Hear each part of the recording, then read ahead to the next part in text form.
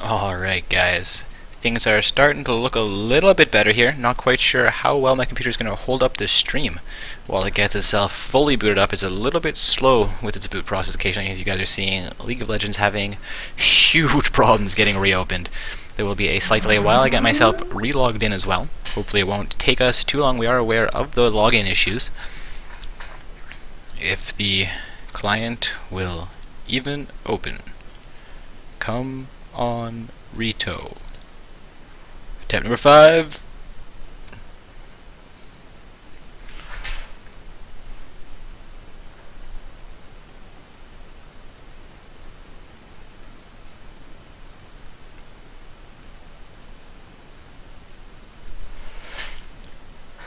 But no, I do not want to back up my computer right now. No, I do not care about Pando Media Booster. Hey, the login thingy. I mean, the thingy. I don't even know what this is. Why are you redoing this? Oh no. Is it going to glitch? Again, guys, we are currently in round 1 of play. We've had 2 forfeits due to teams not being able to show up for that round 1 game. Trying to get us back into game on the stream.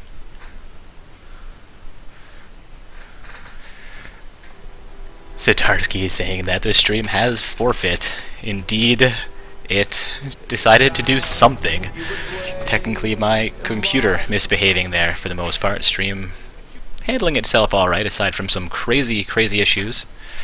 And for those of you claiming login issues, I just did it in 30 seconds, so if your team members aren't available, there's something wrong with your connections, not the Riot servers right now. Seeing again, the lag message is gone, so the tournament will continue. We get to do the whole night, guys. No possibilities of cancellations now. That notice has been removed from the client. The games are going to go through. Get back into this round 1 game here.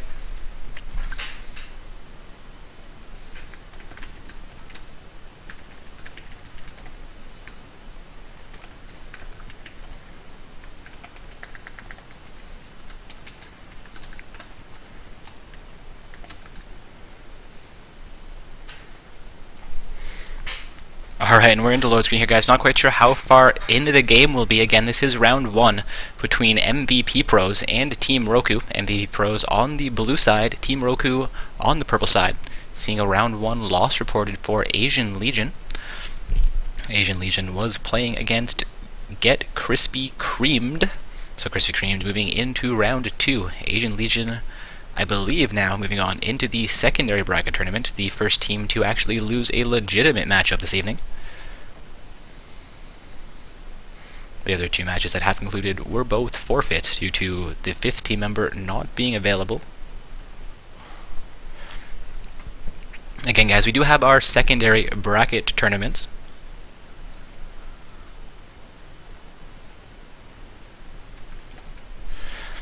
And the secondary bracket tournament is for the first 8 teams to lose legitimate matches in the main event. Meaning that teams that enter those games play through to at least the 20-minute mark where they're able to surrender or get defeated.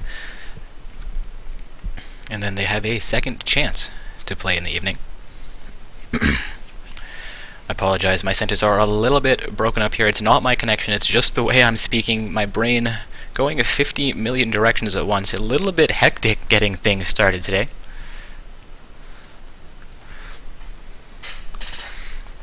Again, we are into load screen, taking a look at the stream preview. It looks much better than the first time I tried to do this, meaning that my graphics driver was likely just acting up a little bit there. A huge burst of action as we... Oh, come on, computer, don't do that. Testing comes out from the Thresh, will not connect onto Leonardo. Poke comes out from Ezreal, again, not connecting. Seeing Corki look for the pressure in the bottom lane. The bottom lane turret has already gone down. Currently a 1-0 turret score in favor of MVP Pros. They are also 7 kills to 4. Getting questions about when round 2 should start. As soon as 2 teams are showing in the bracket, that matchup is free to begin and must be started within 20 minutes. Seeing Jace get the pressure onto the mid lane outer turret, a few more auto attacks to do, but he will be forced off as J4 makes his way out into the mid lane. Zed making his way just behind him.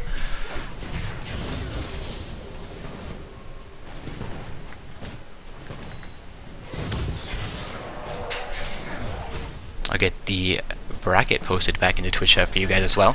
Team rosters are available from the webpage the bracket is on. Jace taking pressure in the mid lane from the Zed. Jace actually down to half HP here. Zed looking for a kill, will fall off of that. Jace re-exchanging poke onto that.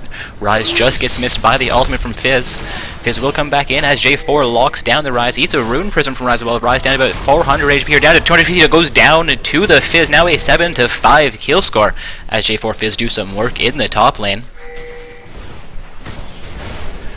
Seeing, however, this mid lane outer turret go down, Fizz roaming top a little bit. I apologize, I think Fizz is their top laner. With the teleport, had forgotten they had Jace mid and Fizz in the top lane.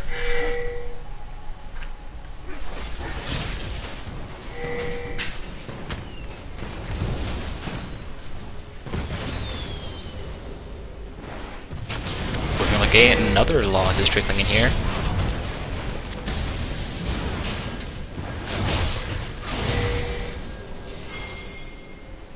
Team Gems reporting a loss against Terrorist Pokemon.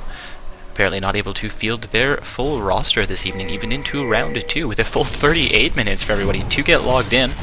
Again, guys, the Riot server issues have been resolved, so everybody should be free to field their entire rosters. Seeing an invade come out from the blue team, looking for the pressure against Team Roku. Jinx get caught out by the Flay, burns his ethereal something to get away from that, and Essence does not connect. Thresh getting extreme low here, will go down. Actually, Leona goes down to the Jace. Thresh stays alive. Corki will go down here, though. Seeing pressure now back onto the Thresh, and Thresh will go down, making it a 2-for-1 trade in favor of Team Roku. Roku now down only by 1 kill, however down by about 4,000 gold. Fizz looking to go full ham onto Jace. Jace comes back in, that picks up a kill onto the Jarvan 4. Now a 2-for-2 trade, while lands her ultimate back onto the Jace. So Jace down to 50 HP, picks up a double kill before he goes down. But Ezreal does manage the shutdown.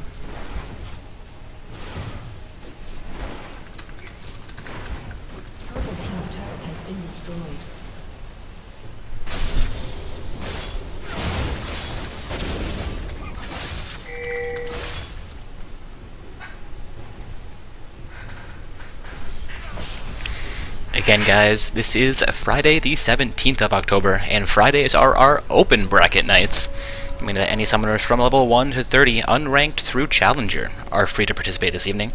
Of course, we do have 2 other events happening on the weekend. The Saturday event being our semi-pro, where summoners must be ranked between Gold 5 and Diamond 1, and our amateur events on Sundays, where summoners must be ranked between Bronze 5 and Gold 1.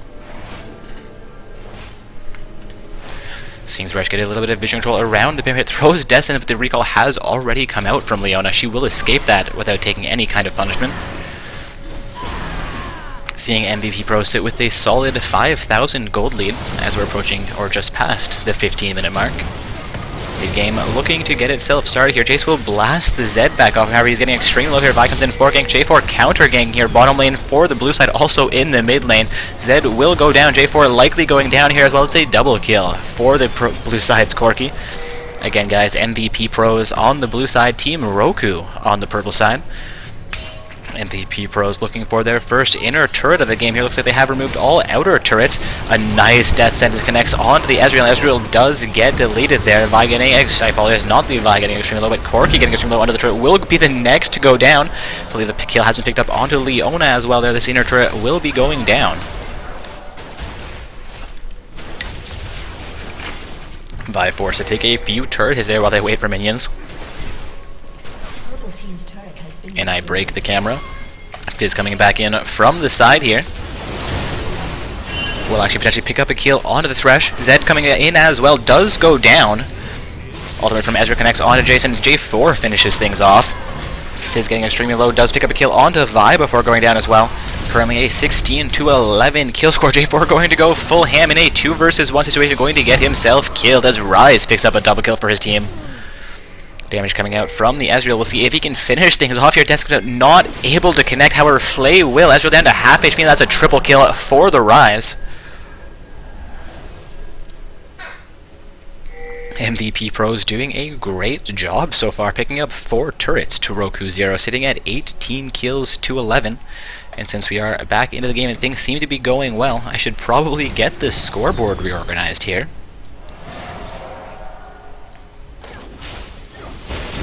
Alright, looking good. Taking a look at the CS numbers. Anybody not aware of what CS is, that is creep score or farm numbers, the number of last hits the champion has managed onto the minions. Seeing all summoners from MVP Pro actually up a little bit on Team Roku here, so they will have a huge gold advantage. Of course, we are seeing that reflected on the scoreboard, sitting at 32.8k to 23.5k over Team Roku. Zed going to engage onto Corki, will fall off of that as he gets down to about half HP without exchanging any damage back onto Corki. J4 comes back in to force him out of lane. Again, guys, this is round 1 of Not So Stock Gaming's open bracket tournament. Looking like we've only really had forfeits conclude so far, aside from the game between Asian Legion and their opponents. Huge damage coming out here, seeing Vi down to 200 HP. Team Roku looking for a kill. Ultimate from Fizz will come out, but not connect, and Fizz goes down in that exchange. A little bit of a misplay by Roku. J4 looking to escape this with his life, going to re-engage onto the Rise, but he will get deleted before taking Rise out. 3 hours of Roku looking for a dragon here. Jace is in range to contest it. Corki also in range to contest. Zed taking a huge amount of pressure. Little poke coming onto Leona from Corki. Leona re-engaging onto Corki, but she does go down. That re-engage costing her life. Ezreal down to 200 HP. He does go down as well. Zed with 300 HP here being chased down by Corki, and Jace will begin to recall from the Tribush. Jace and Folk will not connect to the Zed, so Zed jumps over and finishes things off.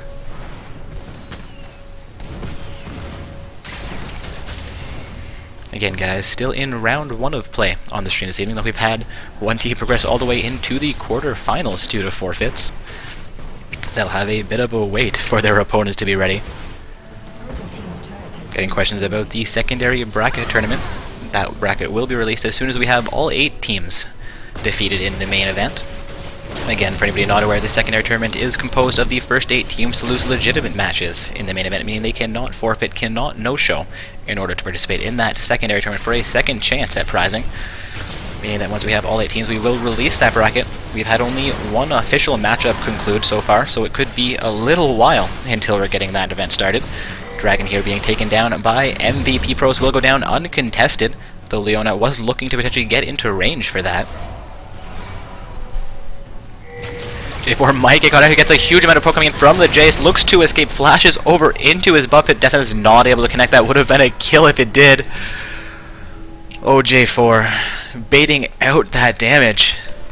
Not quite sure how he feels about that, though, it costing him his flash in that exchange. Leona will pick up a sight ward from the enemy team.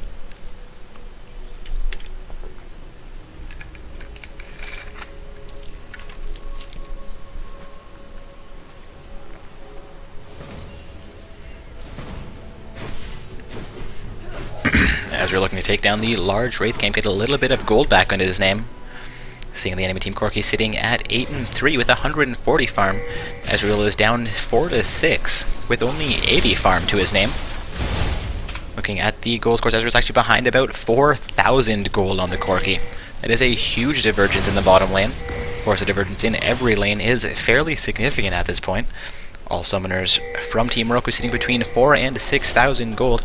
All summoners from MVP Pro sitting between 7,000 and 10,000 gold.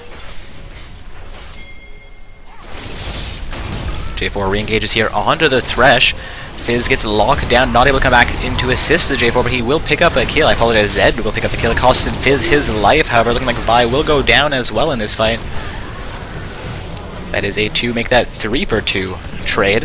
However, Corki picks up a kill onto Leona. Actually, that is the 3-for-2 there, making that 4-for-2 as Corki picks up a double kill under the turret. It does cost him his life. He will not be able to get any kind of additional pressure in the bottom lane. J4 looking to keep his top lane inner turret alive. Jace and Rise doing a great job of pressuring this down. Rise looking to get minion pressure back on that turret. Jace looking to wrap around and get more damage onto the turret as well. This could be the 6th turret going down to 0 in favor of MVP Pros.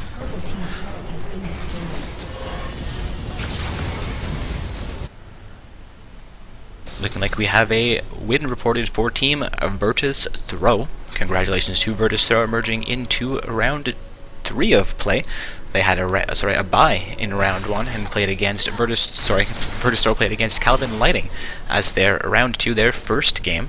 They were victorious moving into the quarterfinals, meaning that Calvin Lighting is now the 2nd team qualified into the secondary tournament for the evening. Just 6 more teams to go and we'll have that event released for you guys. A little bit of a lull in the action on the game at hand. Seeing Team Roku look to get themselves as much farm as possible, trying to get caught up as far as gold is concerned. They're sitting down about 13 kills and 6 turrets to 0. There is a significant gold lead in favor of MVP Pro. Zed looking to engage onto Corki potentially.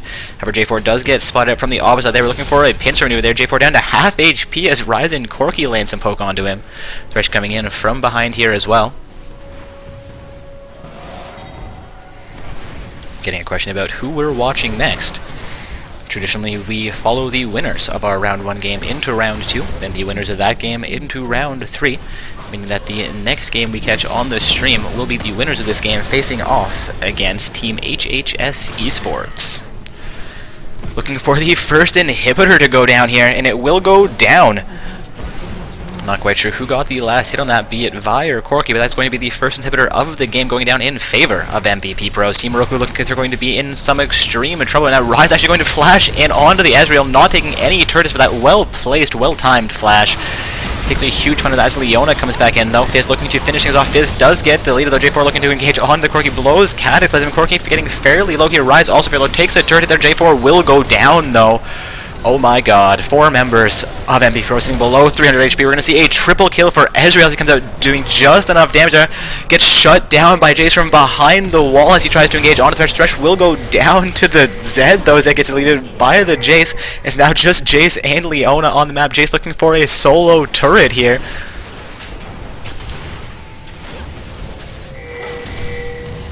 Leona re-engages onto the Jace, down about a quarter of his PR. Leona taking a huge amount of damage here, will go down to the Jace, might be able to pick up a Trevor. Fizz is back onto the map, likely going to have to retreat from this. The double buff set, Jace going to be engaged onto by Fizz, throws his poke backwards, but Fizz forced to disengage as minions come in onto those Nexus turrets. These minions might be able to finish off the first Nexus turret of the game. That next turret will go down.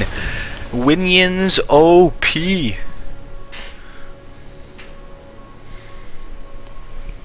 Seeing Fizz and Dead look to relieve some pressure from the top lane, a huge minion wave from MVP Pros forcing its way down. Ultimate comes out from Ezreal, not going to connect onto the Zed, so Zed's throwing poke back into the into the jungle, despite nobody pursuing him.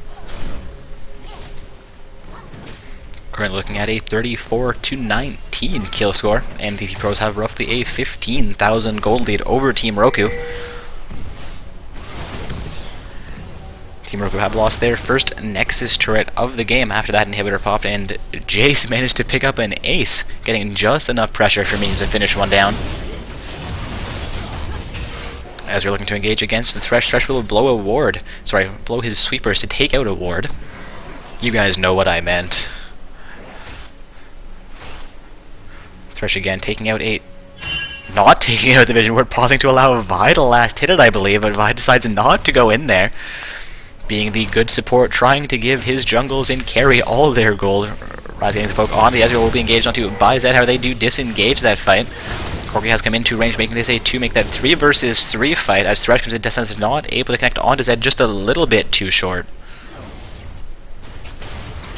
Physical pressure in the top lane will be responded to by the Jace. Jace with huge amounts of damage. The ultimate comes out from the Fizz. Jace, I believe, just burnt his flash to get into range onto Fizz. Fizz down to 100 P, goes down almost instantly. Corki doesn't rise, looking for pressure against the last remaining Nexus turret. Vi being engaged onto by the Zed against their bottom lane inhibitor turret. Both of those summoners getting fair low here. Vi down to 100 HP though, she goes down to the Zed. Corki, Thresh, and Rise looking to respond to that, actually ignoring the Nexus turret. 3 members of the enemy team sitting around that bottom lane inhibitor turret. You have a minion there. That will be the second Nexus turret going down. Only the Nexus now remaining in their base, at least as far as the mid lane is concerned. Of course, the inhibitor turret in the bottom and top lane is still alive. Ezreal taking a huge amount of pressure. J4 will go down as well. Actually, J4 appears to have a Guardian Angel at this point in the game. Seeing Leona get extremely low, and she does go down to the Corki. Corki down to about 200 P. Oh my god, lands a kill on J4, getting out of that with his life. This is going to be the game in favor of MVP Pros. Again, guys, this was round 1 of play for Not So Stuck Gaming's open bracket tournament, seeing MVP Pros emerge victorious over Team Roku. MVP Pros will be moving on into the second round, where they'll face off against HHS Esports. Team Roku will be moving on into the secondary tournament. So bear with me momentarily while I pull up the web page again, get an invite from one of those teams. Hopefully there's a member of those teams on Twitch chat hearing me say this, so they don't manage to start that game before I get there.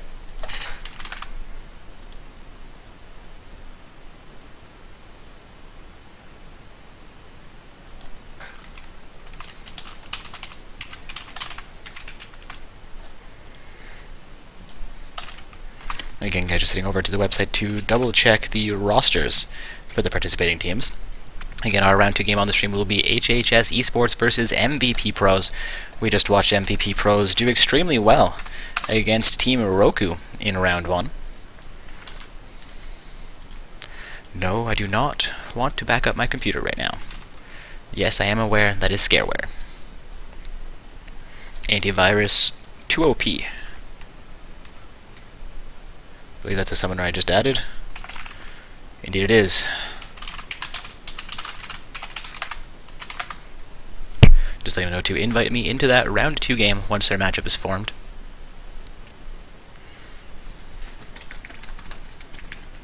Getting questions from chat about, do we use tournament codes? At this time, we are not using tournament codes. It is actually the team on the top half of the bracket. So when you're looking at your matchup, in the case of the game we are heading into, the game between HHS Esports, need to refresh this page, show it's showing, there we go, HHS Esports and MVP Pros. HHS Esports is actually responsible for forming that matchup, making sure it's Summoner's Rift and Tournament Draft, and then inviting their opposing team. Of course, on the bottom half of the bracket, you should probably try and contact your opposing team as well, let them know that your matchup is ready, and that you're waiting for them to get that started. Of course, team rosters are available lower down in the webpage for you to make those contacts.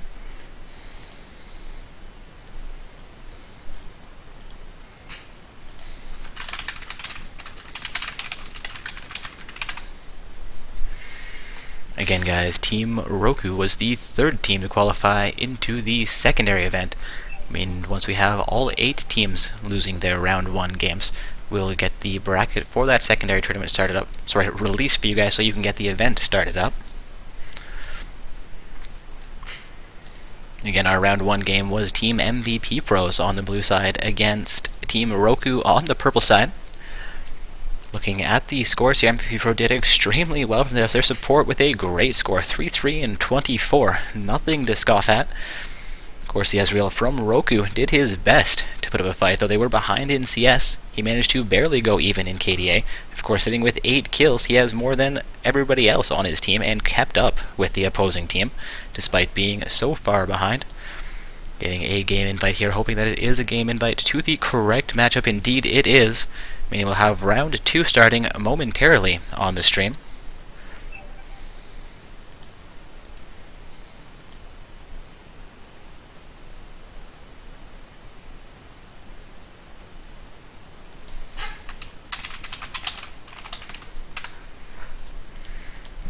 Again, guys, heading into round 2 of play, we have a couple of round 2 games already concluded due to forfeits through round 1 and a couple of buys in round 1. Meaning we have 2 quarterfinalists ready to play already. Not ready to play, but waiting for their opponents, I should say. Team Virtus Throws and Terrorist Pokemon going to be waiting a little while, with a few round 1 games still waiting to conclude, and the majority of round 2 games not yet started.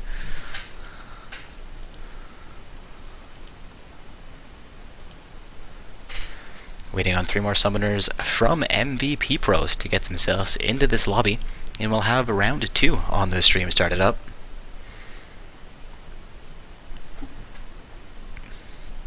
Indeed, we have a few more match reports strictly in here, looking like a round 2 win for We Prefer Decaf, as well as a round 1 win for the tournament team. We'll get those affected onto the bracket momentarily for you guys. The tournament team emerging victorious over Ain't Viable, meaning Ain't Viable will be our 4th team qualified into the secondary event, while the tournament team moves on into round 2 of play.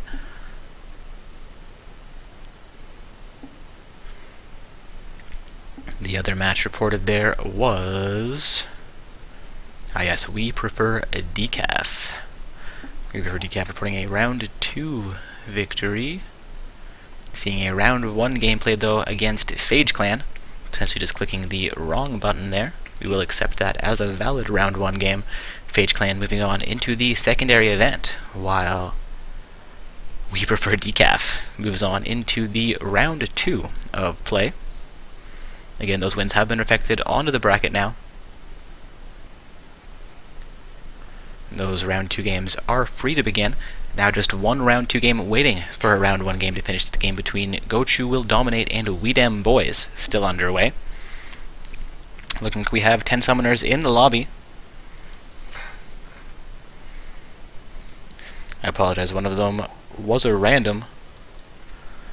Looking like Roku may actually be forfeiting the secondary event. And we'll have a 9th slot, I guess, opening up. Technically still just 8 teams, but one team saying, hey, we're not going to play, and we do have to fill the slot.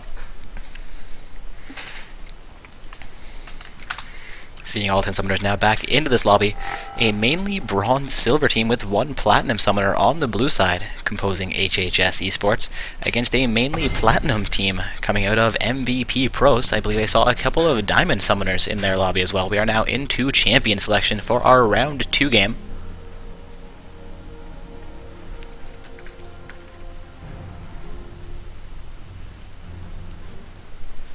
Seeing Lucian as the first ban here from HHS Esports.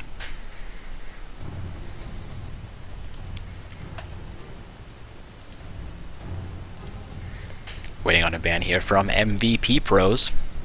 Again, guys, it is HHS Esports on the blue side and MVP Pros on the purple side.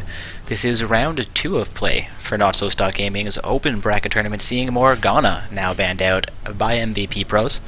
Again, for our open bracket summoners, anywhere from level 1 to 30, unranked to challenger, are free to play. Just require 5 team members to come into the lobby.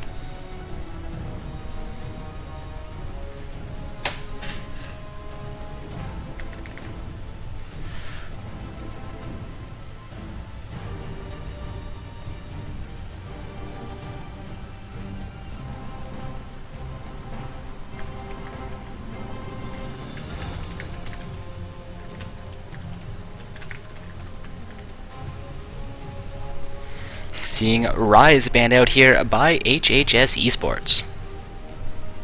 Again, that is a Lucian and Rise ban by the blue team. Now at Morgana and Tristana ban by the purple team. 4 really great bans so far.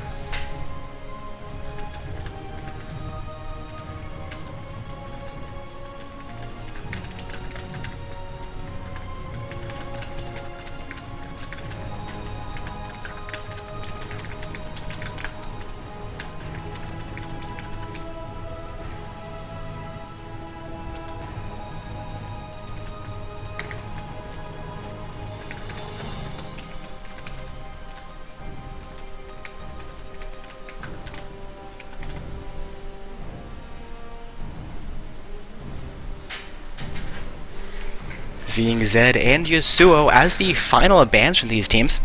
Of course, Lucian, I believe, was banned out during the last match. We just saw Rise played extremely well by MVP Pros in the last game, and I believe Zed was played against them. Not quite sure if that is just a comfort ban coming out from HHS Esports.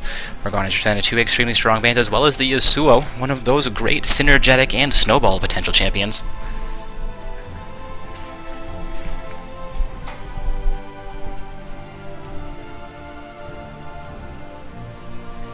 Seeing Orianna as the first champion locked in for HHS Esports.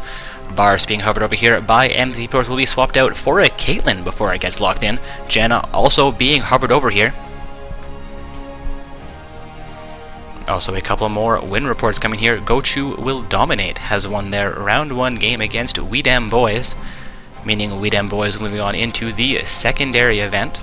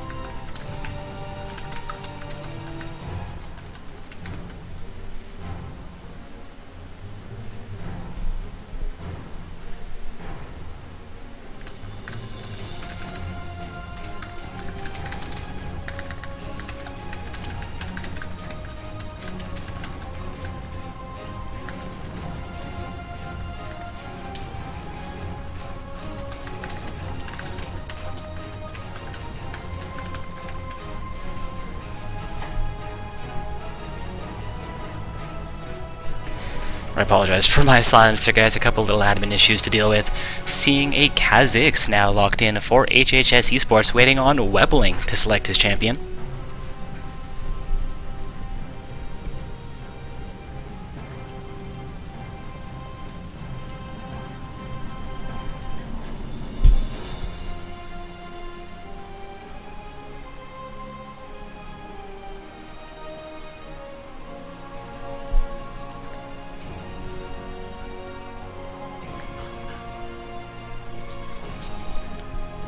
Webbling locks in Vel'Koz. Seeing Tryndamere insta-locked here by OG Shumai. Looking at that will be their top laner for this matchup.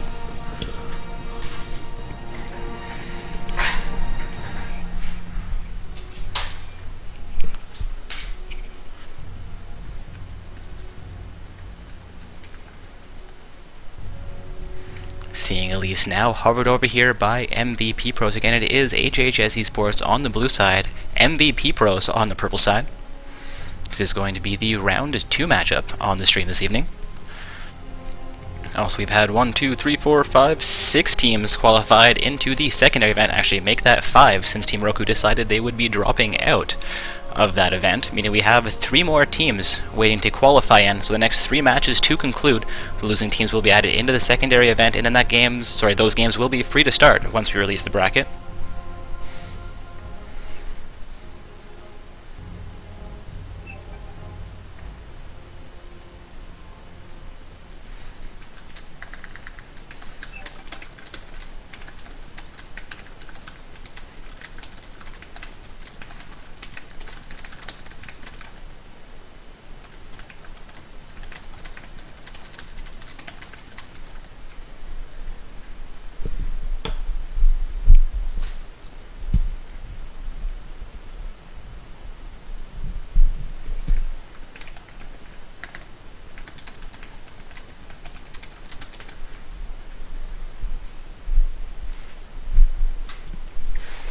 Yeah, we do see that Elise getting locked in by OG Lomai Guy.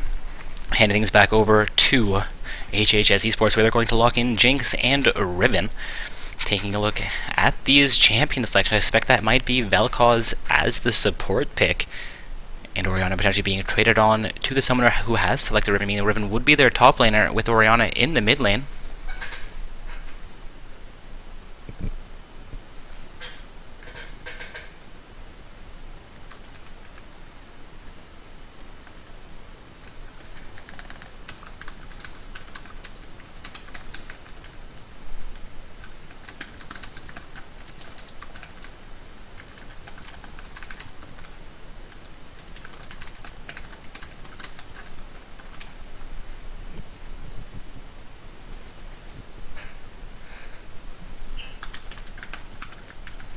Apologize for silence here, guys. Somebody in Twitch chat letting me know that the Vel'Koz pick on Webblings was actually a randomed summoner pick, not an intentional support pick.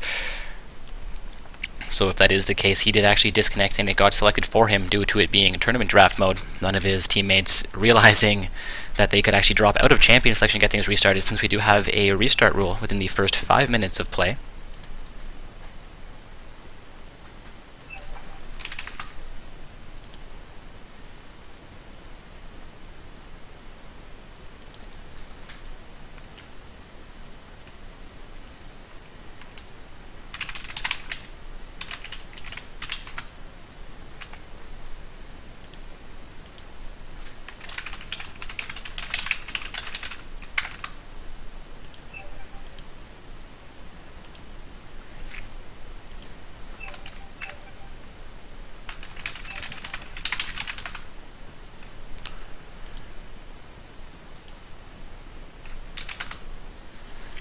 Apologies again for my silence here, guys. We're seeing Katarina locked in here by Pokemon Arcool. Not quite sure if we're going to be getting this matchup restarted or not.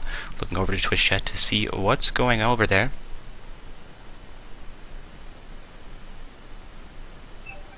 Looks like they're going to play through the way this is going on.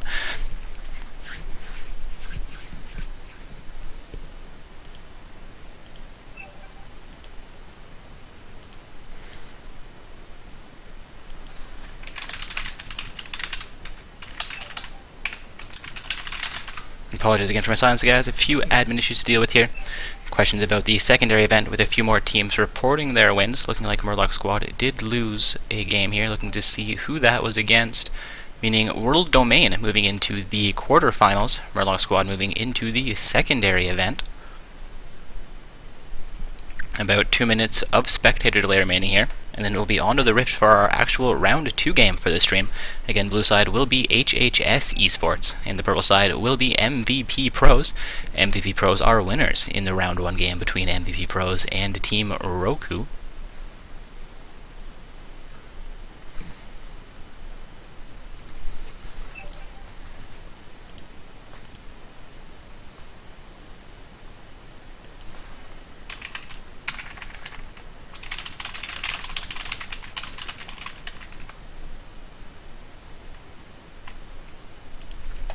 Looking like we have a minute and a half of spectator remaining here, guys.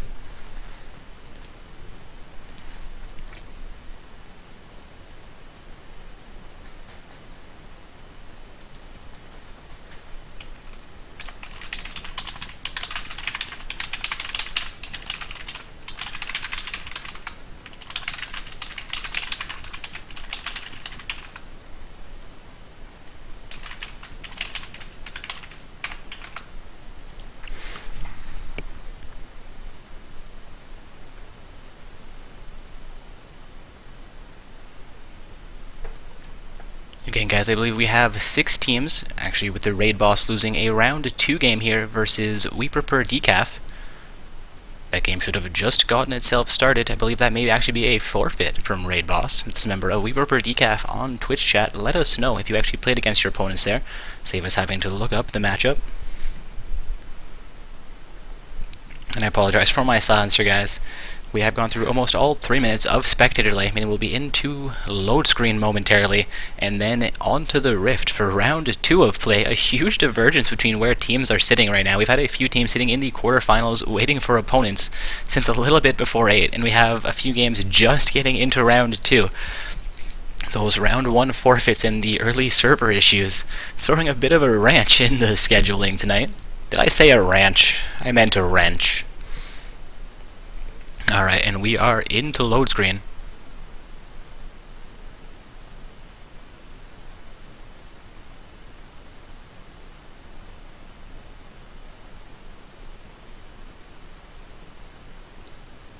Looks like I have an admin in Twitch chat again. No longer solo Dark Orbs. Thank you, Micaiah. I believe Clandrin Sally or Ymira may be hovering around as well. Anyways, getting into low screen, you're seeing 5 untrimmed summoners against the 5 fairly well-trimmed summoners, lowest there being a gold trim, followed up by a platinum trim and 3 diamond trims from last season. Of course, these are mainly platinum diamond summoners currently on the pro side versus mainly bronze and silver summoners on the blue side. And I do apologize seeing a silver trim come out from Alusir, their only current platinum summoner, so a huge yellow increase for him as well.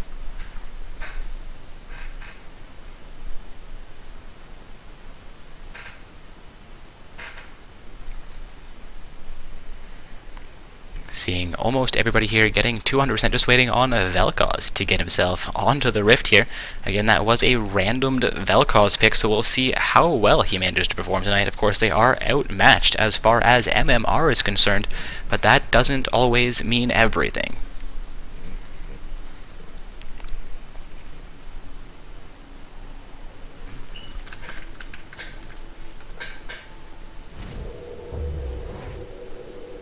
Seeing a round 2 win report here coming in from Kalkua Chinyup, meaning that Get Crispy Creamed is moving on into the secondary event, while Kalkua Chinyup will be moving on into the quarterfinals of tonight's main event. And we are officially on to the Rift, guys. Seeing a little bit of confusion come out from the Kazakhs there.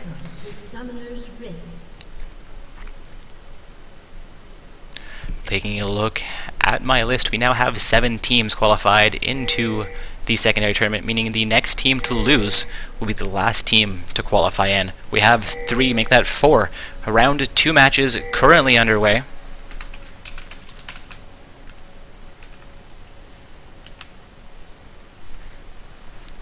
Getting a report that Get Krispy Kremed won against Calcoon Choop.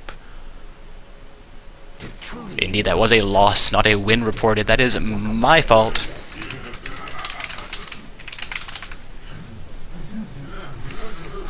Seeing both sides set up here for their bottom half of the jungle buffs. Blue side starting with their red, purple side starting with their blue. And again, they will be overturning that win for Calcoon Choop. Calcoon Choop's actually moving on into the secondary tournament, while Get Krispy Kremed moves on into the quarterfinals. My apologies for that, guys.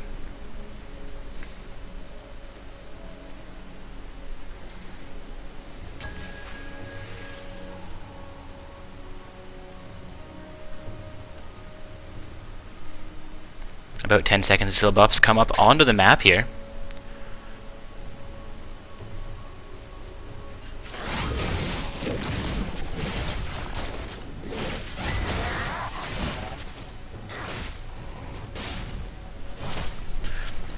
Mid lane and top lane are now into their lanes respectively. We are seeing Vel'Koz in the bottom lane with Jinx will be versus a Caitlyn Janna pair.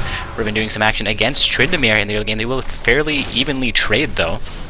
Katarina and Orianna looking for some action in the mid lane. Katarina actually looking to advance onto the Orianna potentially, despite Orianna having a huge range advantage there.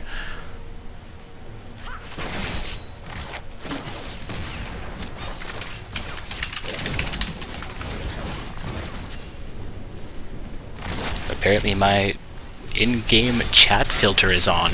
Interesting.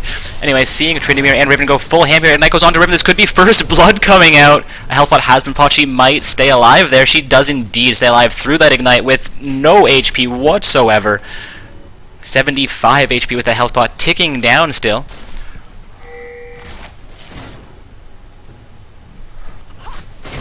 I was excited for first blood to come out from that Tryndamere. That was an amazing exchange, both of them getting ridiculously low. Their Ignite not quite enough to finish Riven off. Seeing two wards in this bottom lane bush, one from both teams poking out from the Vel'Koz, will be dodged by Caitlyn, however. Katarina looking to put pressure against Orianna in the mid lane. I will get the scoreboard reorganized for everybody as well.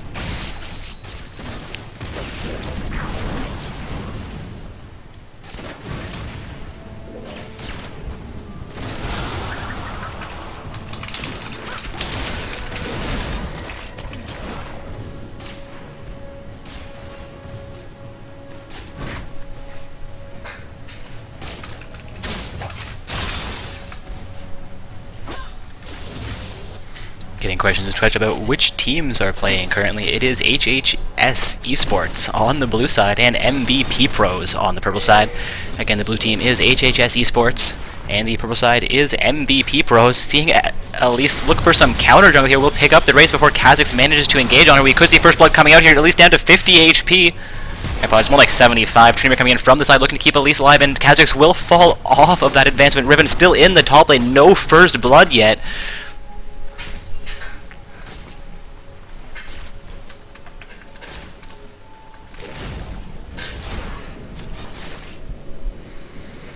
Caitlyn looking for pressure in the bottom lane. Caitlyn getting one more auto attack onto Vel'Koz there. One more auto attack onto Jinx as well. Jinx sitting below 200 HP. Pillar repeating that. Jinx down to 50 HP there. Poke coming up from the Kha'Zix, not able to connect onto Elise, though Katarina still pressuring down the Orianna in the mid lane. Seeing Katarina sit with her at 30 farm to Orianna's 17. Orianna traditionally does have an advantage over Katarina. However, seeing the Platinum Diamond Summoners playing against the Bronze Silver Summoners, there is a distinct difference between their farming abilities. Farming and zoning abilities. Katarina looking to take down Kha'Zix. Kha'Zix looking to, having overextended there. Both of them burning flash into Baron. Pitting Knight goes on to Kha'Zix. He will be going down here. That's going to be first blood just past the 5-minute mark.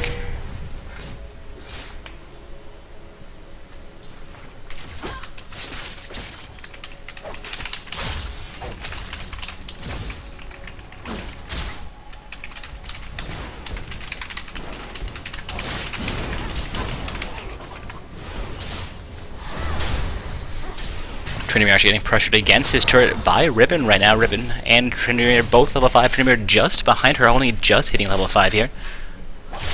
Getting questions about have 8 teams lost yet. I am seeing no additional win reports coming in since the last time we checked. Still waiting on one more matchup to conclude. We have had 7 teams finish their legitimate matches. The teams currently qualified into the second event are Asian Legion, Calvin Lighting, Murloc Squad, Ain't Viable, Phage Clan, We Dem Boys, and Kalkua Chinyu. Waiting on just one more team, and we'll have that secondary bracket released for you guys.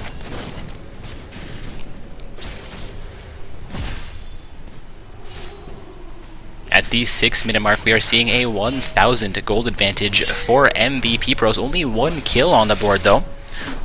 HHS Esports, despite the MMR difference and disadvantage there, which is semi-apparent between the farm numbers in every lane, except for the top. Riven is doing extremely well. Have managed to keep the kill divergence really low, which is going to work wonders for them as they approach the mid and late game. Caitlyn getting fairly low here in the bottom lane as Jinx and Vel'Koz go full ham. Health has been popped by the Caitlyn. Poke comes out from the Jinx, not able to connect another amazing juke there. Vel'Koz looking to put more damage down onto Caitlyn. Will take a Q from the Janna though. Caitlyn back up to about 300 if you're going to burn another health potion to stay in the lane.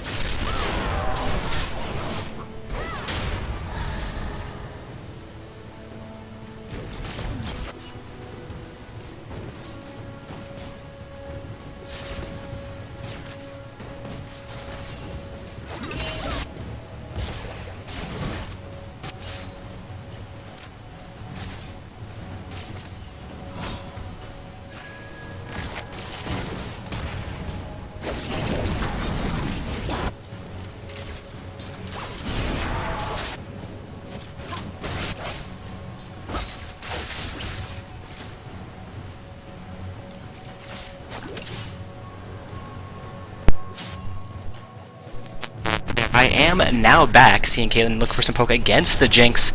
Dark Corpse has been refreshed. Thank you guys all for your kind words.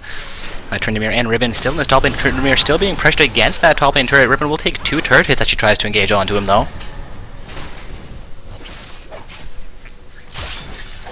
Katarina again looking for pressure against the Orianna. Takes a little bit of poke from Orianna there, seeing Orianna look to use her range advantage, range to her advantage. Quincy again coming in from the Elise as Tryndamere comes a little bit too deep. He does have ultimate available, though, going to continue that advancement. I apologize, Elise is on his side. Riven potentially a little bit too deep here. Riven re-engaging onto this. Tryndamere does still have his ultimate available. Repel will come out from the Elise. Riven down to about 150 HP. Her Riven will go down. Now a 2-0 kill score in favor of MVP Pros. Riven thought she had that there, I think, but just a little bit too much damage from the Elise and a little bit too much range from that Tryndamere sitting just outside of her damage range for most of that exchange. Getting a request for the L matchup on the stream. Unfortunately, we do only stream 1 game per round currently. Not quite sure who's playing in that L bracket. Can take a quick look. Looks like it's Faker Senpai versus the tournament team. If they make it into the next round, I apologize, they're going down towards the bottom of the bracket. And that awkward is where they're the last team that shows from the top, like they're the 5th matchup in the bracket, so they will be heading down to the bottom, meaning they'll have to make it all the way to the finals for us to catch them on stream this evening. Again, guys, we do pick a random round 1 game and follow the winners of that game through into the next round, and so forth and so forth. Seeing Caitlyn zoned against her turret, but Janna has just made her way back into the lane. Caitlyn up about 15 farm over Jinx right now. Jinx doing fairly well for herself. Seeing Katarina up about 20 farm over the Orianna. Jungler's fairly even so far, and in the top lane, Riven has an advantage. So despite the huge MMR difference between these two teams, seeing HHS Esports do extremely well as they pick up their first kill there against the Elise. Now a 2-1 kill score, down only 500 gold to MVP Pros. MVP Pros doing extremely well against Team Roku in round 1 play. Ultimate will come out from Katarina. Kha'Zix blows his ultimate as well. He's down to about 200 HP here. Action going to come in onto Riven from the Tryndamere. Tryndamere down to about 200 HP as well, though his ultimate, I believe, to be available is not available. Has just been popped, I believe, keeping him alive through that fight.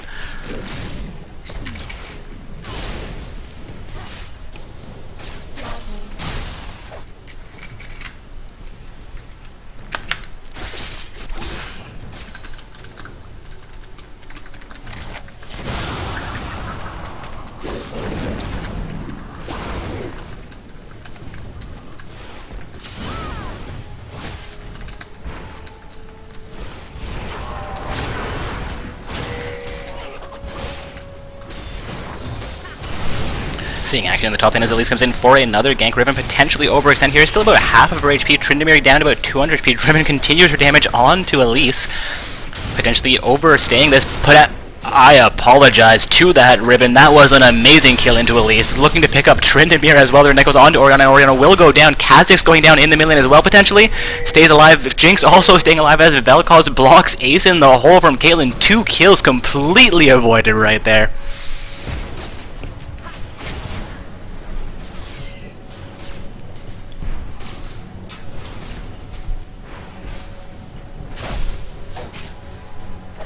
Counter looking for pressure into the mid lane. Orianna will be back on the map in 2 seconds, meaning about 15-20 seconds till she makes her way back out into the lane. Seeing now Katarina begin to recall, having gotten minion pressure to that outer turret.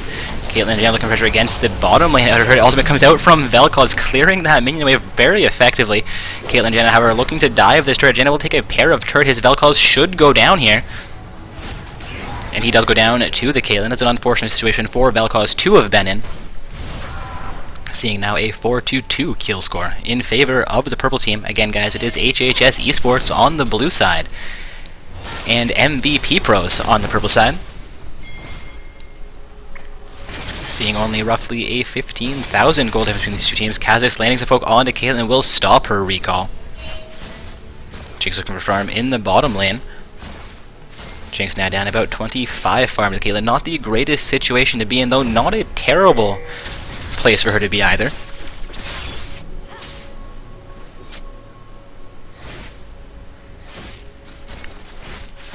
Jinx and Kha'Zix will pick up a Vision Ward around the Dragon Pit. Elise and Katarina making their way down into the river.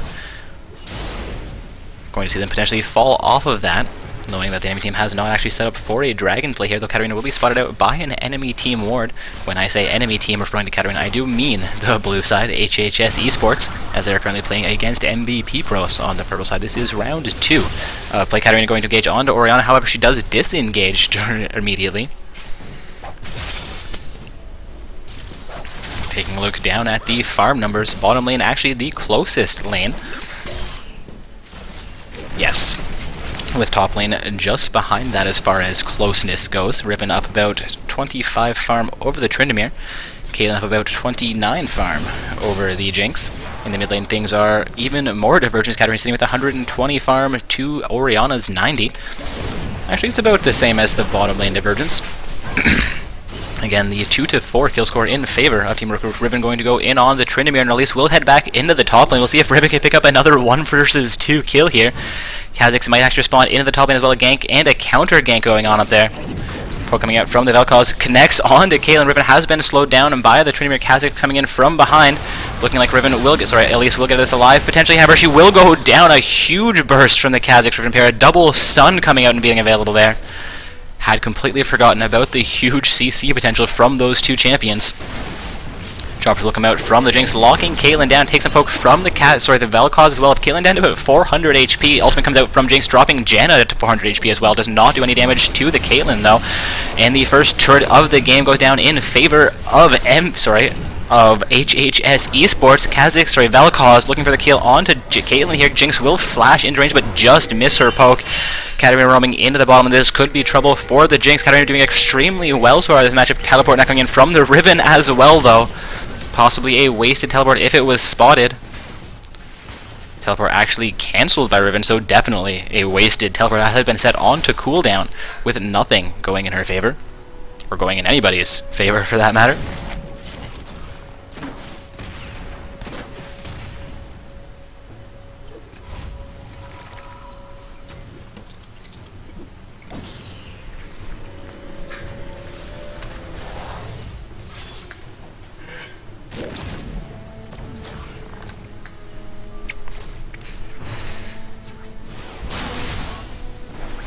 Elise looking to defend the mid lane here. Will be fairly effective clearing out that wave while Katarina makes her way back up mid.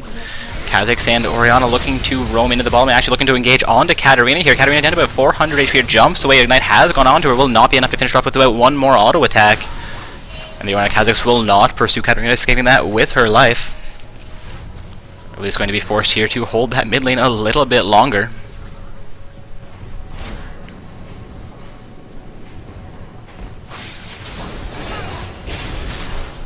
Seeing a huge amount of coordination from HHS Esports, proving that MMR is not all that matters in a game. They've actually taken the first turret of the game, are up 1 turret to 0, despite being down by a kill. They've almost evened out the gold. We're down only 400 gold right now to MVP Pros, who did so well in round 1 against Team Roku.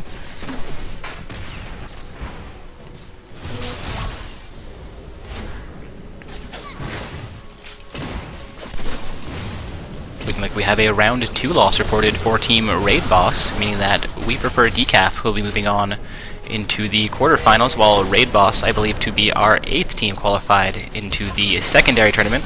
Do apologize for the delays getting that tournament started. Caitlyn getting extremely low here, has popped a health potion. I apologize for my distraction as well. Apparently missing all the action. Again, guys, we do have all 8 teams now qualified into the secondary event. I mean, I'll have that bracket released momentarily for everybody. And that is a double turret takedown for MVP Pros as they take down both the mid lane and bottom lane outer turrets.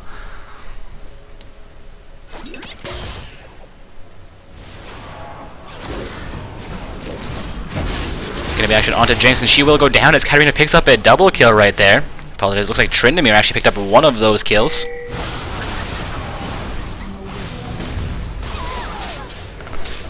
Riven going full ham here. Ultimate has been popped by Tryndamere. Looking like Tryndamere will go down here. And there we have Tryndamere getting removed from the map. Riven looking to re-engage onto Katarina. Health bar has been popped by Katarina. At least coming in from the wing as well. A Cocoon comes in onto Riven. Riven down to half HP. Shield comes out from the Orianna. Riven still fairly healthy here. Goes back in. But she does get shut down. Alright guys, and the secondary bracket has been released. We're going to see Orianna go down there as well as Elise picks up a double kill. Caitlyn making her way back out into the bottom lane.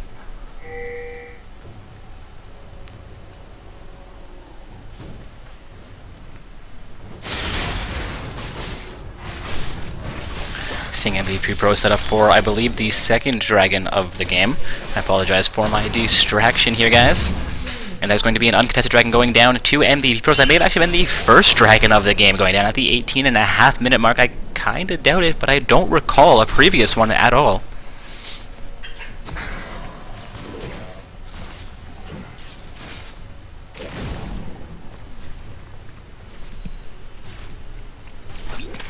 Jinx Stormfrog actually connects that onto Caitlyn. Caitlyn was looking to juke that, but the Q from Jinx did connect.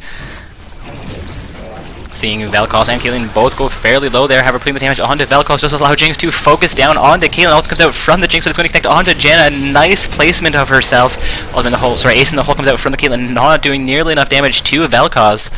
Currently seeing a 9-5 kill score, a 5,000 gold advantage for Team MVP Pros. However, HHS Esports in this bottom lane getting some pressure. Katarina looking to roam into the bottom, and this could be trouble for the blue side. It's going to be a 3 versus 2 fight. Jinx will definitely get caught out here. Teleport's going to come in from the Riven. Vel'Koz goes down instantly. Jinx goes down as well. Riven now all by herself in this 3 versus 1. Katarina already picking up the double kill. Jinx down to about, Janna down to about 300 HP here. Caitlyn fairly low as well, with only about 600 HP to her name. Riven could potentially pick one up here, not going to be able to get in range. Katarina will wrap around, gets spotted out by the Kha'Zix, looks to engage onto Kha'Zix. Riven will engage onto Caitlyn. Caitlyn left with about 50 HP as Riven turns back onto the Janna, picking up a kill for herself. However, the ADC will escape that with its life. Both supports going down in the bottom lane, though Jinx did go down as well to the Katarina. Taking a look at the kill score, Katarina sitting 504, doing very, very well for her team. Maybe that is the irrefutable proof that Pokemon are cool. Though with her getting taken out by the Riven, I think Riven may disagree.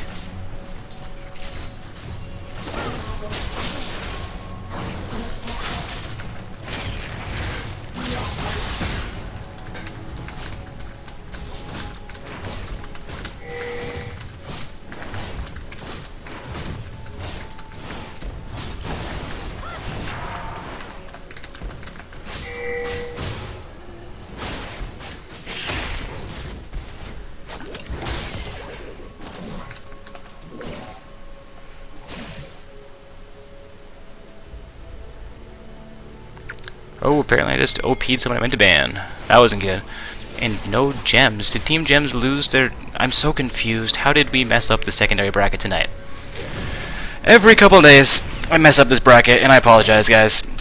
I do recall Team Gems actually losing a matchup, and they're not in the bracket, meaning we technically had 8 teams earlier, so if a team decides to no-show in the second tournament, we will be adding Team Gems back in.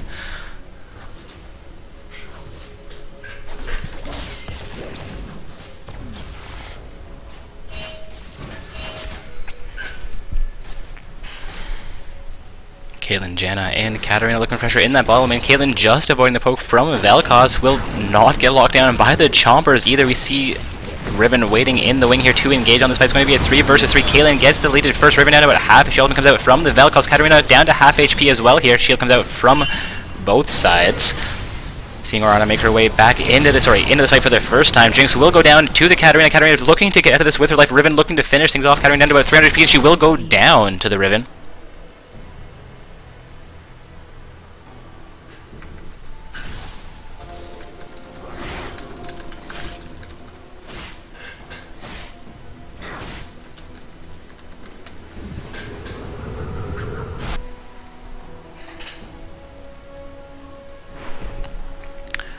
Alright, looking for pressure against this bottom lane outer turret, looking to even out the turret score, potentially take down the last outer turret of the game.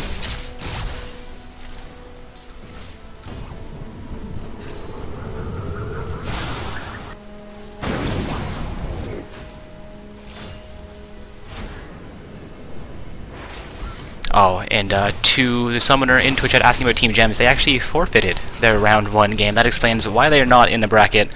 Completely forgot about that forfeit. I was like, Team Gems, they normally, well, they play regularly in non-so-gaming tournaments, so seeing them forfeit a matchup, actually, I think that may be the first time they've done so. Server issues this evening, a little bit too much for a number of teams. Of course, about half an hour after we got things started up, the server issue warning did go down, so the majority of the tournament will be unaffected by any kind of lag, with, you know, a little bit of luck.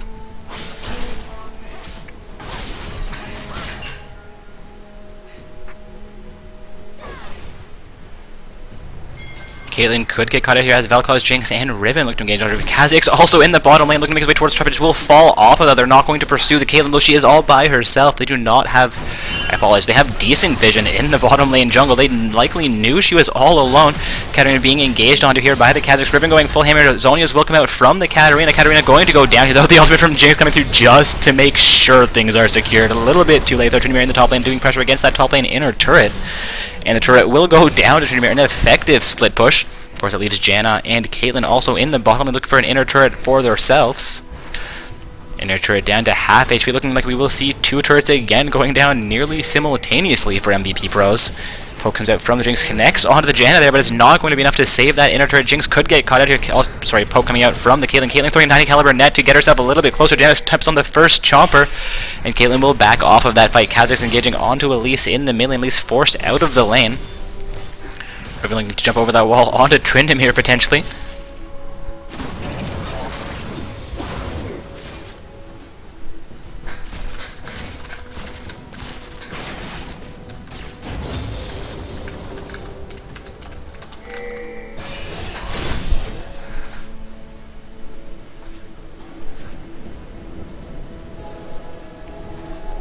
Seeing MVP Pros look to set up for another dragon here, but that would be the second dragon, if not the third dragon of the game going down to them. Of course, the first dragon I recall seeing in this matchup was at the 18-minute mark. There may have been a dragon before that during my distraction.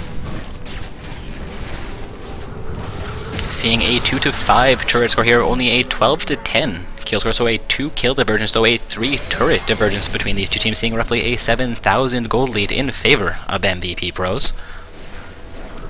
HHS Esports doing a great job of defending their team, though. Seeing a lot of coordination and a lot of teamwork from these summoners.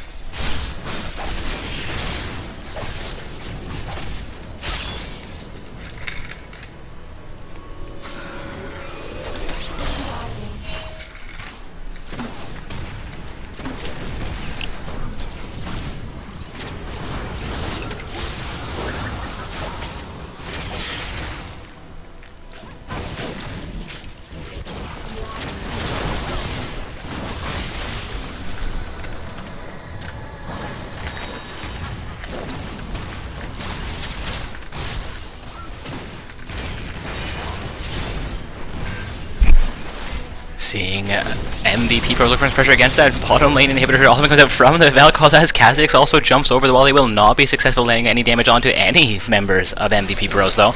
Again guys, HHS Esports on the blue side, MVP Pros on the purple side. The MVP Pros look for both that top and bottom lane inhibitor turret, so Riven is going to force Tryndamere off of that top lane inhibitor turret.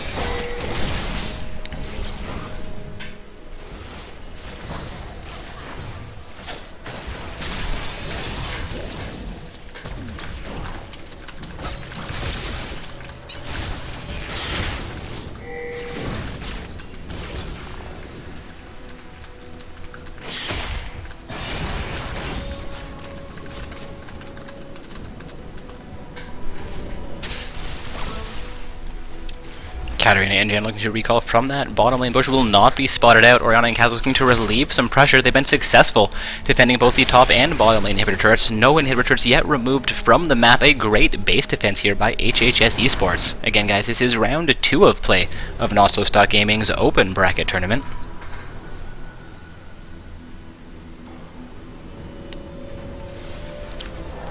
Seeing a round 2 reported for the tournament team, meaning that Team Faker Senpai has been eliminated. I saw a little bit of hype in Twitch chat for them not too long ago, but unfortunately they have been removed, so maybe there's some the tournament team fans out there as well. They're moving on into the quarterfinals, and the Faker Senpai is the first team to lose a main event matchup that will not be qualifying into the secondary event, as we have had all 8 teams qualify in currently.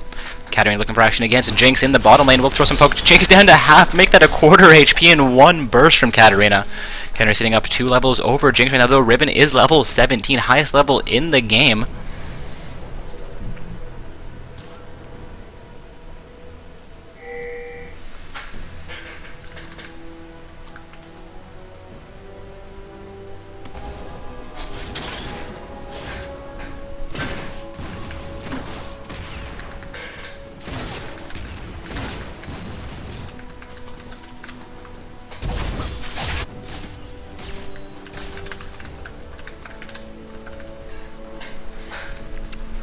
Seeing Jan and Caitlyn pressure against this mid lane inhibitor, the last inhibitor remaining on the map for HHS Esports.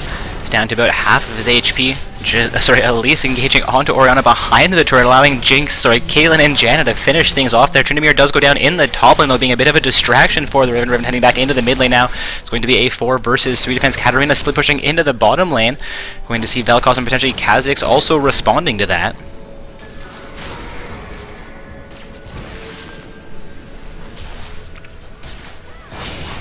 Kha'Zix throwing poke, not able to connect onto any of the 3 summoners standing directly in front of him. Kaling for more damage again, so this means he gets an auto attack onto Orianna for about 400 HP. That crit OP. Riven looking to come into this Kaling again, throwing more auto attacks to keep them at bay. MB Pros looking for that mid lane inhibitor turret. Katarina looking to split push down the bottom lane inhibitor turret. We're going to see a 4-man, make that 5-man response into the bottom lane. Though they do still have the mobility to make it back to mid lane before those minions get seeing 3 members back in the mid lane. Jake is split between the 2 here, not quite sure what she needs to do.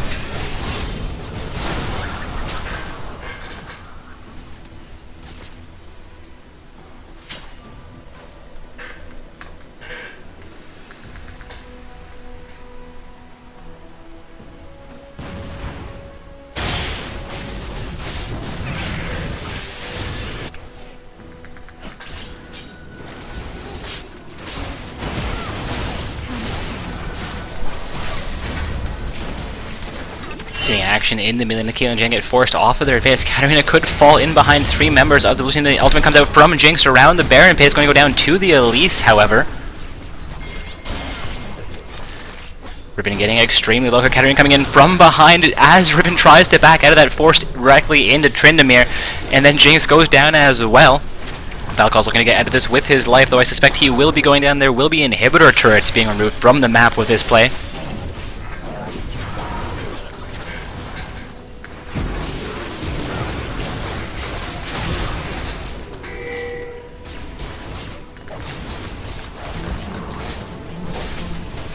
Going to see this inhibitor going down as well. MVP Pros being setting down with the inhibitor turret as well as inhibitor. 1 second until Kaz gets back 10 for Jinx and Orianna. We're going to see a Nexus turret going down here. This could indeed be the game.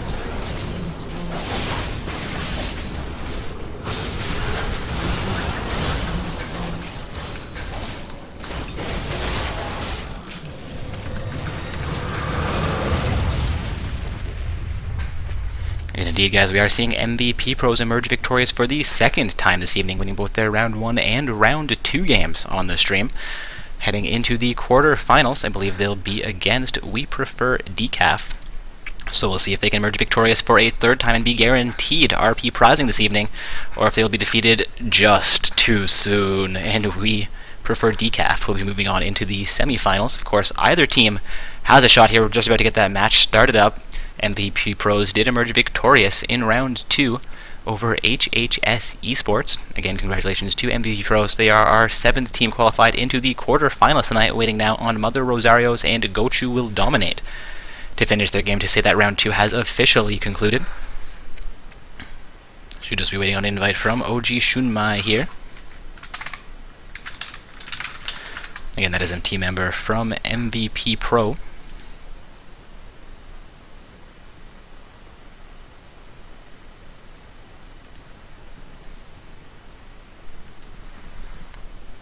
I believe I added Raid Boss into the secondary. Yes, they did. Okay, perfect. It's getting a report from a team that their opponents hadn't forfeit, just to avoid any kind of confusion, as we don't allow forfeits into the secondary tournament.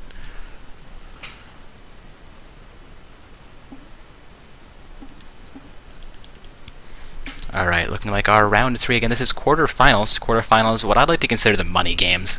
Because once you get into the semifinals, as long as you finish your next 2 games, the least you can go home with as a summoner is 800 RP.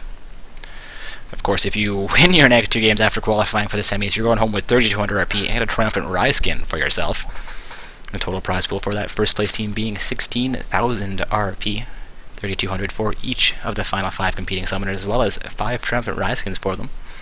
Second place making, I believe, 12,000 total, with 2400 RP for each of their final 5 summoners, followed up by 1600 for each of the final 5 on the third place team, and 800 again for each of the final 5 competing summoners on the fourth place team.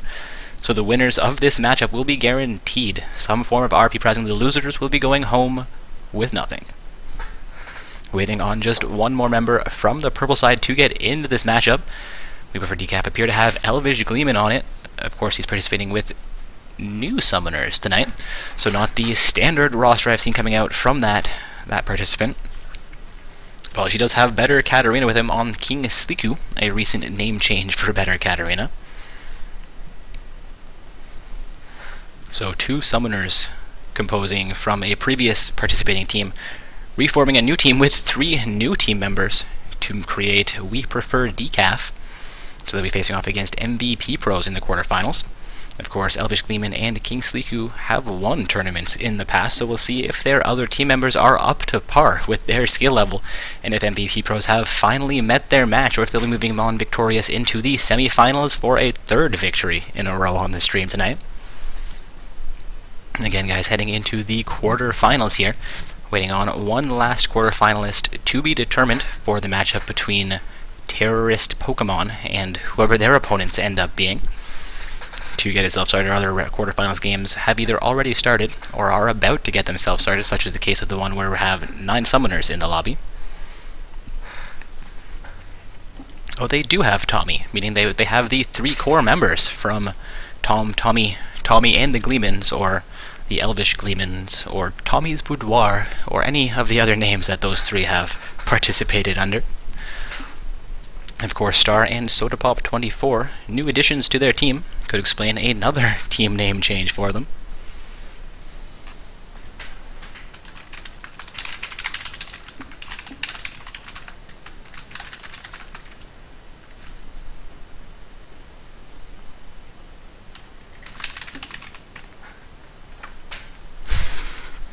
Apologize for my silence there, guys, just going over the ways to climb solo queue. Of course, I say caffeine and DOS your opponents. Though Not So Stuck Gaming would never endorse DOSing anybody. Though it's only solo queue. No one cares about solo queue, right? I think somebody would have shot me right there if they knew where to find me. Alright, so not killing my Skype go public, you cannot have my IP address, nobody gets to find Dark Orbs. Except my name and personal information is listed on our website. Didn't think that one through, did I? Anyways, guys, 9 summoners still sitting in this lobby waiting on Tommy to get into the game. Apparently he was sleeping. They do have 10 to 15 minutes remaining until this matchup must be started, I believe. Not quite sure the exact time the matchup between MVP Pros and HHS Esports finished off.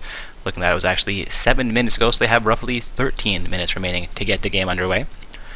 We also have a round 2 loss reported for Faker Senpai, though that's already been recorded onto the bracket. The tournament team emerging victorious over them in round 2 of play, meaning we are just waiting on Mother's Rosario and Gochu will dominate to conclude their round 2 game. Before being able to say that round 2 has officially concluded, we are seeing Tommy now into the lobby.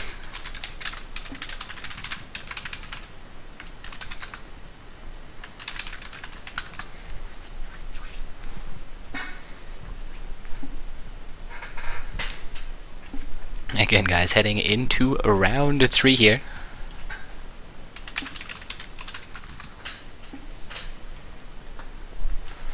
Looking like both teams are officially ready to get things started, with Tommy moving into the lobby.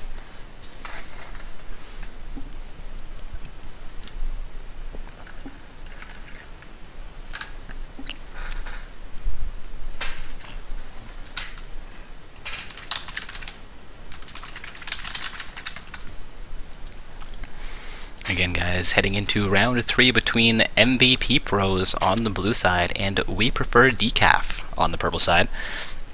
We saw MVP Pros do extremely well in round 1, though they seemed almost evenly matched despite having a distinct advantage throughout the entire game.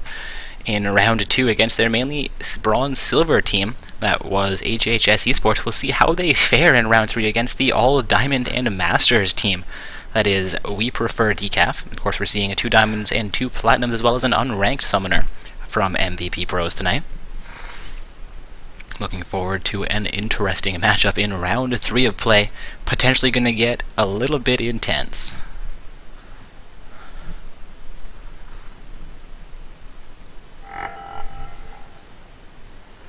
Again, guys, we are heading into the quarterfinals for tonight's tournament. This is a Not So Stock Gaming open bracket tournament.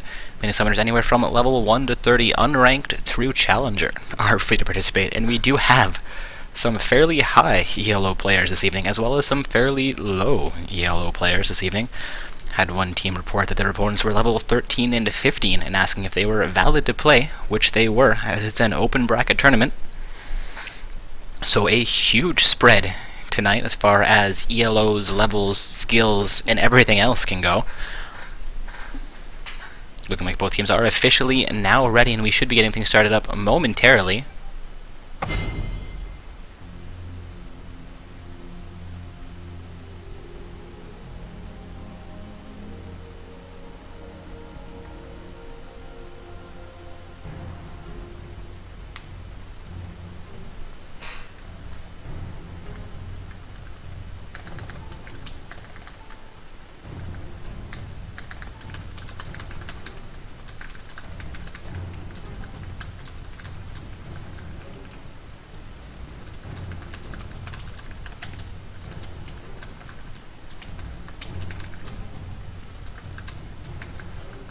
Apologize for the silence there, guys.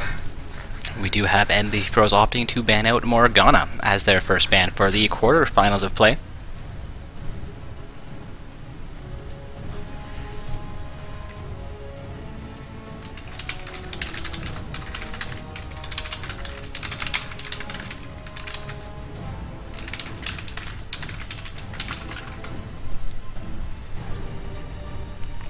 Getting reports that Phage Clan might not be available for their round 2 matchup. It's an unfortunate situation to be in, as the round 2 secondary tournament, not round 2, has only 8 teams that qualify into it, meaning that all you've got to do is win your first game there, and then you're guaranteed prizing for the evening. Seeing Zillion banned out here by We Prefer Decaf, followed by a Lucian ban from MVP Pros.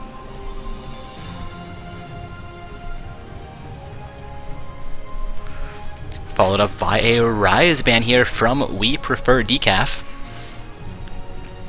Waiting now on the third ban from MVP Pros. Would be surprised if a Katarina ban doesn't come out. I mean, we saw them play Katarina fairly well in the last matchup, but oh, maybe they missed the memo that Better Katarina changed his name to King Sliku. Maybe I should have been a little bit more obvious in the pregame lobby. They're seeing Kazakhs as the last ban. King Sliku may have a chance to pick up Katarina here tonight. I don't think I've seen that summoner play on Katarina in 3 or 4 tournaments of meeting them somewhere around the finals matchup when they play. Though King Sliku actually back in Masters tier, which means they won't be participating with that summoner tomorrow. Again, guys, quarterfinals here for Not So Stuck Gaming's Open Bracket Tournament. Currently watching MVP Pros on the blue side face off against We Prefer Decaf on the purple side, and Swain will round out the bans. Not quite sure where that ban comes into anything. Has anybody seen a Swain played in the last 3 months?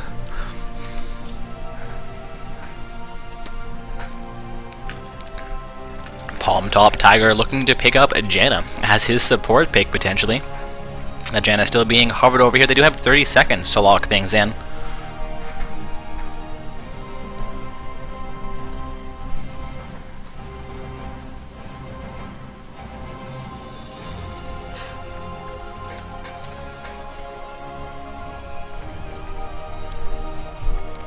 That Janna still being hovered over now, 12 seconds remaining. Palm Top Tiger making his way till the very end to be sure that Janna is coming into this matchup. Again, guys, this is the quarterfinals of play. Team on the blue side is MVP Pros. Team on the purple side is We Prefer Decaf. Waiting on Elvish Gleeman and Star to pick up their champions.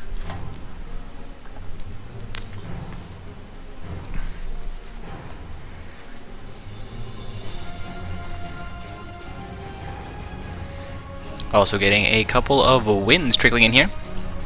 Looking like World Domain has won a game, and Raid Boss has also won a game. World Domain was playing, yes, in the quarterfinals versus Virtus Throw. Virtus Throw waited a full hour, if not longer, for opponents to become available after qualifying into the quarterfinals, potentially winning that matchup a little bit too cold, and they were defeated. World Domain qualifying as the first team tonight into our semi-finals, so congratulations to World Domain on their placement this evening. Seeing Varus and Vel'Koz locked in for the purple side. Pokemon are cool, hovering over Katarina, swapping that out for a Zed though, and then Vayne, Teemo, Remus, Nasus, Lux, Nautilus, Lulu, Heimerdinger. Come on, baby, lock that in. Also seeing a Vi hovered over here, and the Heimerdinger swapped out for a Syndra. Of course, he hovered over Katarina as his first pick, and with them playing Katarina in the last game, hovering it over and not locking it in could have been a terrible mistake right there. Of course, now hovering over AZ, still 15 seconds to finalize a mid pick. Or something other than mid, he could be completely trolling us. I suspect that Zed will end up getting locked in here, meaning Katarina will be available for King Sliku. Waiting now on King Sliku and SodaPop24 to lock in those champions. Katarina being hovered over here. I am amazed it wasn't an insta-lock, waiting that full 4 seconds to make up his mind. SodaPop24 now waiting to pick up a champion here. We'll see what he decides to hover over and lock in this evening.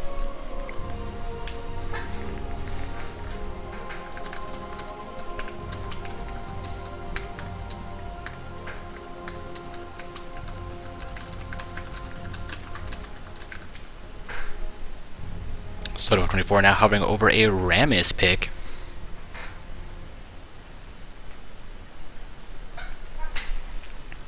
Looking like Rammus could get locked in here. There are still 15 seconds remaining for him to swap those around.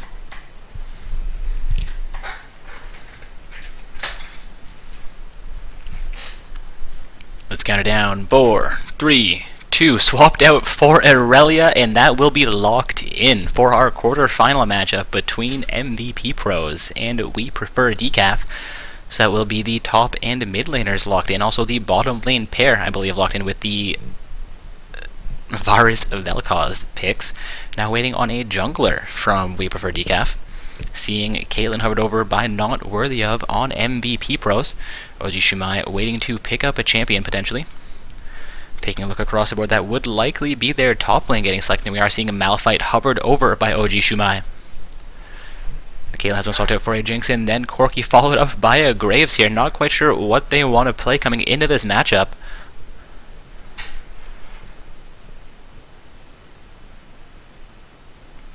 Getting a win report from Mother Rosario. Yes, indeed, Twitch chat, it's official. Ninjakin out of the event again. Out of, I think, 4 tournaments he's participated in, they've managed to finish off 1 in first place. Came in second once as well.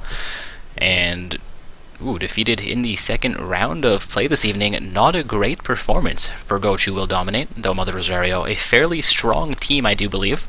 A team name I recognize at the very least, so good luck going into your quarterfinals matchup. Of course, good luck to terrorist Pokemons as well. The Tristana has been locked in here, as well as a Malphite, seeing Tommy hover over an Ezreal pick.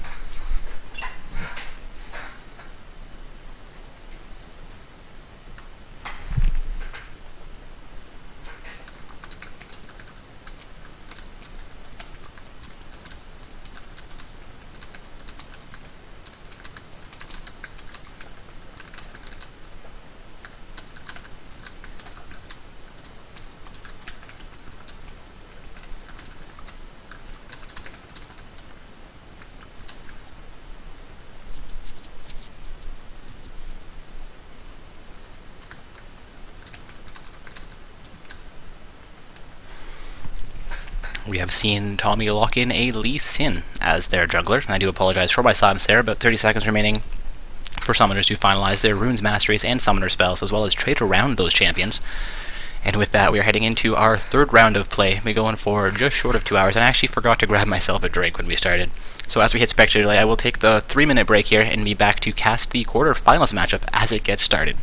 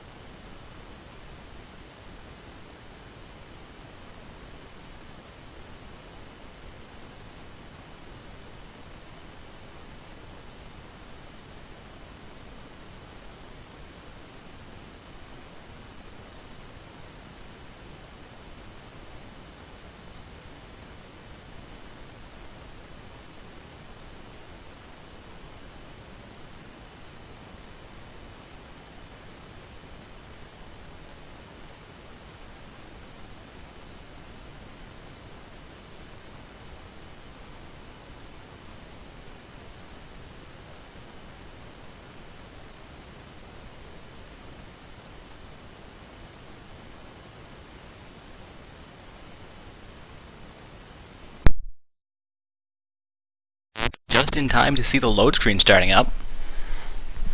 Again, heading into the quarterfinalists this evening. Blue side is going to be, or is, I should say, MVP Pro. Purple side is We Prefer Decaf. Again, the all-diamond team on the purple side, diamond and platinum team with one unranked summoner. On the blue side, coming in this matchup at about 10 seconds in, they have had a pause initiated. Pause has been started up by the blue team, saying that one of their summoners has had some connection problems.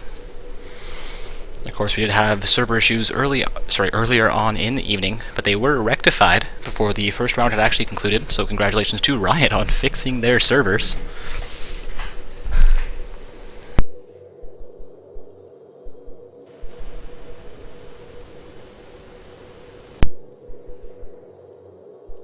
Let's take a quick look at these team compositions, and since we're paused, I may as well get the scoreboard reorganized for you as well. We're going to be seeing Aurelia in the top lane for the purple team, with Katarina as their mid laner, Varus and Vel'Koz for their bottom lane, and Lee Sin in the jungle. A lot of snowball potential from both Aurelia and Katarina, some great early game potential from the Lee Sin, and Varus and Vel'Koz to carry them throughout the entire game, should they be able to.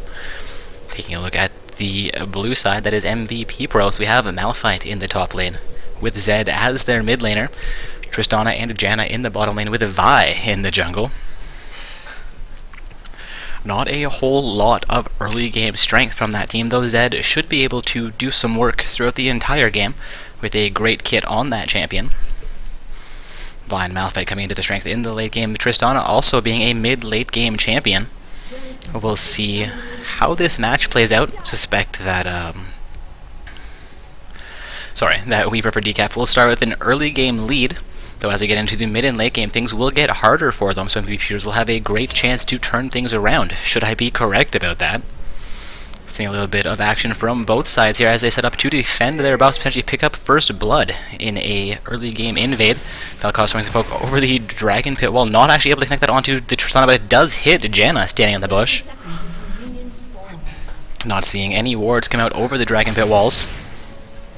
Apologies, there is one purple side ward into the bush behind Dragon Pit.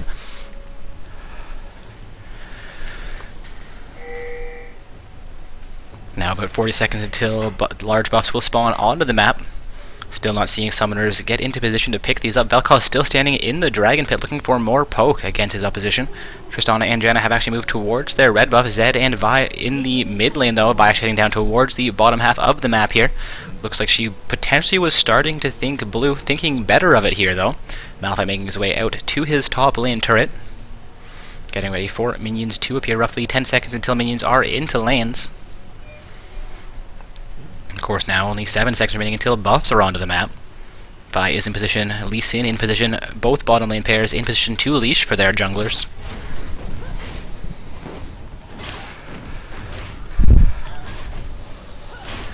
Tristana and Janna making their way to the bottom lane. Vel'Koz and Ezreal also, it's Vel'Koz and Varus also making their way into the bottom lane. Ezreal was hovered over during selection, but not locked in, opting for a Varus pick on We Prefer Decaf. Again, guys, it is MVP Pros on the blue side and We Prefer Decaf on the purple side.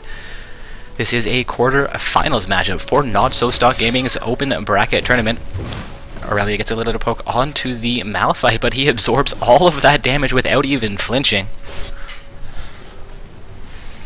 Zed and Katarina looking for some trades in the mid lane. Zed picking up the first minion for himself.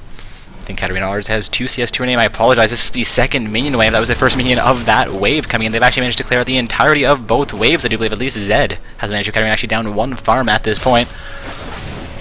Of course, she does have most of that second wave is still available to her to creep score. To last hit. Informed that creep score is not a professional term. Malphite putting a huge exchange onto the Aurelia. Aurelia looking to get a little bit of damage back onto Malphite. Both of their summoners sitting just above half HP. Aurelia having had to pop a health potion. No poke comes out from the Vel'Koz, connecting onto Santa, poking up from Varus as well here. Apologize, guys. I'm going to take a sip of water, try and get myself calmed down back into the game correctly. Running upstairs to grab a drink, run to the washroom, come back down as quickly as possible. I'm slightly out of breath.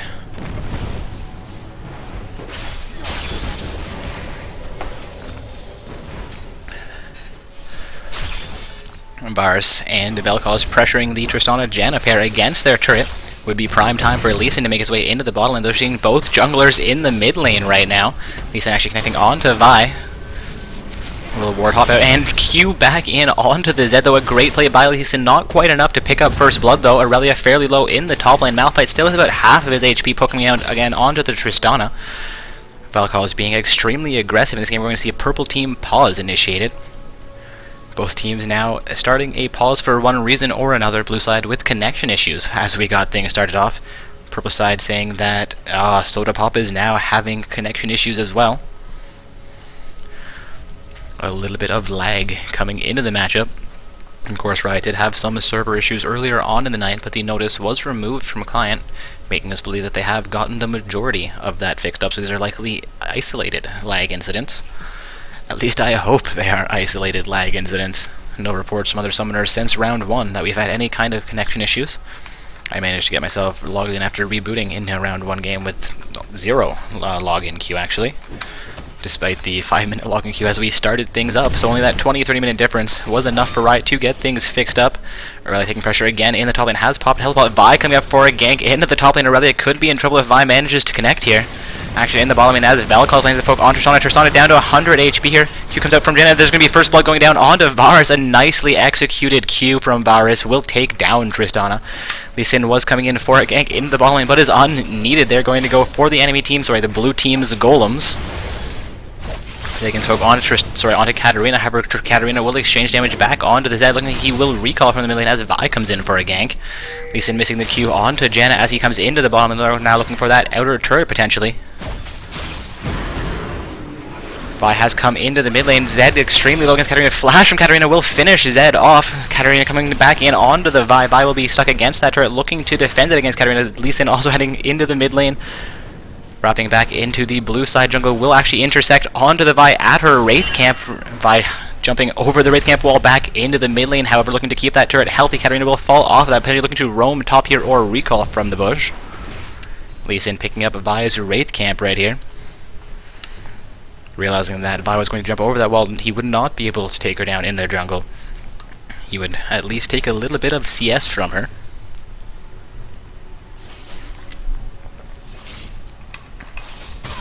At the 5.5 minute mark, we are seeing roughly a 1,000 gold difference between these two teams. MVP Pro getting a slow start here, picking all late game champions. We prefer Decaf managing to pick up the first 2 kills of the game. Varus and Vel'Koz looking for more pressure in the bottom lane, though the lane has actually relocked in the center. Tristana managing to wave clear a little bit faster than the Varus, has relocked that lane, getting pressure off of their turret.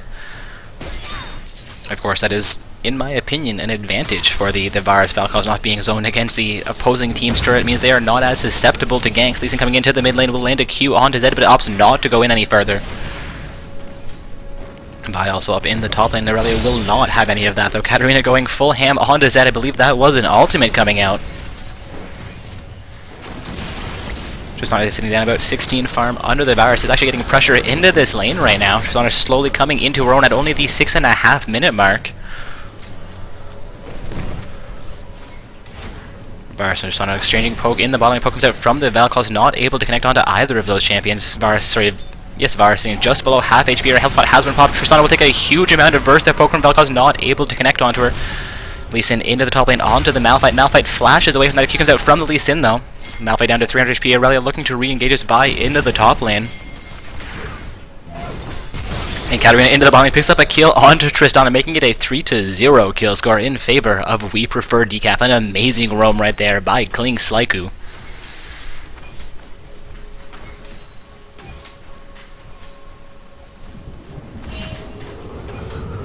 I'll get the tournament bracket posted back into Twitch chat for everybody.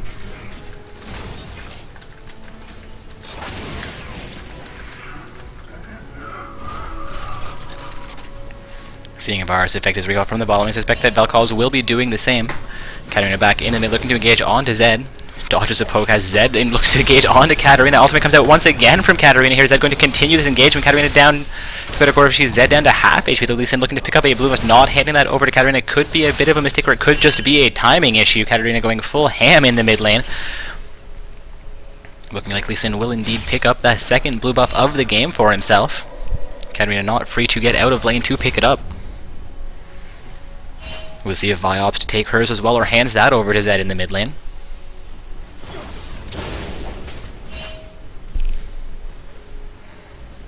Malphite looking for engagement onto Aurelia. Will miss his damage though as he walks away. Katarina looking to re-engage onto the Zed. Zed taking a fair amount of pressure there. Has stopped moving. Ultimate was burned in. I'm not quite... I think he was trying to get Katarina to move towards him, in which case he would have made her farther away.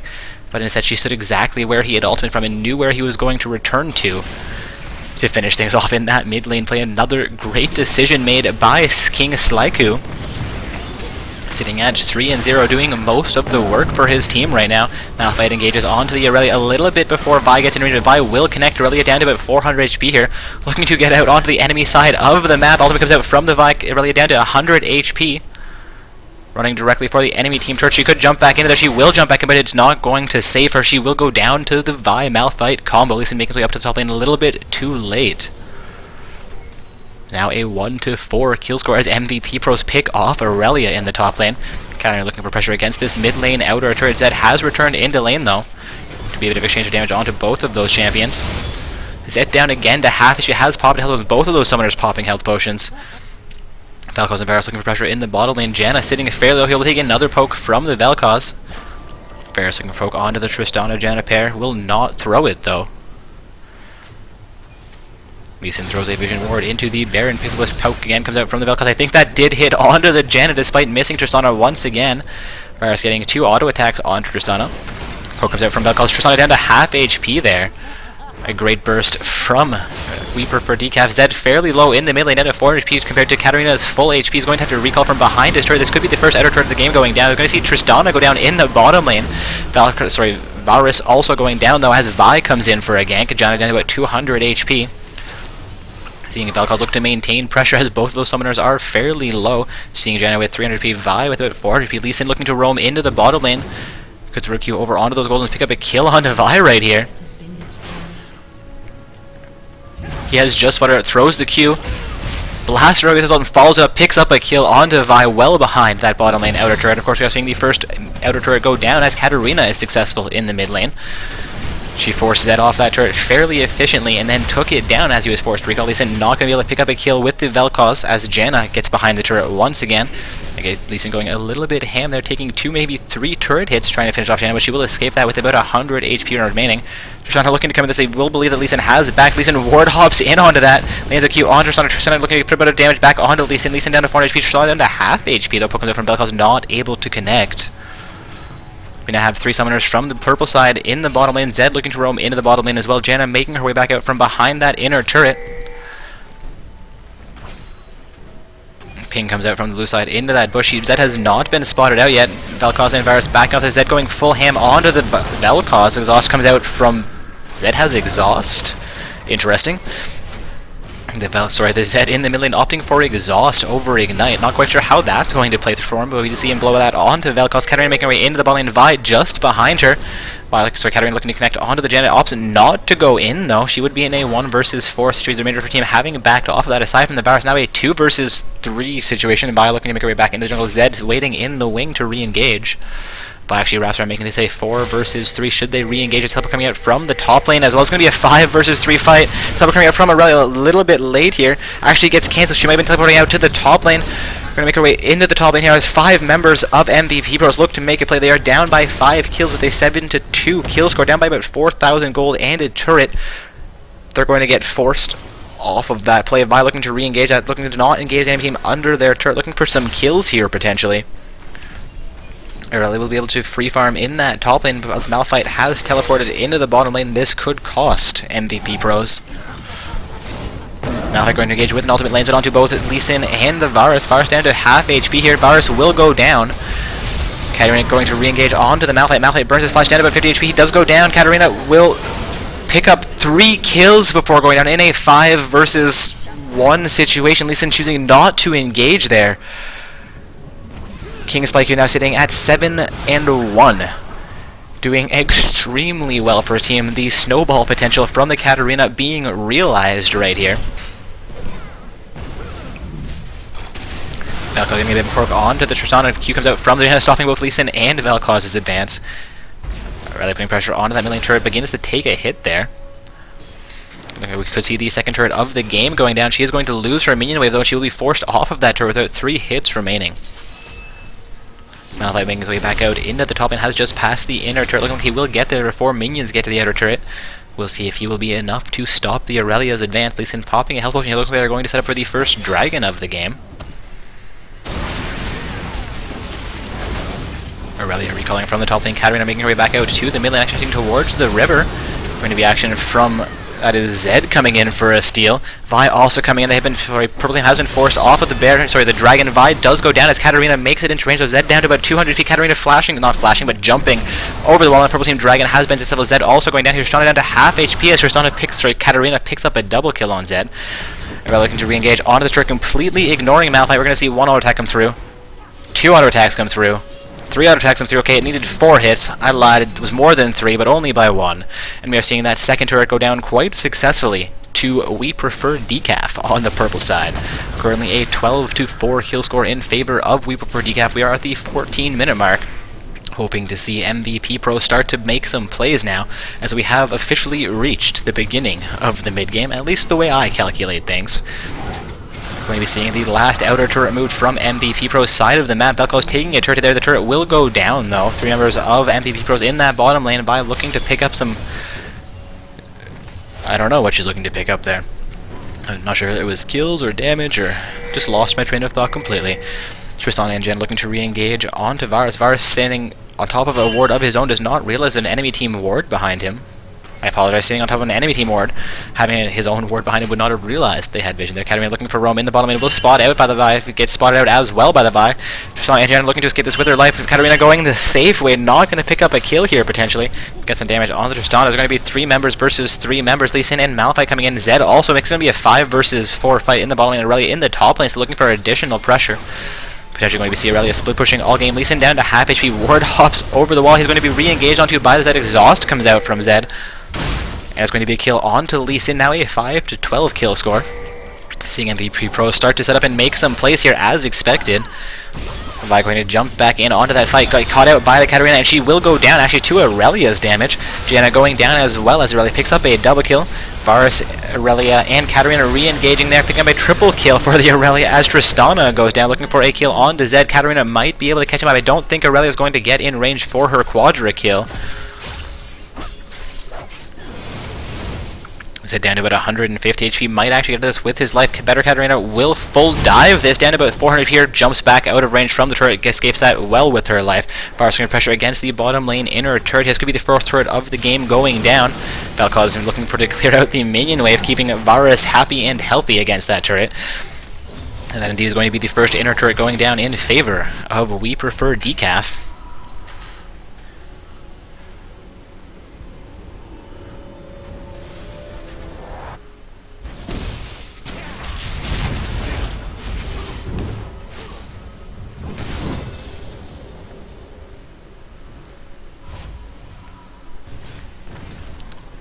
A little bit of a lull in the action here as Aurelia recalls. Suspect that Lee Sin may do the same.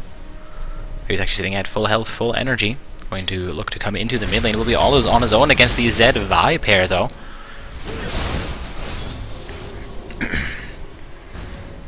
At only the 17-minute mark here, we are seeing a 10,000 gold lead for We Prefer Decaf. They are doing extremely well for themselves so far. Zed indeed will go down here. I apologize, that was his ultimate getting able. He's going to get at that with his life. Potentially Katarina going full hammer, takes 2 turrets to make that 3 turrets, jumps into the 3rd turret, takes a trio of Turo hits from the mid and inner turret at the same time. Blows her Zhonya's as a Vi engages here, waiting for the rest of her team to get in range, jumps back out onto the Lee Sin. Vi engages onto Lee Sin as well. Katarina could survive this, will survive this. That is quite the show. Malphite coming in from behind, but looking for a kill onto Katarina, ends up engaging onto Lee Sin, blows his ultimate here, looking like he will pick up that kill. Exhaust has gone on to him, looking to escape that with his life, re-engages, sorry, Katarina re-engages there, inner turret has gone down. Katarina's only 300 HP, looking to, will take a turret hit there. Varus taking a turret hit as well, looking to poke down the Janna, will get 1 auto attack, make that 2 auto attack and a poke, she does go down. Varus down to 50 HP, will go down as well as Zed engages. Zed looking to engage onto Katarina. Katarina has been spotted out. Katarina down to 50 HP, laughs and hops away, knowing she is well, thinking she is safe. We'll see if Zed can catch up with her. Manages to dodge it, starts to laugh again, will re-engage. Wow, again gets damage onto Zed, comes into range for the Hecarillion, and now behind Zed, a huge misplay right there. Katarina probably should have gone down, but the jukes, oh the jukes. A little bit of BM from King Slyke, who will be speaking to him again. Tristana skillfully dodging the poke from the Vel'Koz, does get locked down though as she begins to run once again, looking for Rocket Jump to come back up and keep her alive, but she does go down to Vel'Koz. Now a 22-7 kill score in favor of We Prefer Decaf.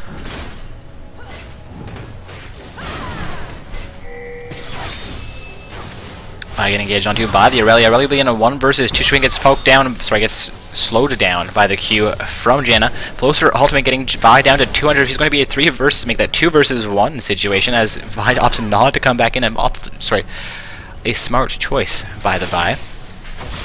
Katarina and Varus looking at pressure in the mid lane. Katarina sitting 12-1 with over half of her team kills and more than an 80% kill participation. An extreme beast right now. MP Pro is going to need to shut down King Slyke if they want to have a chance to come back into this matchup. They do have 4 late game champions, so if they can survive the next 10-15 minutes, the odds do slowly shift into their favor.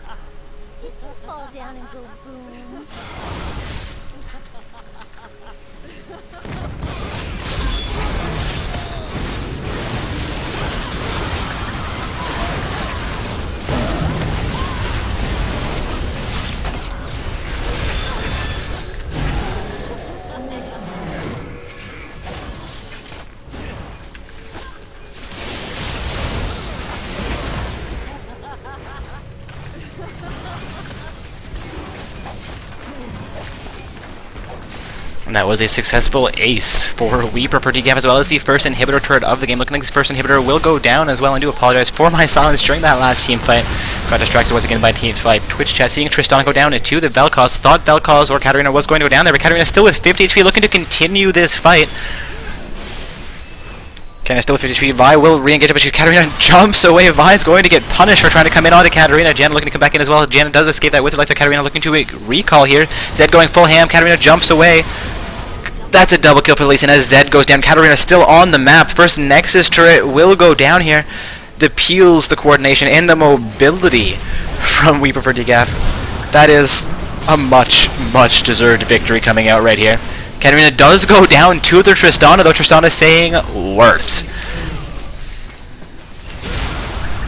Seeing Janna potentially go down here, she makes her way back into the pool. She picks up a shutdown onto Lee Sin as he overextends a little bit. Nexus down to half HP, though it's too little, too late. Vel'Koz potentially going down here as well. He will get shut down by the Vi, and that's going to be the game in favor of We Prefer Decaf. Well played, purple side.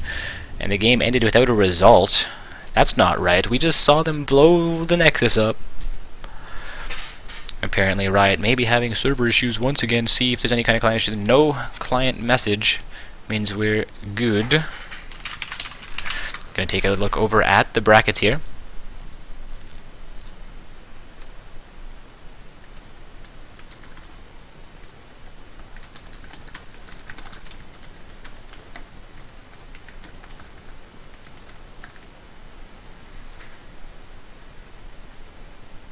Again, guys, going to take a quick look over at the brackets. Looking like we have a win report trickling in. No win reports trickling in since 9:15, which was the tournament team, I believe, emerging victorious. Mother Rosario is winning around there. I'm so confused by the timeline of this right here. Alright, taking a look over at the bracket.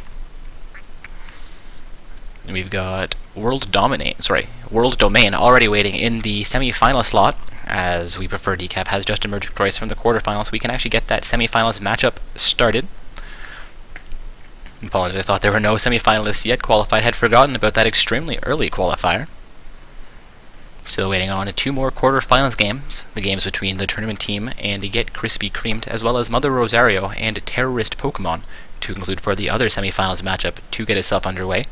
Still also waiting for all round 1 games in the secondary tournament to have match reports sent our way. So please, guys, make sure if you have concluded your matchups that you send us those match reports and we can get those affected onto the bracket. I know match reports are working because I just received one from We Prefer Decaf confirming they won that game we just watched, and indeed they did win the game.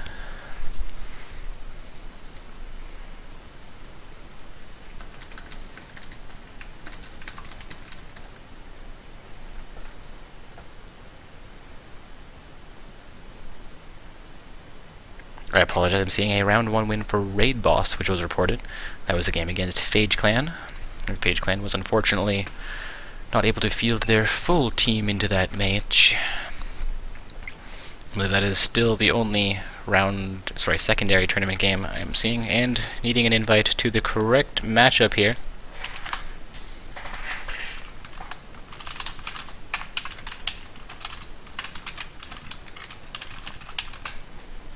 Oh, game will disband as I say that. Better Katarina not aware of my scorn. We'll fix that, don't worry.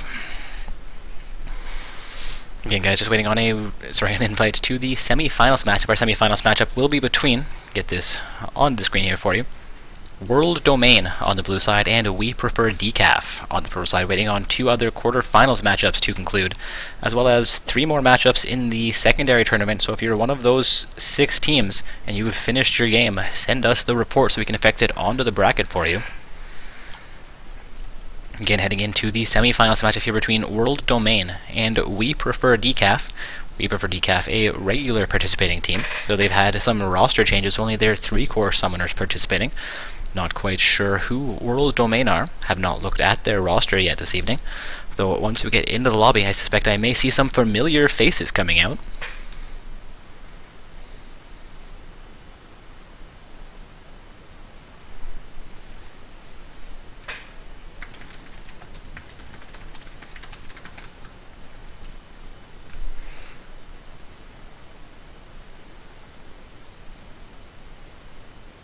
I apologize, I've seen a round 3 loss come in for Krispy Kreme. No win report for the tournament team there, though, so I'm not sure. I believe that game has concluded. We'll affect it onto the bracket, and I'll send somebody to verify that match result. So just Mother Rosario and Terrorist Pokemon potentially still underway in a quarterfinals game. Still waiting on the invite to our semifinals game between World Domain and We Prefer Decaf. Alright, I'm now seeing the win come in from the tournament team. I apologize, guys. I do see a tournament team win earlier reported at 9:15. It said round 0 win, though, and I got confused. I should check names of summoners in teams that are reporting as opposed to the rounds coming in. Alright, getting an invite from Tommy, a member of... Oh, lobby is full. Blasphemy.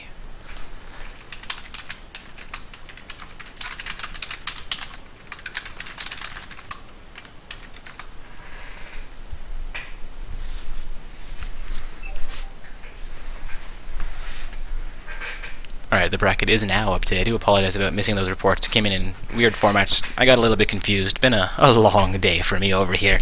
We're going to focus on shoutcasting, keeping you guys entertained, and hopefully the bracket's up to date as well. So we're just waiting on 3 secondary event matches to conclude in round 1. 1 more quarter-final event to conclude in the main event as well. And we are getting the semi-finals matchup between World Domain and We Prefer Decaf started up here. World Domain on the blue side, facing off against We Prefer Decaf on the purple side. I actually do not recognize any of the summoners from the blue team.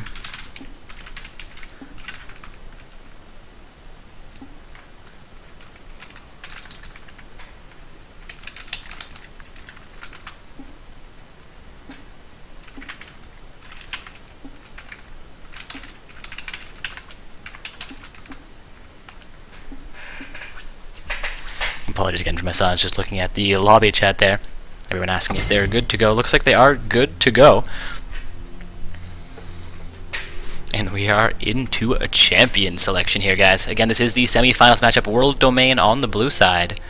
We Prefer Decaf on the purple side. Remembering that King Sliku has name changed himself from Better Katarina previously. If blue side does realize that, or if they watched that quarterfinals game, suspect to see a Katarina ban coming out here. Though we're seeing Maokai and Rammus banned out by World Domain, a Zillion ban coming out from We Prefer Decaf. Waiting now on the second ban from the purple team.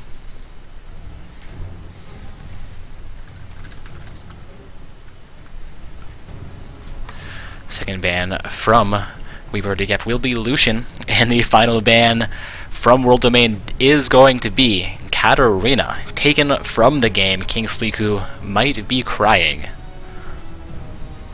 Of course, not sure if laughing or crying is more intimidating to your opponents. I mean, really, it's like playing against an Amumu. How can you take that seriously and then it comes in and does just so much damage, absorbs so much damage when you finally realize it's a threat, and it's all over. Anyways, guys, seeing Oriana locked in by World Domain. Apologize for the distraction from the match. Twitch will also be locked in by Elvish Gleeman from We Prefer Decaf, waiting now on the Summoner Star to select a champion.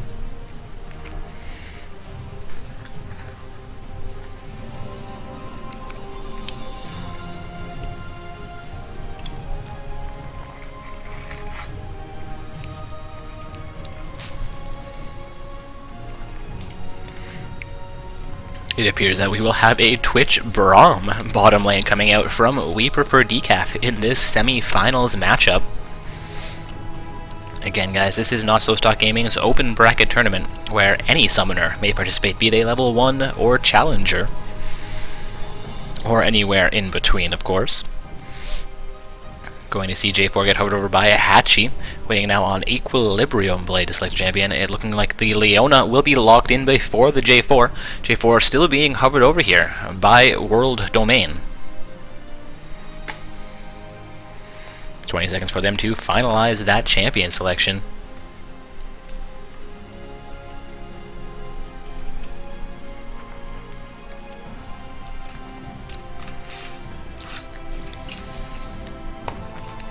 Seeing a round 3 win come in for Calvin Lighting. Calvin Lighting in the secondary event, so that's a round 1 win for Calvin Lighting versus Murloc Squad. Congratulations to Calvin Lighting. We officially have 2 semi-finalists qualified in the secondary event. The one is on the top of the bracket, one is on the bottom of the bracket, so no semi-finalist matchups yet ready to go in that. Leona and J4 will be locked in here by World Domain, seeing a Vladimir hovered over here by King Sliku, as well as Kha'Zix potentially being picked up by SodaPop24. Vlad will be swapped out for a Zed pick, and the Zed will be locked in. King Sliku playing Zed fairly reliably and fairly successfully through previous not-so-stock gaming tournaments as a better Katarina. Of course, Katarina getting a banned out. Zed is the next pick for that summoner. And the Kha'Zix will be swapped off for an Elise. We'll see what SodaPop24 decides to lock in for this matchup. Looking like the Elise will make it into the game. At least showing teleport. I suspect that will get traded onto their jungler, however. Akali will be insta-locked by the summoner Lazkus, waiting on eBay now to select a champion. Bay spelled B-A-E, but it's still eBay. Somebody auction off a champion. What's he gonna get? Do I hear 20 cents, 30 cents, 40 cents, 50 cents, 55? Come on, give me 56, 56, going 57 twice, once, 2, 3, come on. eBay, pick up a champion. 30 seconds remaining. Again, guys, round 4, semi-finals game in our open bracket tournament. The matchup is between World Domain on the blue side and We Prefer Decaf on the purple side, waiting on the summoner eBay to select their champion to finalize the team roster for World Domain, looking for an ADC pick here. Just 5 seconds remaining. It will be a Leona What bottom lane. Looking like Leona Caitlyn will be locked in here. Leona and Caitlyn will be facing off against the Braum Twitch bottom lane. So 2 very, very different styles of bottom lanes. Twitch, I don't even know how you play a Twitch. He's so slippery, so assassin-y. If you come out of and can be seen and don't pick up a kill, you're going to die. Twitch. And versus Caitlyn, who is, you know, she'll hide in the bush to stack up the headshot, but her poke is most of what she does. And I apologize, I'm not saying that Twitch is going to end up dying, just that that is the playstyle of a Twitch, that when you come into a fight, if you don't instantly start doing huge amounts of damage, picking up a kill, making the enemy team run, they're going to be able to turn around and focus you because you're just so squishy. Tommy locks in Shen for his team, Looking like Shen will be their top laner with the least jungle, as Soda, Pop24, and Tommy trade those champions around. Looking like My Last Story will trade with eBay, handing eBay the Orianna, and opting for ADC for himself. 45 seconds now remaining for summoners to finalize their Runes Mastery summoner spells as well as champion selections, but we're going to drop out of champion select. What has occurred?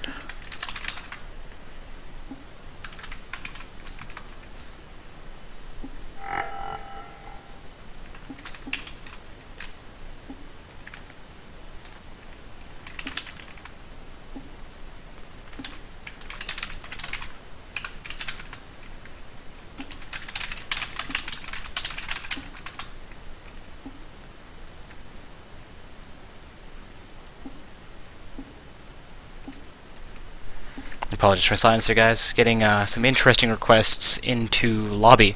Apparently the summoner that locked in Caitlyn did not own Corki, but they wanted a Corki pick for their ADC.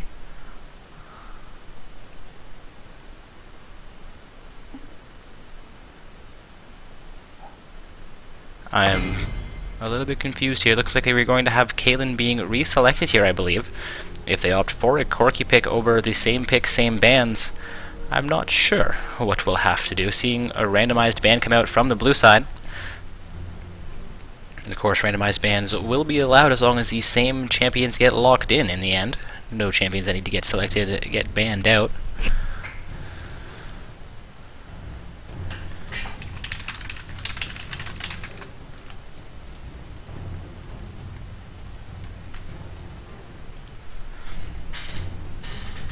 My Last Story will indeed lock in Caitlyn. I feel like a dickbag, but those are the rules. Thank you for your understanding, World Domain, and best of luck in this semi-finals matchup. Oh, Dark Corpse the dickbag.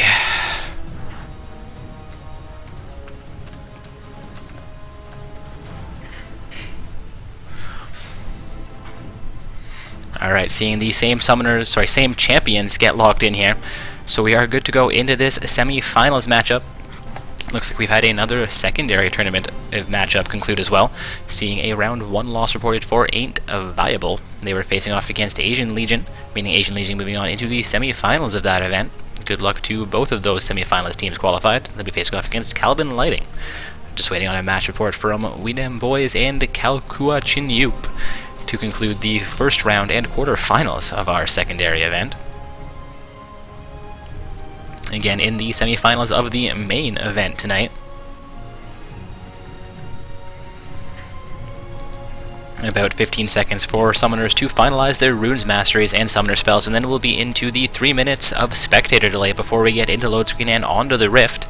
Again, two fairly high-level teams coming out tonight. Hopefully, My Last Story is fairly skilled on Caitlyn, as she did want that Corki pick, but their summoner, in order for picking, didn't have Corki available. A bit of an unfortunate situation for the blue team. Again, it is World Domain on the blue side, and we prefer a decaf on the purple side.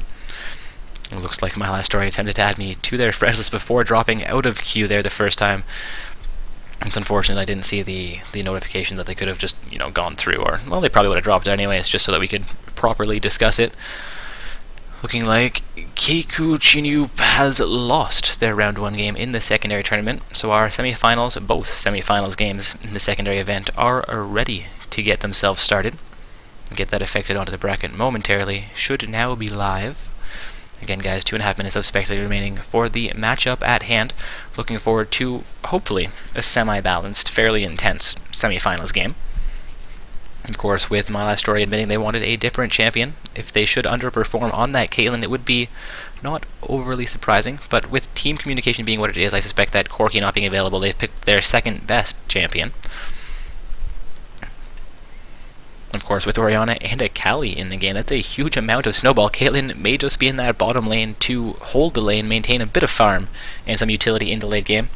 Leon and J4 there to do huge amounts of utility, able to absorb huge amounts of damage, lock down summoners or champions for a fair amount of time. Leona having, I think, a cumulative amount of about 5 seconds of stun between her entire kit. J4 with a decent knockup, as well as Cataclysm, able to lock down most champions. especially without their flash available. And they have the Orianna and Akali? Yes, Akali, to do huge amounts of damage to any summoner who does get CC'd. Of course, on the purple team, we're seeing the Braum Twitch bottom lane, with Shen in the top lane, Zed as their mid laner, and Elise in the jungle. I expect that most of these kills will be going over onto Zed and Twitch for the purple team, while Elise and Shen do their best to build tanky with the Braum as well. Of course, the CC from all three of those will be fairly impressive as well, so a huge amount of crowd control coming out from both teams into this semi-finals match. A little bit of a difference in the team compositions. Now we have about 45 seconds of a spectator delay remaining, and we'll be into the load screen before we get onto the Rift for our semi-finals match between World Domain on the blue side and We Prefer Decaf on the purple side.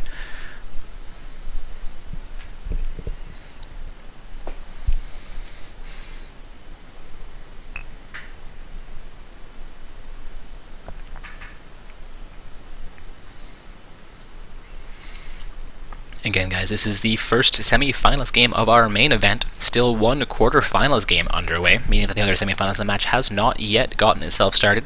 So depending on the completion time for this game, we may catch the entirety or just the end of the other semi-finals match while we wait for the finals to become available.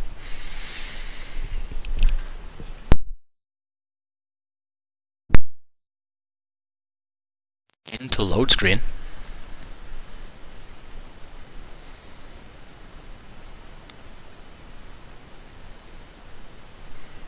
I say into load screen, and then I see nothing for the next 30 seconds. There we go, though. Summoners now showing their champions and their trims and their skins. Looking like only Shen on the purple team without a skin for that champion.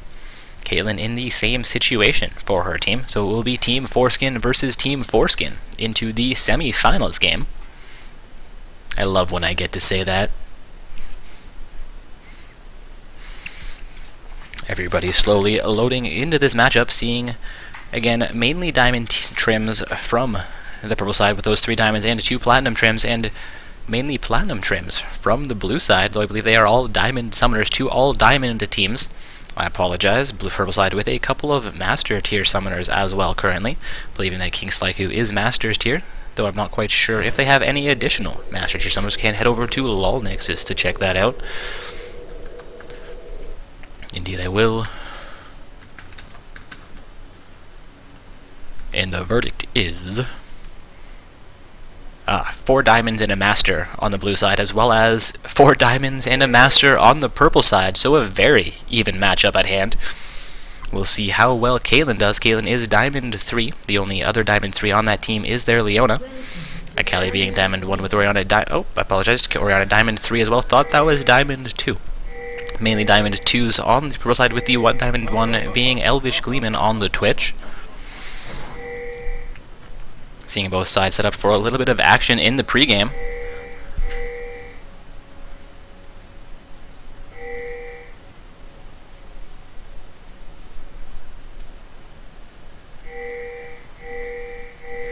Pings me up from purple side. They are looking to set up in that bottom lane river bush. At least we'll make our way into the bush. Braum wrapping around from behind the turret. Shen gets cut out in the mid lane, though. It's going to be a 3 versus 1 fight should that continue. 4 members of We Prefer Decaf looking to move into the enemy team Tribush. We will have only Caitlyn around the golem pit. Could get cut out. J4 making his way towards the Tribush. For World Domain will drop a lance. I apologize, not a lance, but a stanchion. And that's spotting out the enemy team. Actually, they had a ward in that bush already, so they were already spotted out. An unsuccessful invade by We Prefer Decaf. First blood will not be spilled before buffs come onto the map. Seeing J4 look to make his way over towards his red buff, potentially. Leona and Caitlyn also in the bottom. They're actually making their way towards the Tribush. They're looking to invade here. Potentially drops a ward and makes his way back onto his half of the map. He will set up for the bottom buff in the jungle. Sorry, bottom side jungle buff. Blue side looking for their red buff. Purple side looking for their blue buff. A fairly standard start for both junglers, opting to have their ADC and support unleash their first buff, allowing the mid and top laners to head directly into lane.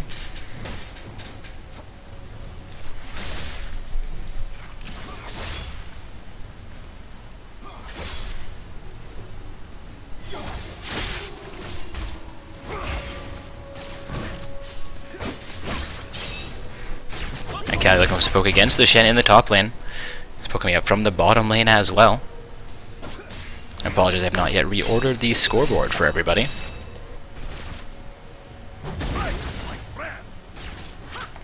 Mustache connecting onto Caitlyn. Apologize for the delayed reaction there, trying to get the scoreboard reorganized.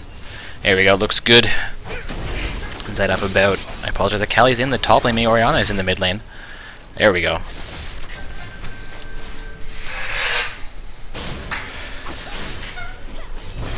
Akali actually taking a little bit of punishment from the Shen in the top lane. Shen down about 100 HP, Akali down about 200 HP. Akali is up about 4 CS over the Shen though. I suspect she'll be able to last hit a little bit better than Shen, though it seems like Shen is putting more damage onto the Akali than she is onto him. J4 looked like he was going to roam towards the top lane, but will retreat from that. Looking to head into the enemy team jungle, potentially, or to the mid lane. Looking this will be the first gank of the game, heading onto the Zed. J4 has not yet been spotted out. Shen looking to re-engage onto Akali in the top lane, throws a bit of poke there. Akali hitting level 3, Shen already level 3.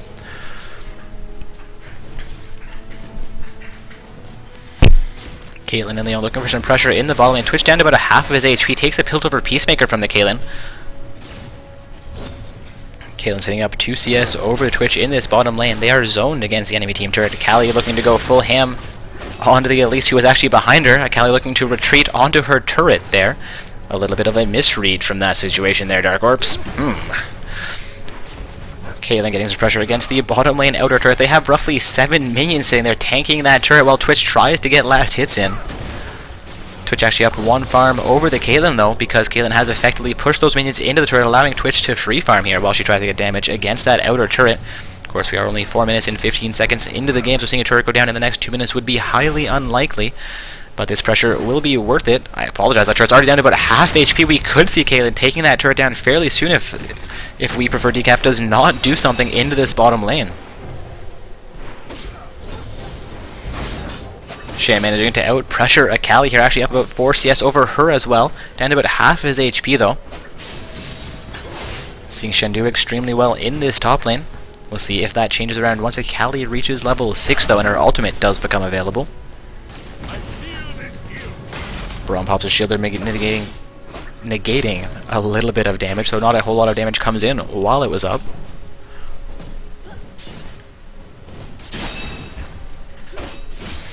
Shen re-engages onto Akali, but thinks better of it. Really, he would have entered turret had he pursued that.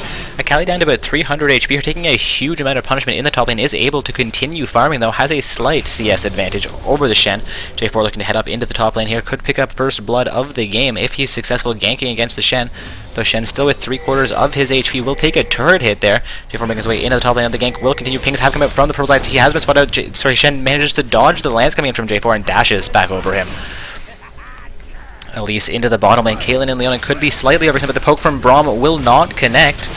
Leona manages a nice stun onto the Elise, keeping her ADC fairly safe. Leona into half HP. The Piltover Peacemaker will come out. Shield comes out from the Braum as well. Poke comes through from Braum, will not connect on the K, but Leona takes the hit.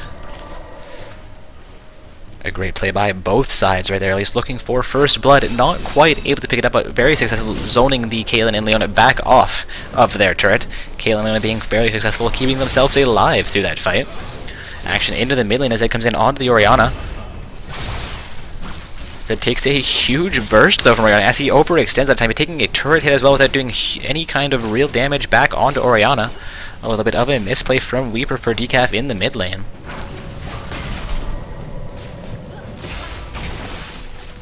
Caitlyn getting poke onto both the Twitch and Braum there. Both of summoners sitting just below 3/4 of their HP. Leon and Caitlyn just above 3/4 of their HP. Again, looking for pressure into this turret. Caitlyn throwing auto attacks against the Twitch, knowing that she can't last hit. Means that we'll pick up the last hit on that minion as it gets low though. Looking not to push her lane so much, has maintained her last hits and get huge pressure against their opponents. Twitch picking up a last hit there after going invisible. Shield comes out from the Braum almost at random here. Caitlyn putting more pressure back onto that turret. Turret now down to half HP officially. We're seeing Elvis Gleeman on the Twitch hit level 5. Caitlyn and Leona already level 5 here. Braum is still level 4 into the bottom lane. Twitch down to half HP as Caitlyn has a bit more poke on him. Poke on Braum comes out. Not quite long enough to hit the Caitlyn though. I thought that was going to connect. It looked good, but the range. Oh. Talk about threading the needle. Orianna has recalled from the mid lane. Looking like I said, is pushing pressure off of his turret. Shen looking to re-engage onto Akali in the top lane potentially. Both those summoners doing a decent job of farming. Shen actually have about 10 farm over Akali right now, taking a bit of pressure from the Akali. Akali has reached level 6. This is where I would expect that power shift to begin occurring. Shen's ultimate allowing him to roam into other lanes like an additional teleport. Akali's ultimate allowing her to do huge amounts of damage and to chase down her targets with ease.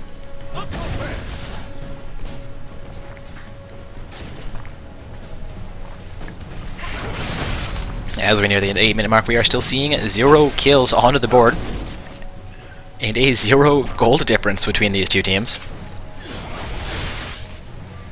Looking at every lane is more or less deadlocked, the largest gold difference being about 60 gold, of course made up for in other lanes. Zed going to go full ham under the turret onto Orianna though, and that's going to be first blood for Zed as he jumps into, out of, and back out of. How did he jump out twice up to range to pick up the kill onto Orianna with the ignite? The Leona will go down to Twitch as a Vi, I apologize, as Elise comes in for the second gank into the bottom lane. Elise taking one turret hit, not quite able to get back onto the Caitlyn in time. Teleport coming out from the bottom lane. We'll see Akali into the bottom lane here, blows her shield, has gotten down to half HP. You're going to be a 3 versus 2 fight. Elise taking a fair benefit. Elise does go down there. Caitlyn down to 200 HP against the Shen though. Shen having teleported back down into the bottom lane as well. Caitlyn will go down to the Shen. Shen looking to re-engage onto Akali here. Braum in the wing here has enough HP to try and come back into that potentially, but it could cost him his life should he do so. There are 2 wards in that bush. Shen will have vision momentarily on Akali as soon as her shroud expires. Akali looking to go back in onto the Shen. Shen down to 150 HP. Braum lands a poke onto Akali. Akali down to 200 HP. Akali doing extremely well with that teleport into the bottom lane. I believe she picked up 1 kill and forced both Braum and Shen off of her, maintaining her life there. They putting pressure onto Orianna in the mid lane. J4 will come in for a gank. Looking inside, could get out of that without burning his flash though. Akali takes the turret, dodges out of the turret, and re-engages onto the Braum, throws a poke onto the Braum, gets locked down. She will go down to Twitch under the turret. A little bit too deep for the Akali. Zed blowing his ult, picks up a kill onto J4 and affects his escape. That's going to be the first turret of the game going down in the bottom lane. Twitch not quite able to keep it up. He's putting pressure onto Orianna in the mid lane, seeing a 5-1 kill score now. We were 0-0 less than a minute ago. The turnaround there. Well, not even a turnaround, but the change in that score. Now seeing a 1,000 gold advantage for We Prefer Decaf.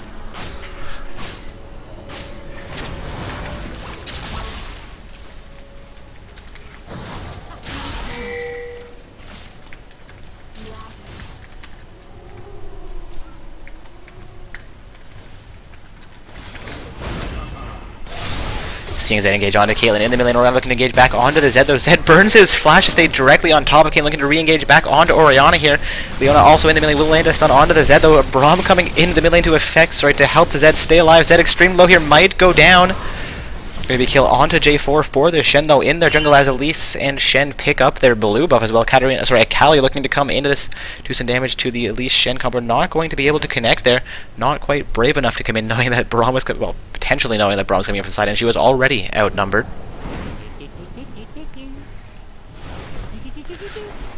Twitch looking to respond in the bottom lane with a turret of his own. They are up 6 kills. That is a 7-1 kill score, though they are down by a turret. Roughly a 2,000 gold lead for We Prefer Decaf. Again, it is World Domain on the blue side, We Prefer Decaf on the purple side. This is the semi-finals matchup on the stream. Still waiting on one more quarter-finals game to conclude the game between Mother Rosario and Terrorist Pokemons. Twitch will be successful responding with that bottom lane outer turret. Now both bottom lane outer turrets have been removed from the map. Zed dodging the poke from the Orianna.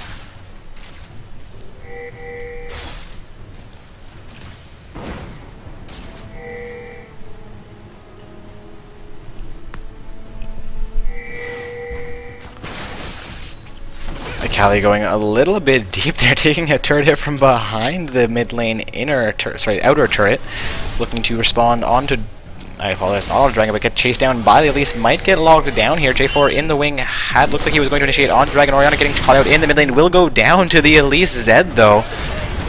Bit of a turnaround in that. Ultimate coming out from the Leona, keeping Caitlyn healthy for the time being. Lance coming out, Leash coming out from Leona as well. Caitlyn will go down. It's going to be 3 versus 1 as Leona gets chased down now. Looking like Leona will go down here. This could be a free dragon for We Prefer Decaf. Akali will go down to Zed in the mid lane as well as Twitch picking up the kill onto Leona finally. Zed looking for a kill onto J4 here, making that an ace. Braum jumps in, stand behind me onto Zed, takes 3 turns, but Zed will not continue the engagement to finish things off.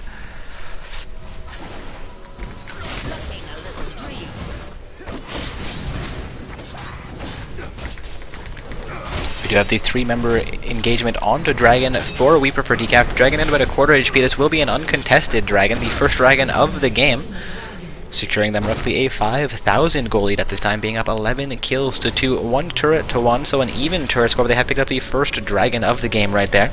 Again, guys, World Domain on the blue side. We prefer decaf on the purple side. Still waiting on one more semi-finalist team to qualify for our second semi-finals match to get itself started. As I say that, we see a win report coming in from Mother Rosarios. So the tournament team will be facing off against Mother Rosario in the semi-finals matchup.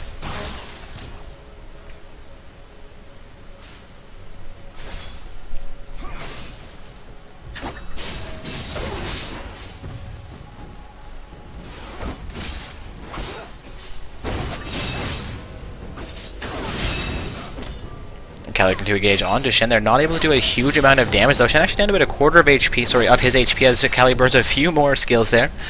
Kali down about half of her HP as well. We see 3 members of World Domain in the mid lane. Zed will not be able to defend that turret by himself. J4 also making his way out to the mid lane. Caitlyn will fall off that advance. Leona as well heading towards the river, looking for a little bit of vision control there potentially. Zed spots out a slight ward from them. He takes that down as well. And Kali re-engaging onto Shen actually has the advantage as far as HP is concerned here.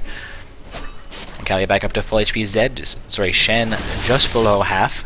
Zed and Orianna in the mid lane fairly even as well. J4, Leona, and Caitlyn, however, are in the wing. Caitlyn will get spotted by that. Zed looking to engage onto this. Would be a huge mistake if he did. J4 has just noticed Dragon's not there. Shen under his own turret will go down to the Akali. Akali looking to get at that with about 300 HP remaining. Zed going to continue his ascension. Will take down the Vision Ward placed into the Dragon Pixel Bush from his opponents.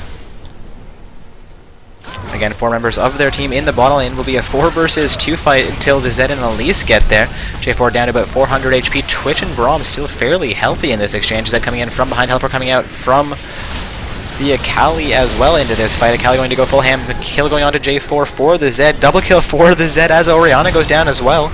We're going to see Elise get exchanged as Akali picks up a kill for herself. Akali does go down to the Twitch. That's going to be a 4-for-1 trade in favor of Weaver for decaf. Caitlyn back onto that bottom lane inner turret. Has about 300 HP remaining. We could see an ace. We could see her get out though.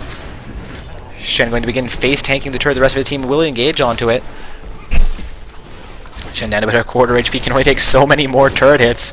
Decides to jump out and has 200 HP remaining. Minions have got into the turret, will go down though. That is the first inner turret of the game. Fuck, only the 3rd turret of the game. 2nd turret for their team. Now the outer and inner turret in the bottom lane removed from the map. Caitlyn and Leona will be in a rough position should they try to stay in that lane. Suspect they'll begin to roam towards mid and top, try to secure objectives for their team.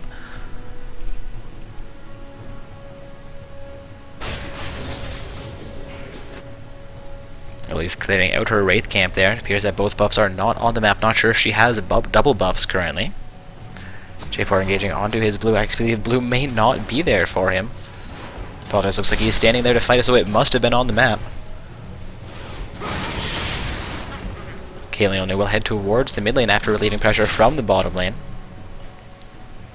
This is kind of what I would expect blue team to try and pull here. Get their minions locked up in the middle of the bottom lane and then send their Leona and Caitlyn to do whatever they can in other lanes, looking to get back into this matchup. Caitlyn's actually down about 20 farm under Twitch. Twitch also sitting 5-0 to Caitlyn's 0-3-2. Will have a distinct advantage at this time. Not how I expected that lane to play out at all. Of course, that could be why the Caitlyn wanted to select Corki into this matchup, but you would not allow for the champion selection after it was locked in.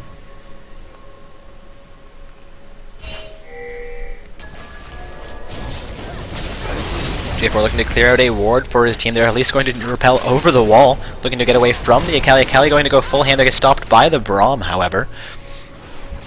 World Domain looking for their second turret as well, making it a 2-for-2 turret exchange. If they can pick up this outer turret, however, they will get forced off.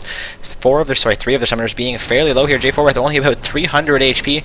Braum, Twitch, and Elise looking to engage as the poke comes out from the Braum, not able to connect. I believe there was a flash from Elise as well. Going to see Shen, I apologize, not Shen picking up the top lane turret, but Zed picking up the bottom lane inhibitor turret, and then Shen picking up the top lane outer turret. Zed going to be responded to by the Akali, will be forced out of that lane, I believe, without picking up the inhibitor, though taking that inhibitor turret down at the 17.5 minute mark without the entire team of blue side realizing that he was doing so, or being able to respond at the very least. That was an amazing play. Decap looking to pick up the second inner turret of the game. They have removed all outer turrets from the game. The Ono will go down well behind those turrets as Zed goes full ham. Akali back onto the Zed though. Zed down to about a 50 HP. He could see him going down. Indeed, Zed will get deleted. Now 8-1 and 3 for his team.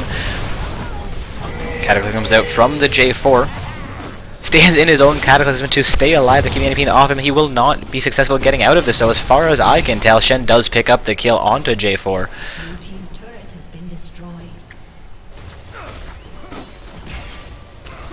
Seeing now an 18-6 kill score, a 6-1 turret score. We Prefer Decaf has roughly a 10,000 gold lead over a World Domain. World Domain going to need to make some amazing plays to come back into this matchup. We are only 18.5 minutes into the game. We went a full 8 minutes without a single kill onto the board, and then all of a sudden, explosion of action. We Prefer Decaf having enough of the lull, realizing, or thinking at least, that they could pull it off, and now putting it into action, proving they can potentially pull this one off. Again, guys, this is a semi-finals matchup. The winners go into the finals. The losers head into the bronze matchup, where they get to compete for the 3rd or 4th place title.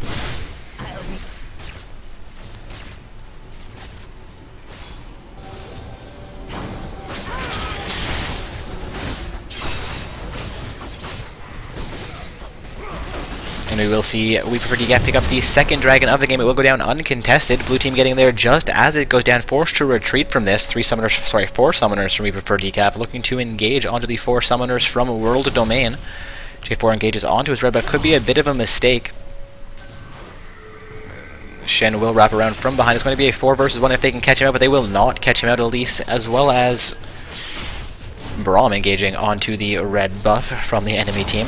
Again, that is a red buff steal for We Prefer Decaf. Shen will get poked down by the Orianna, as well as Caitlyn doing so, and J4 going to re-engage onto the Shen. Could be in trouble here as Twitch and Shen are doing damage. J4 down to 23. He does go down to the Twitch as 3 other summoners from the We Prefer Decaf decide to engage on his Shen. So Zed going full ham here will get exhausted, but gets back out of turret range. Akali getting locked down by the Elise, looking to make her way away from this, but Pink has gone down into the Shroud.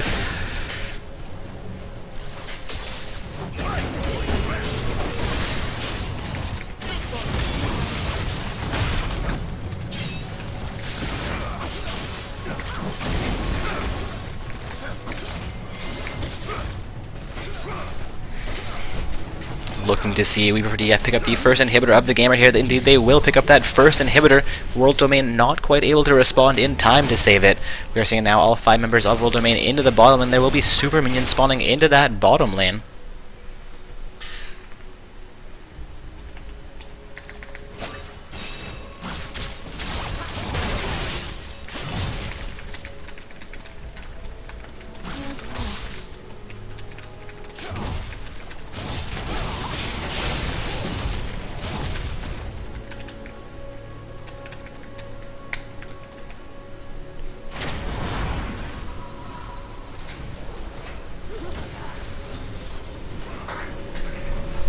Apologies for my silence there, guys. We are seeing a bit of a lull in the action here. Zed looking to recall here. J4 looking to pick up a blue buff for himself.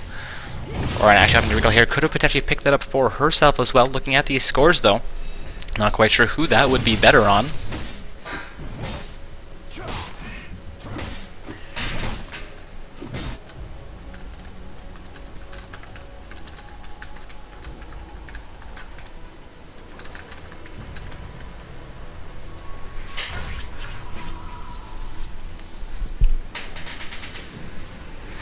Looking to recall after getting pressure against that top lane outer turret.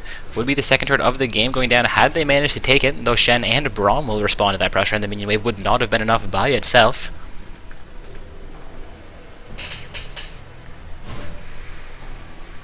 Could potentially see We Prefer Decaf setting up for a Baron play here. It's only 22 minutes in, but they are fairly well ahead. It might not be a bad choice. I'm seeing a purple side ping comes out as well as a question mark ping from the blue side. They will engage onto the Baron. It will likely be contested. Leona has spotted this out.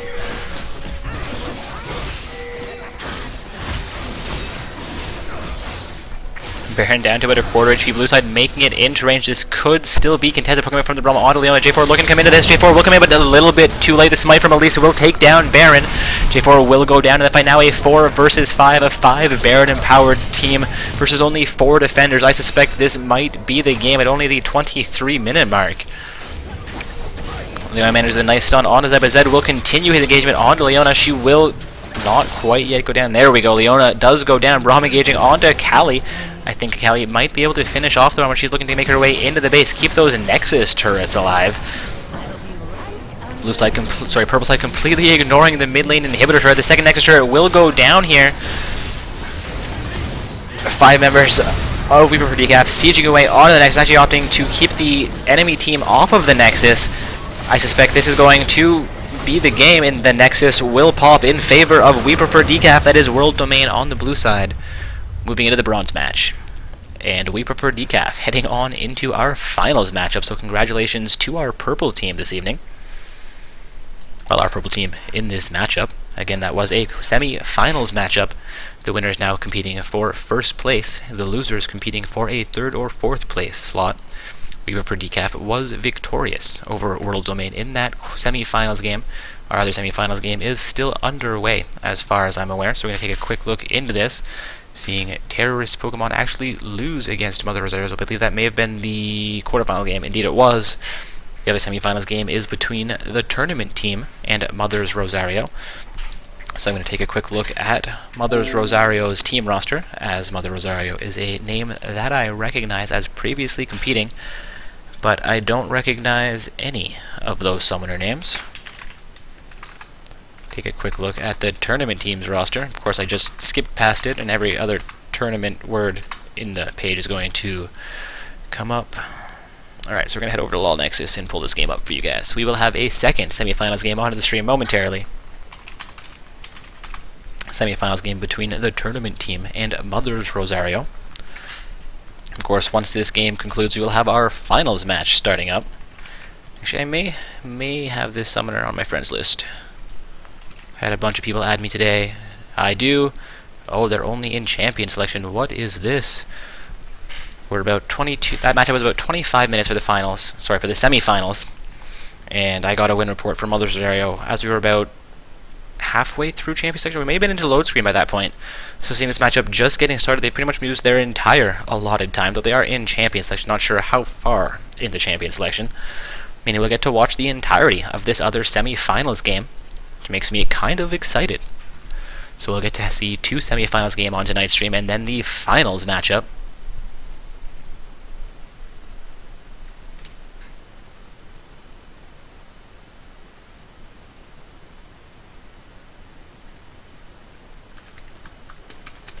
Apologize to not Blitzcrank in Twitch chat. What is your question? Let me scroll up a bit. So, hey.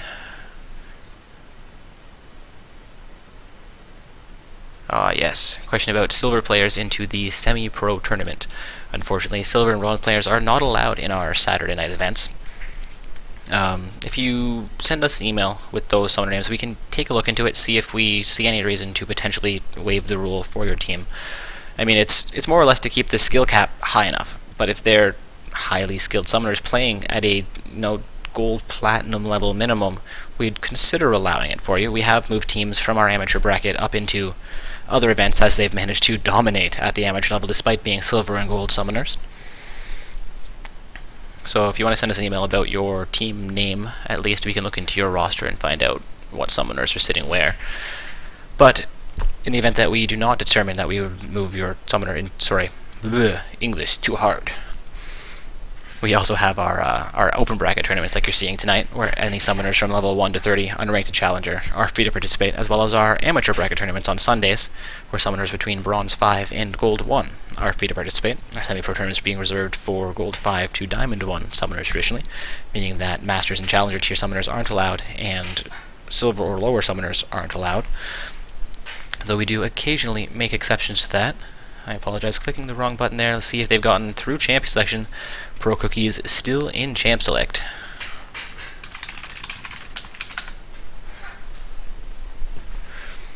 Pro Cookies is a member of the tournament team. They're facing off in the semifinals against Mother's Rosario.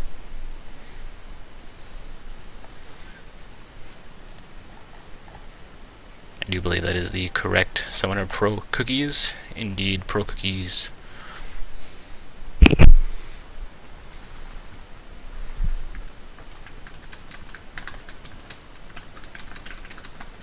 Again, guys, just waiting on a champion selection to finish for our second semifinal game, since we were a little bit too slow to get into it. Our other semifinals game concluding ridiculously quickly, but still not quite fast enough to beat the start of the other semifinal game. So once they get through champion selection, which it appears they now have, I will hit that spectate button, and we'll get a second semifinals game onto the stream. Taking a look here, we are going to have 2.5 minutes of spectator delay remaining getting in here. And we will have a Jinx Nami bottom lane pair on the blue side, with Syndra as their mid laner and Shen in the top lane, as well as J4 in the jungle. That top end jungle looking a little bit familiar from our other semifinals matchup. For the purple side, we're going to have Janna Corki in the bottom lane with Lux as their mid laner, Aurelia top, and Kha'Zix in the jungle. Not quite as much tank coming out from the purple side. Decent amount of utility from both teams, and huge amounts of damage all the way across the map. Assuming that these guys are fairly even in MMR, I suspect this to be a complete skills matchup.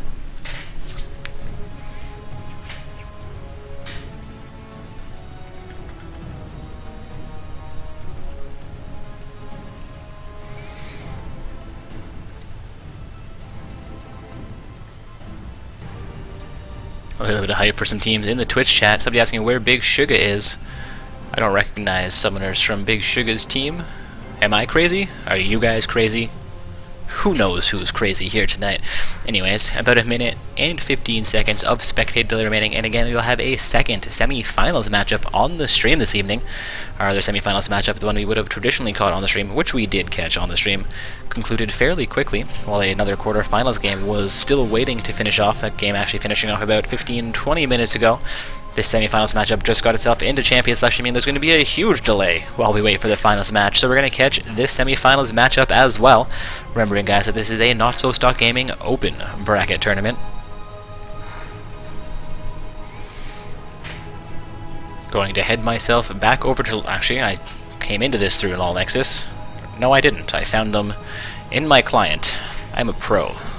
Alright, so I'm going to head myself over to LoL next to take a quick look at one of these summoners, see what we're looking at as far as MMR is concerned.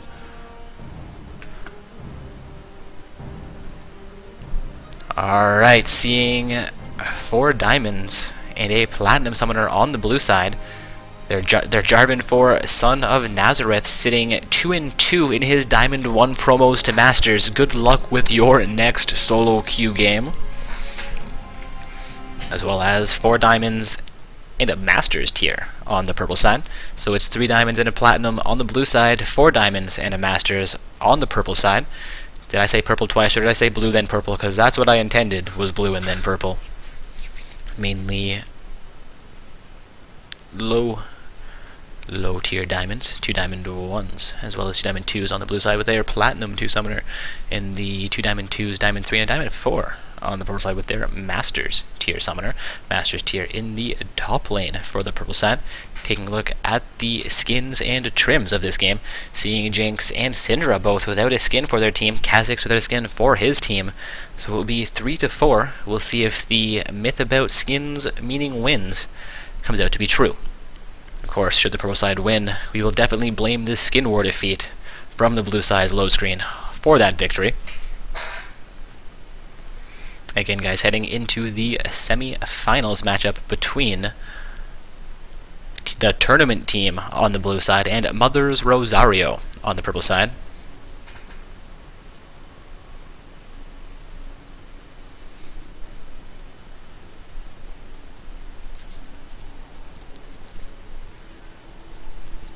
I do hear these sounds, and I'm now seeing the rift. We are officially into the game here. Of course, I'm seeing a couple summoners from the game in Twitch chat, so it may actually be paused. We do have a 3-minute delay between what we're seeing and what they're actually playing. Not seeing a pause come out quite yet, though. Could have been a little bit of early game Twitch chatty and joining. Ping something out from the blue side into the bush behind the Baron pit. We will see potentially a red buff invade for the tournament team. Again, guys, the tournament team on the blue side, Mother's Rosario. On the purple side, Aurelia drops a ward into the red buff bush and will make her way towards the mid lane, looking to head towards the bottom half of the map here, potentially. The remainder of her team in the bottom half of the map, actually sitting just behind the wall in the bottom lane river. So opting not to stand in that bush, nor in the tri-bush. They're actually positioned just out of the vision line. For any summoner walking up this, they would be seeing them a little bit too late to likely affect their escape, similar to had they been in that bush, which they will make their way over into the bush. Pings coming out that the members of the tournament team have been spotted out in that bush. Aurelia opting to place a ward into the red buff pits bush before heading towards the bottom lane. We are seeing, I apologize, not before heading towards the bottom. She has actually recalls and heading back towards the top lane here, seeing recalls come out from two members of the blue side. Will be their Jinx and Nami, I do believe. Making their way over to the bottom lane, seeing the two summoners from the bottom lane for Mother's Rosario actually responded, so it will be a 3 versus 5 fight in their jungle. Aurelia taking a huge amount of pressure, but first blood will go down to the Kha'Zix. J4 and Zhen, I apologize, looking to get out of that fight with their lives, will manage to effect their retreats. Kha'Zix looking to now start on his red buff. Red has come up. Corki and Jenna running to the bottom. They're going to be there extremely at least 10-15 seconds behind the Jinx. I mean, they'll be hitting level 2 a little bit late here. I apologize, I've not finished reordering the scoreboard yet. Looks pretty good there now, I believe.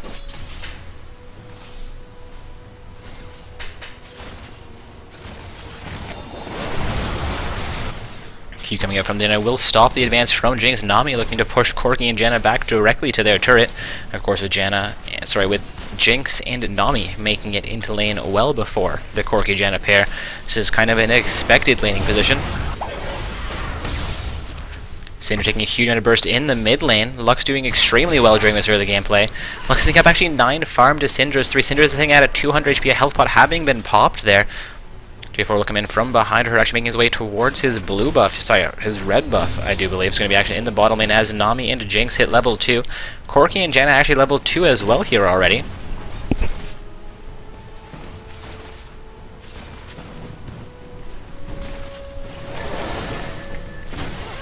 Pro coming out from the Jinx onto Janna in the bottom lane. Janna and Corki sitting just below 3/4 of their HP. Nami and Jinx doing a little bit better HP-wise as well as mana-wise onto the Corki. At least Janna sitting with a full mana bar. Lux looking to re-engage onto Syndra in the middle here. Syndra still sitting with about 300 HP. Has not yet recalled though.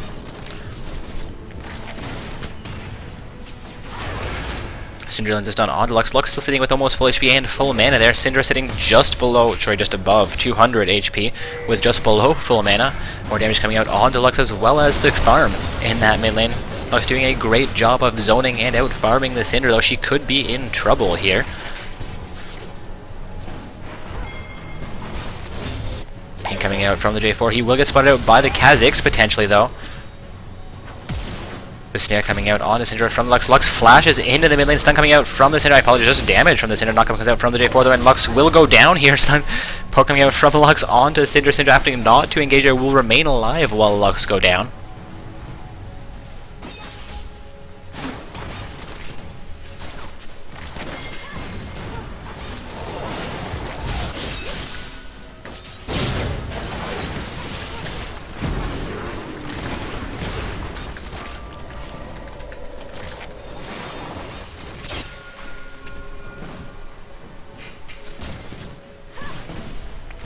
Jinx sitting about 400 HP in the bottom, and J4 is in the wing, has not been spotted out. The double buff J4 could be coming in for a gank here. Corki fairly healthy. Shan looking to come back into this. Nami going a little bit ham here. Bubbles come out, not able to connect onto Corki. J4 has not been spotted out, has been spotted out. Will lance in and not manage to get any damage onto the Corki. Janna pairing takes a huge punishment for it, though, going down just below half HP. Seeing Kha'Zix head into the mid lane. Syndra still alive here. I apologize, Syndra has gone down in the mid lane. That was first blood. Wait a minute. Lux went down in the mid lane. When did Syndra die? Ah, Syndra was the death in the purple side red camp in that pre-game invade. Fortunately, it worked against the blue side. Nami Jinx looking to back there. Kha'Zix has been spotted out from that tribe, which looks also in the bottom lane. That would have been a 4 versus 2 situation had they not been spotted out.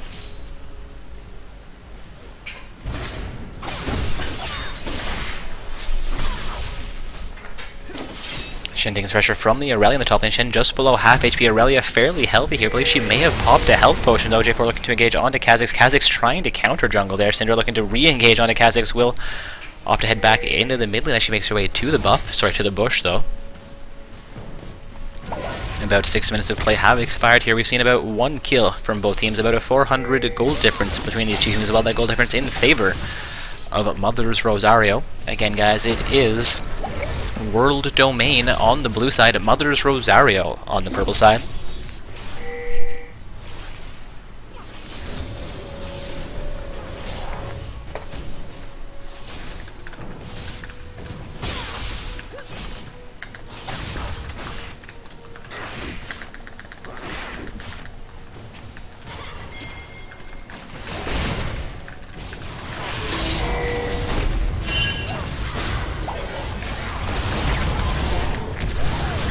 Seeing action going on to the J4 there, and he will go down to I believe a 4 versus 2 fight.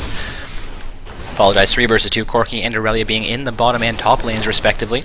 I chose the wrong second there to take a drink. Corki getting a bit of pressure onto the Nami, however Jinx and Nami will get pressure onto that Corki's turret. Still no turrets down yet at the 7-minute mark of this game. Corki sitting up about 5 farm over Jinx right here. Jinx making her way back into the lane. I apologize, Jinx and Nami have been in the lane the entire time. Jen looking to make her way back into the lane, was forced out of the river though, forced to run the long way back in.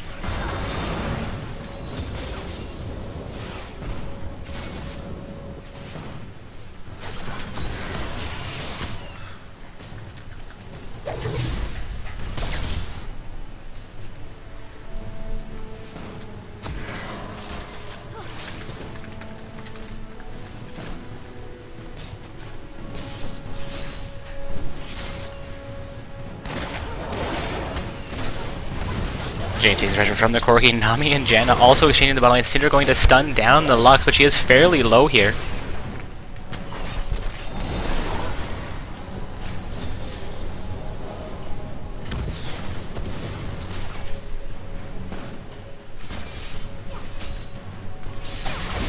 Aurelia looking to re-engage on Shen. Shen actually engaging onto the Aurelia, however they're both going to go down at roughly the same rate. Ultimate coming up from the Lux, and Syndra does go down in the mid lane. Now a 3-1 kill score in favor of Mother's Rosario. They've picked up a 1,000 gold lead for their team. Pro Cookie saying, report me please. May have just moved over to the stream. There's a 3-minute delay. That can't be because of the death that we just saw. How are you playing and watching? Maybe that's why you're getting yourself killed. Shen and Aurelia in the top lane, while the remainder of Mother's Rosario are set up for a dragon play, and dragon will go down. Looking like the Jinx, Nami, as well as J4 were in range to try and contest that, but chose not to go in.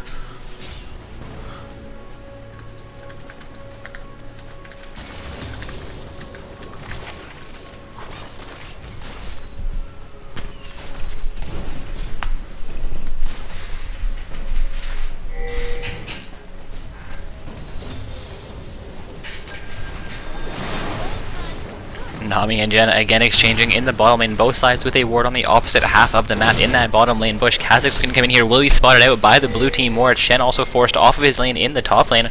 Aurelia looking to put pressure against that top lane outer turret. Shen of course will remain in the lane to defend it, having a little bit better luck farming under his turret than he was out in the middle of the lane, potentially. We are seeing him down about 20 farm under Aurelia at this point in the game.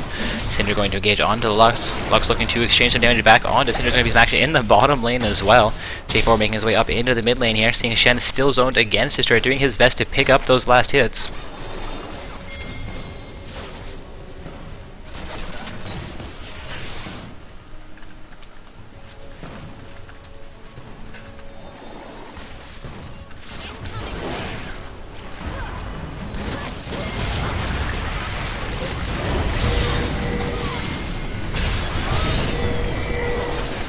The ultimate will come out from the Janna. Shen getting fairly low here. Poke from Corki, just missing him though. Looking like Shen will get at that with his life. J4 looking to re-engage here. We've seen Janna now go down. Cataclysm will come out, gets the flash from the Aurelia. Well, as Corki's flash has just gone down as well. Not sure which one of those flashed out of it. Syndra down to 200 here. Looking like she's going to go down again. And she does go down again. That could be the reason ProCookies was in Twitch saying report me roughly 3 minutes ago.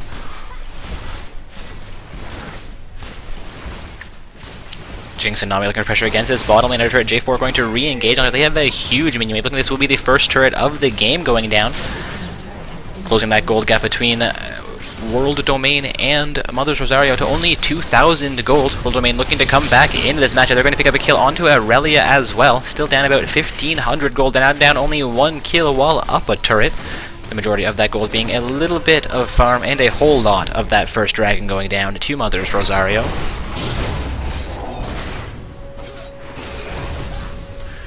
Kha'Zix could be in trouble in the top lane, sitting with about 200 HP while Shen pursues him.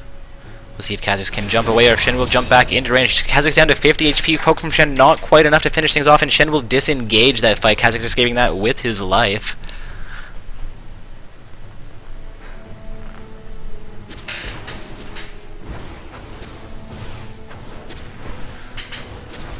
Syndra looking for pressure against the mid lane outer turret. Turret almost down to half of his HP. Poke coming out from the Lux, however, will force Syndra off of her engagement. Stun coming out from the Syndra blocks the Lux down momentarily. J4 and Jinx coming in behind the Syndra here. Syndra looking to re-engage. It has already burned her stun though. Going to have no engagement on the Lux. Shen coming into the mid lane will get caught out by the Nami. Nami in the pixel bush there. Shen looking to engage onto Aurelia in the top lane. Going to have every lane doing a little bit of work here. Corki actually looking for pressure in the bottom lane. Ultimate comes out from the Lux as 4 members of World Domain look to take down their second turret of the game. J4 down 100. He does go down. The element comes out from the Nami a little bit too late to save J4's life. Jinx gets caught out by the tornado from Janna, and that turret is still on the map, though very, very low.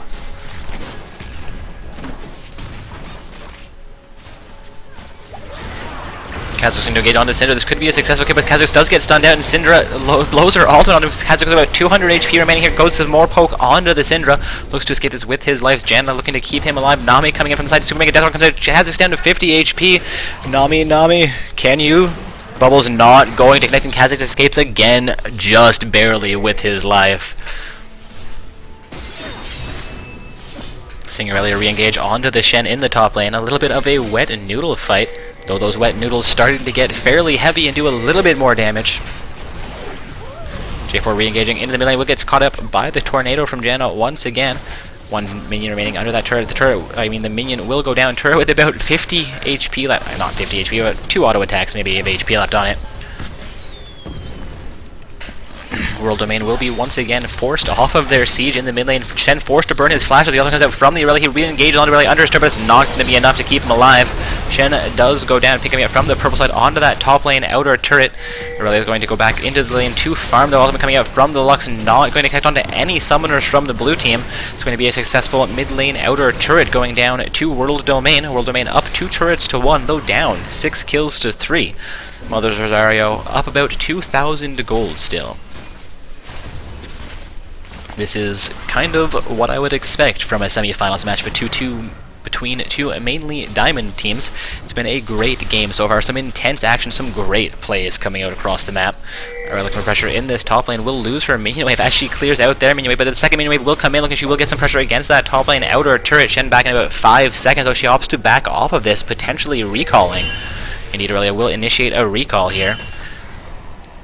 Seeing J4 pick up the enemy team blue buff for himself, though not handing that over to the Syndra could be a slight mistake, but a great play by their team nonetheless. Pink coming out onto their own blue buff, saying, hey Syndra, I'll give you this one.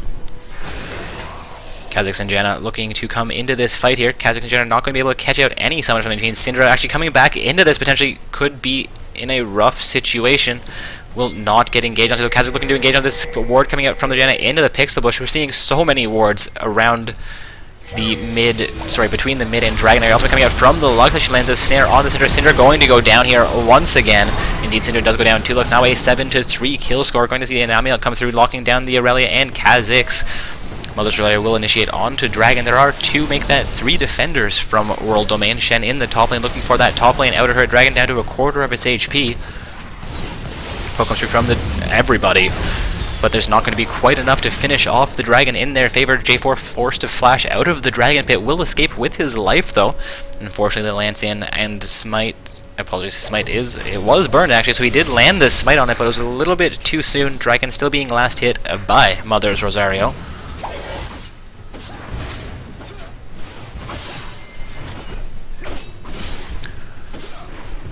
Shen's second mini wave gets there just in time to keep him on that turret, though he had started to back off of it. Seeing Cinder head back into the middle, gets locked down by Lux, takes a huge amount of poke there, down to half HP, just below half HP. Corki taking a turret hit there. Kha'Zix coming in from the side, has been spotted out. Both teams with a vision ward in the Baron Pixel Bush. Kha'Zix finally choosing to clear one of them out. J4 is on his blue buff, or around the blue buff pit. Could see Cinder coming into the... I apologize, not coming in for that blue buff, as J4 has finished it off. Nami being getting... I don't know what to call that. Nami and Kha'Zix just dancing a little bit before Kha'Zix finally manages to connect. J4 could be out of position here. He's going to be 3 versus 1. J4 down to half HP. Also coming out from the Aurelia. He will go down. Actually, to the Janna. Kill secured. Now an 8-3 kill score. We're seeing roughly a 4,000 gold advantage for Team Mother's Rosario. Again, it is World Domain on the blue side. Mother's Rosario on the purple side. World Domain, despite being down one summoner, looking for some pressure in the mid lane. They are up 2 turrets to 1. Aurelia actually looking to make it 2-2 as she pressures down the top lane. Shen might not get there in time. A little bit of a lull in the action as Mother's Rosario look to set up to siege down this mid lane outer turret. It's going to be a huge ultimate coming from Lux, not quite enough to finish anybody off, but Syndra goes down to about 50 HP there. We see her flashing with no green showing. Indeed, this will be 2 turrets for 2 momentarily, potentially 3 turrets for 2 in favor of Mother's Rosario. Indeed, the mid and top lane outer turrets will go down simultaneously. Not quite sure if that was a happy coincidence or a huge amount of coordination. Jinx going to recall from the mid lane as Shen and J4 look to engage onto Aurelia in the top lane. Again, guys, this is a semi-finals match for Not So Stuck Gaming's open bracket tournament. Currently watching World Domain on the blue side face off against Mother's Rosario on the purple side. A little bit of a lull in the action here as we approach the 18-minute mark. Corki looking to farm out the bottom lane while Lux makes her way back into lane as well. We have 3 members of World Domain. Make that 4 members of World Domain in the mid lane. Currently, Shen looking to split push into the top lane. Aurelia will be responding to that.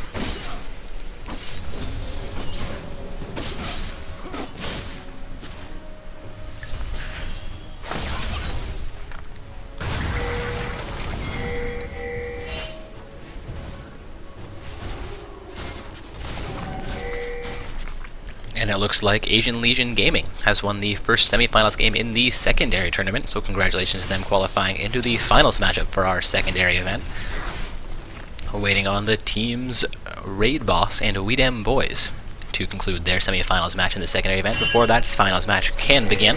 Of course, for the main event, we are watching the second semi-finals game currently, so once this game concludes, our main event's finals event will be underway.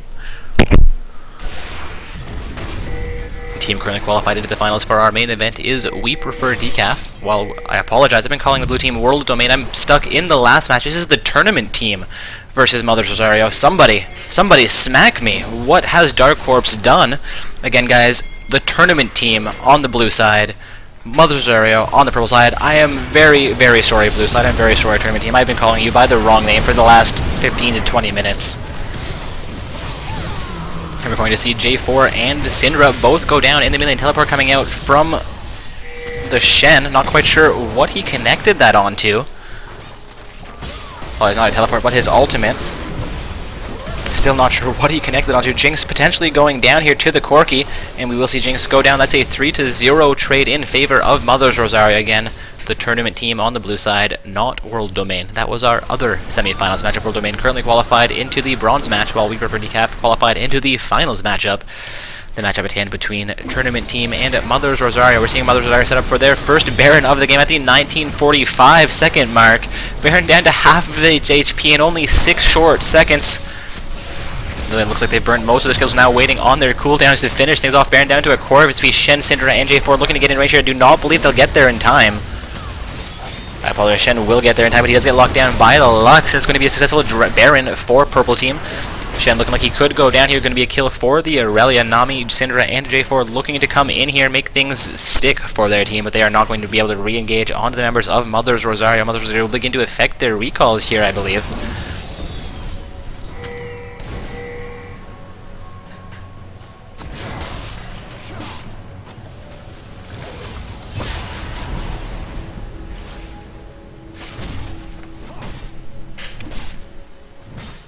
J4 from the tournament team looking to get vision and control there. They're now looking for their third turret of the game, evening out the turret score here. Potentially would be the first inner turret of the game going down, and indeed that will be a successful turret for the tournament team.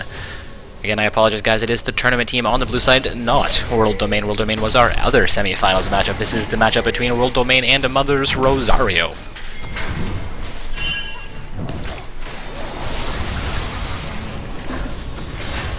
Mother's Rosario looking to continue this engagement as the tournament team try to steal out their blue buff. I believe that was a successful blue buff steal. However, Kha'Zix has a blue buff, so likely not. Alright, Dark Corp's not seeing that quite correct. This smite from coming out must have been from the Kha'Zix. He did pick up blue buff for his team despite an attempted steal. They are going to engage onto Dragon. It will potentially be contested. All 5 members from both teams around this Dragon pick currently, but there is currently a 12-3 kill score in favor of Mother's Rosario. Again, it is the tournament team on the blue side, Mother's Rosario on the purple side. An even turret score, however. The tournament team is down at about 10,000 gold right now.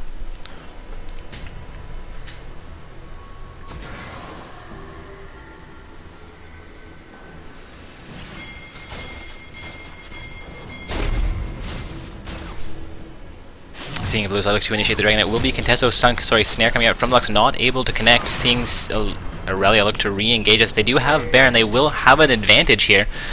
I mean, a 10,000 gold advantage, and Baron buff is nothing to shake a stick at when you're trying to contest a Dragon. And that will be a successful smite for the Kha'Zix, finishing things off there. Baron and Dragon going over to Mother's Rosario. I believe that is the third Dragon of the game going down in favor of the purple side. Will be tournament team handing their red buff over to their Jinx, however. Mother's Rosario looking for their first inner turret right now.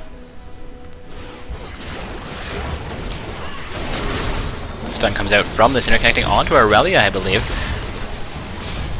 J4 coming in from the side, not going to follow his stanchion up with the lance.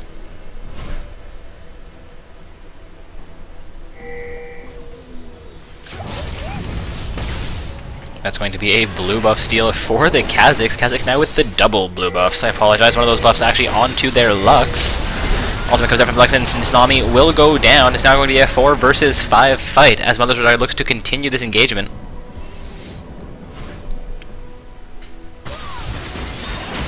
Aurelia ends up under the enemy team turret. We're going to see Syndra, however, get deleted. Aurelia down to about half her HP. We're seeing Jinx locked down. Jinx down to 400 HP. Cataclysm comes out from the J4. Corki Valkyrie's over it for a double kill. Only Shen now remaining on the map. Nami back up before he goes down, though. Shen actually staying alive, retreating from that fire. We may see the purple side have to recall here, though Kha'Zix and Lux look to be putting pressure onto that mid lane inner turret.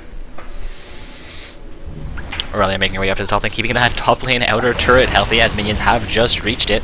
And we will see this mid lane turret go down quite successfully to 4 summoners from Mother's Rosario. Nami the only summoner in range to contest right now. We're seeing Shen and Syndra back on the map, heading towards this mid lane inhibitor turret. And then inhibitor down to about half HP. Ultimate comes out from the Nami, connects onto Janna and Kha'Zix. Corki just avoiding that. Kha'Zix will go down, a shutdown for the Syndra. The tournament team looking to make a comeback here, though they are down by roughly 14,000 gold, down by 1 turret and 12 kills. They're in a bit of a difficult position to come back from, though they are onto their first Nexus turret. Actually, both sides onto a Nexus turret in the mid lane, so not the worst position as far as turrets are concerned, though itemization and gold score, they are fairly behind. If they can survive the next 10-15 minutes again, things should begin to even out for them, though we could see the gold score grow in favor of Mother's Rosario.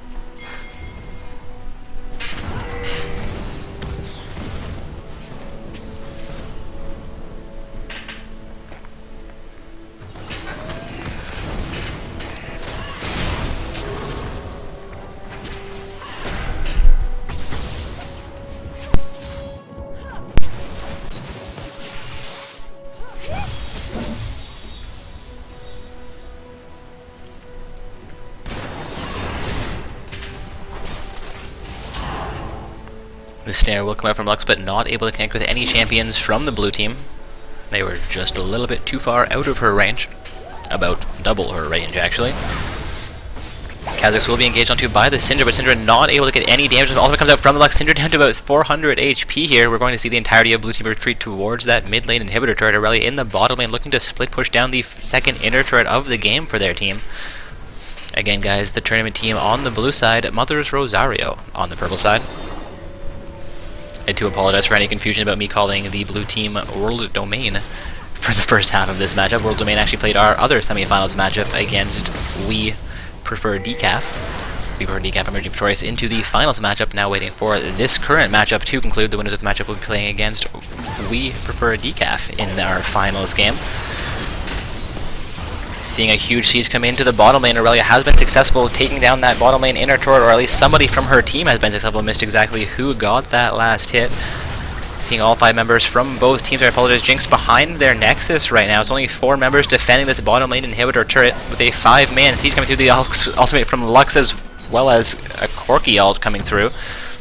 So they're taking a huge chunk of damage from Lux, but Corki's ultimate not able to connect right there.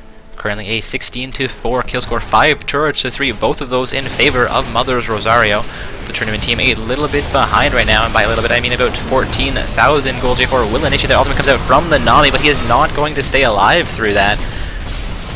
Now again a 5 versus 4. Aurelia will take exhaust under the turret. Aurelia will go down despite Janna's ult being popped there. We're going to see 3 members of the blue team get deleted though, as Syndra and Nami also get killed.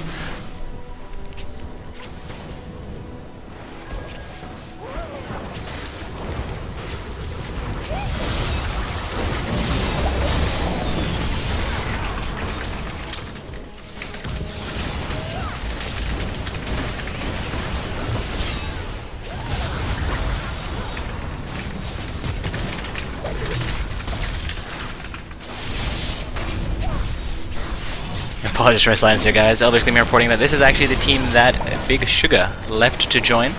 Not quite sure which side he's talking about. Double check here.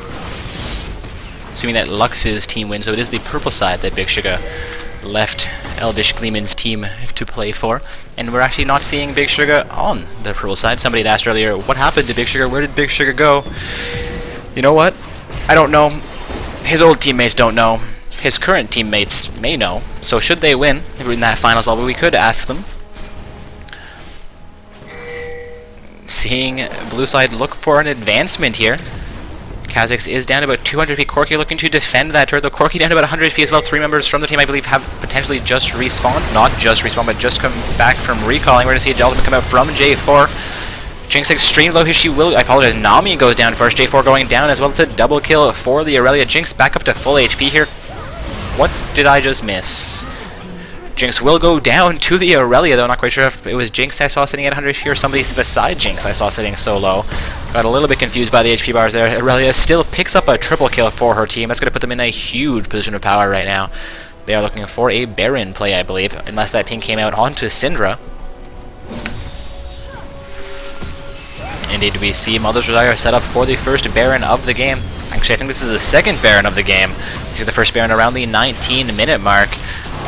Indeed, an impressive showing by Mother's Rosario in this semi-finals game. Baron will go down uncontested. Syndra actually making her way onto the opposite side of the map, looking to get herself executed here, potentially. Is being chased down by the Kazakhs, has been spotted out. Minions will begin to initiate onto her. She's going to throw a minion instead of at the Kazakhs, at the other minions, and Kazakhs will initiate for the kill before she can get herself executed. Not quite sure what Syndra was playing for right there. May have had too much of this.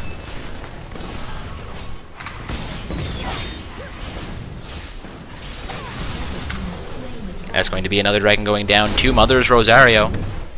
Mother's Rosario currently sitting 23 kills to 5, 6 turrets to 4. They have roughly a 20,000 gold lead over the tournament team on the blue side. Again, the team's name on the blue side is the Tournament Team. I'm not just calling them a tournament team to make them nameless. That's actually the name they opted for this evening. Again, the Tournament Team on the blue side facing off against Mother's Rosario on the purple side.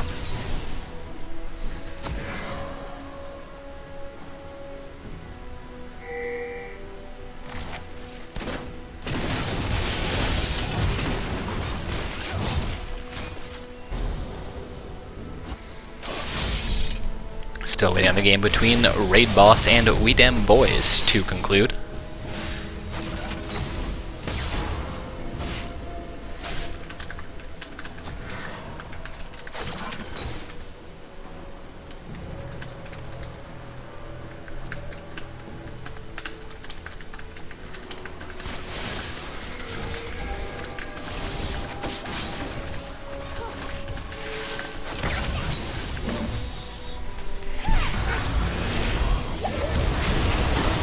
Seeing more action into the mid lane. Mother's Rosario have been successful picking up that bottom lane inhibitor. Looking for the mid lane inhibitor turret here, potentially really pushing into the top lane. Picks up an inner turret for her team. Now a 7-4 turret score. J4 going to go a little bit ham here. Gets locked down by Mother's Rosario down to about 300 feet. Ultimate comes out from the Nami. He's going to just... Oh, thought he was going to manage to dodge that Luxalt, but Luxalt comes through and laser too strong. J4 will go down there. It's now a 4 versus 5 situation. They're going to complete this turret dive. Jinx will go down as well. It's going to be a 3 versus 5. I think this could be the game in favor of Mother's Rosario. Syndra pops her ultimate, not going to do a whole lot of damage to the Aurelia. Corki taking a little bit of punishment from the Syndra, but she picks up the kill while she's in the pit. Going to be that bottom lane inhibitor going back down here. Nami is on the map to attempt to defend. Corki zoning her off of those inhibitors, off of those turrets though. Corki not willing to step onto the pit, will actually step onto the pit, but Valkyrie is out, not taking any damage from the laser, knowing the range almost precisely it would seem, or just getting extremely lucky, and something just went very, very wrong.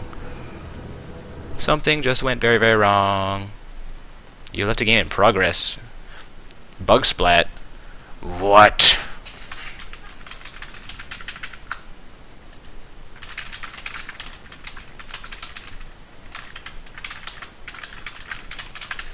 That's right, I'll send you my error report. Huh. Come on, error report. Hurry up. The game concluded, guys. Mother's Rosario has reported a win a few minutes ago, as we do have 3 minutes of spectator. I kind of saw it coming. That was a nice push from Mother's Rosario into the enemy team base to finish off those 2 Nexus turrets and the Nexus while they were still reeling from there. I believe they got aced, or Nami could have come up just in time for it not to have been an ace. Looking like I bug splatted, but wasn't actually removed from the client. That is interesting, Rito. Interesting.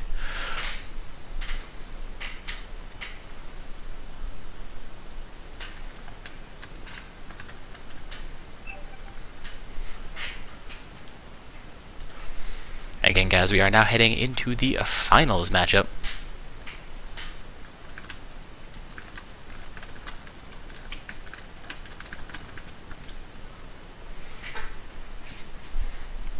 Getting a question about prizing in Twitch chat. For those of you not aware, we are only able to prize out the final 5 participating summoners. That is actually a rule from Riot. They check out the match results from the tournament, verify that the 5 summoners on the winning team played against the 5 summoners on the second place team, and then the same thing for the 3rd and 4th place teams. Also a reason that I need to update our rule set to say that finals matches must occur, because if you don't play against your opponents in the finals or bronze match, it is very, very difficult for us to get you prizing for forfeiting. Anyways, this finals matchup getting itself underway here, it would seem. Getting an invite from Elvish Gleaming. Do believe they are going to be playing on the blue side. Take a look at the tournament bracket here, which I can also get posted back into Twitch chat. Indeed, we have We Prefer Decaf on the blue side. Refresh this window to make sure I did update that. Indeed, Mother's Rosario on the purple side. Of course, our bronze match will be happening concurrently, meaning World Domain will be on their blue side, facing off against the tournament team on the purple side for that 3rd and 4th place matchup.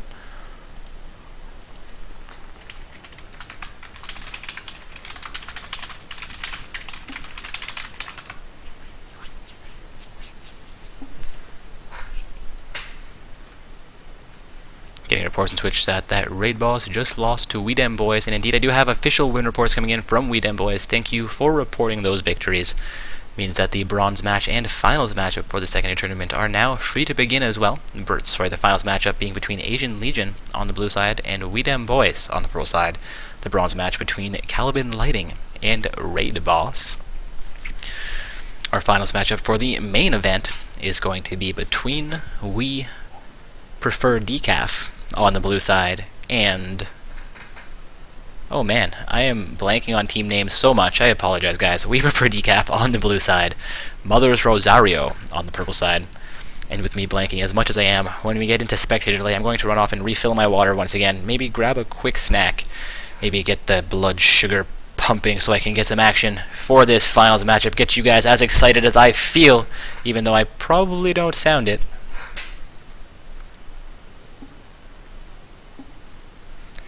Oh, Sigard.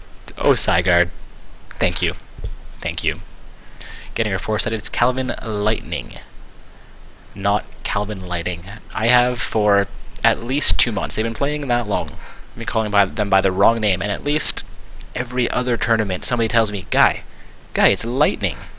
And I'm like, no, they're selling lights, bro. But that is clearly not the case. I do apologize, Calvin Lightning. I drop that N from your name so frequently. There should be a punishment for me. What should I have to do when I butcher names? I butcher so many names. It's half the fun, though. Of course, a punishment can be fun, too.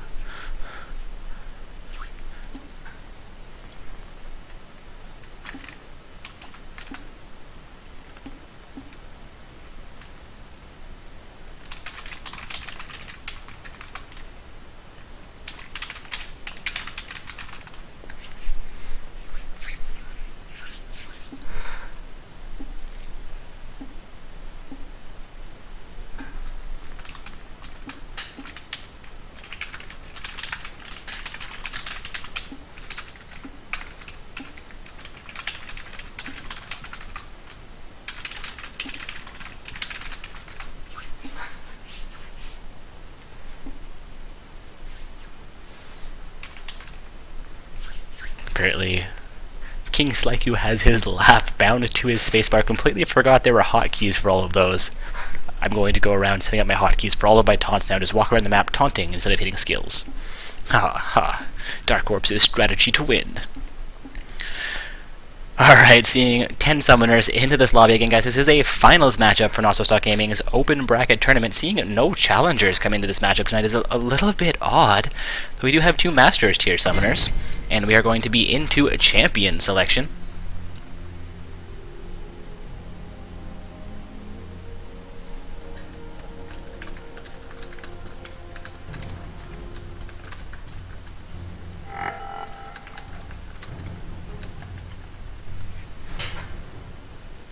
Getting a friend request from Batman plus Robin. With a name like that, I cannot refuse. Seeing Rumble, Janna, and Kha'Zix banned out by We Prefer Decaf, Annie, Katarina, and Zed banned out by Mother's Rosario. And of course, now that we're in a champion selection, I completely forgot to ask them what happened to Big Sugar. Big Sugar, I believe, a member of Mother's Rosario. Maybe just not available to play this evening.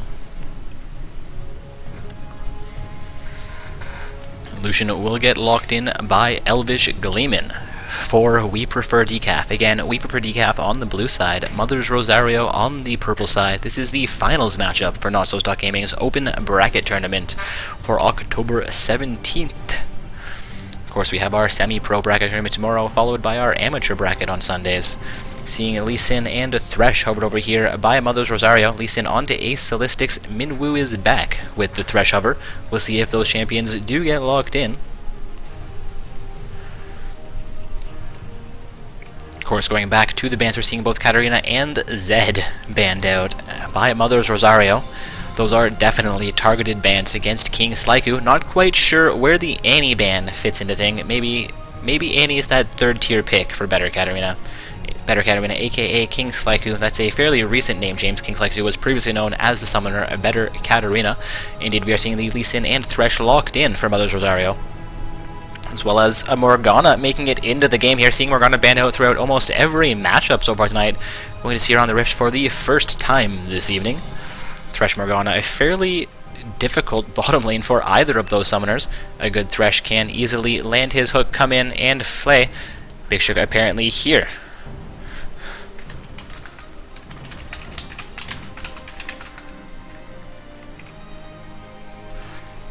Apparently the Annie ban was a misclick. A little bit of insight from a member of the purple team. I believe a member of the purple team. Hopefully I'm not calling that wrong. Any ban being a misclick was also reported in a Twitch chat.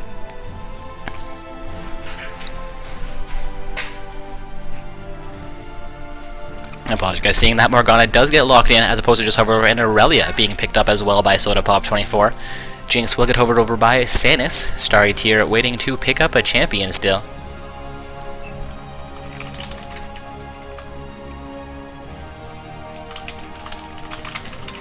Apparently, Big Sugar had a birthday dinner for his mother.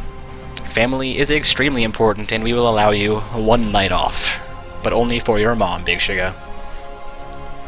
That came out a little bit wrong. Oh, I'm on top of saying things the opposite of what I mean to say tonight. Corki being hovered over here now by Sanis. We will see Starry Tier lock in a Rise pick. Hopefully that wasn't randomed.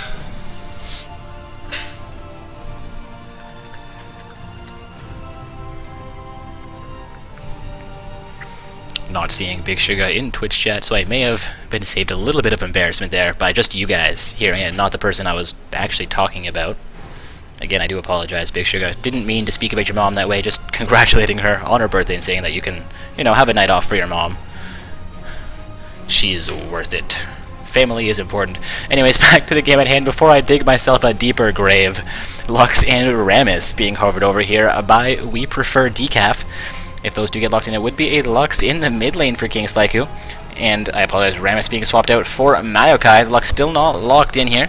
I believe Maokai will be their jungle Aurelia showing with teleport currently. I suspect the Aurelia will end up as the top laner, Maokai as their jungler. That could easily be reversed with the Lucian Morgana bottom lane for We Prefer Decaf. Lux appears to be swapped out for an Orianna pick. I do believe we see King Slyku play Orianna during previous events when Katarina or Zed were banned out. Well, Katarina and Zed, those being his preferred champion selections. Seeing Ahri being hovered here by Radon BTP of Mother's Rosario. Starry Tier with the Rise pick. Believe that will be traded on to Minwoo back, though. Sorry, Minwoo is back. Thresh still sitting with teleport for themselves. Waiting to see one more trade occur, and there we have the trade of Rise onto Minwoo is back. Radox BTP, whew, grabbing a Thresh pick for himself.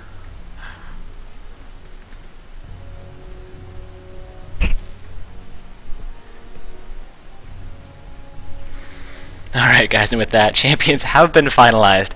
I'm going to take myself a quick 3.5 minute break, be back for load screen, and as we get on to the Rift 2 Shoutcast, our finals matchup for you. So bear with a few minutes of silence while you enjoy the, I guess it's not silence, you get to hear League music at least the next 10 seconds. Of course, once you get into spectator delay, League music does disappear, so it will be silence again. Entertain yourselves.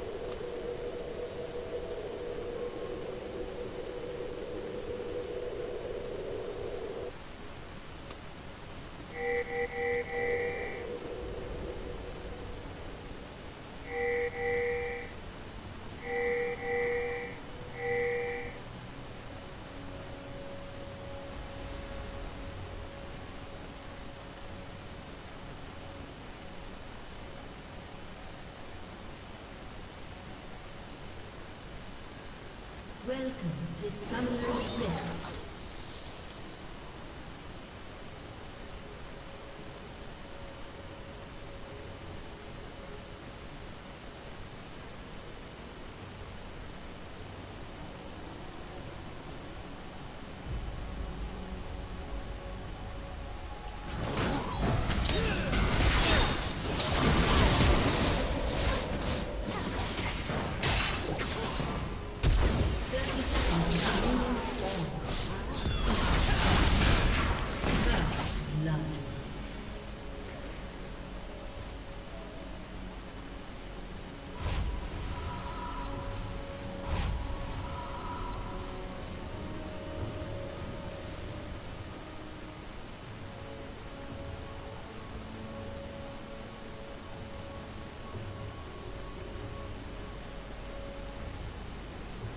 Minions have spawned.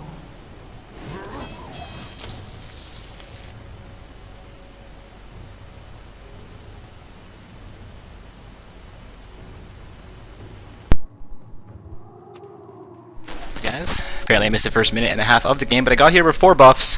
First blood did go down in favor of the purple team, completely missed that occur, and I do apologize again for that. Hopefully you guys managed to catch the action without me screaming my fool head off about it. Seeing Lucian and Morgana make their way into the bottom lane after leashing the red buff for Maokai. Corki and Thresh doing the same after leashing the blue buff for Lee Sin.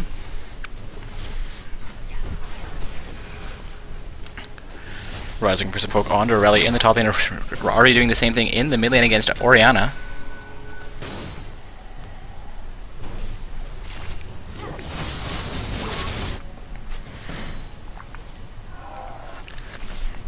Thresh and Corki managing to zone the Lucian-Morgana pair off of their farm here. Testing us out, not able to connect onto Lucian, a nice juke. Poke comes out from Ryze onto the Aurelia in the top lane. Just getting the scoreboard reordered here, guys, I apologize. And here we go, that's accurate. Thresh will land a nice flay onto both Morgana and Lucian. Q coming out from the Corki. Orianna down to 300 HP in the mid lane. Ahri down to 300 as well.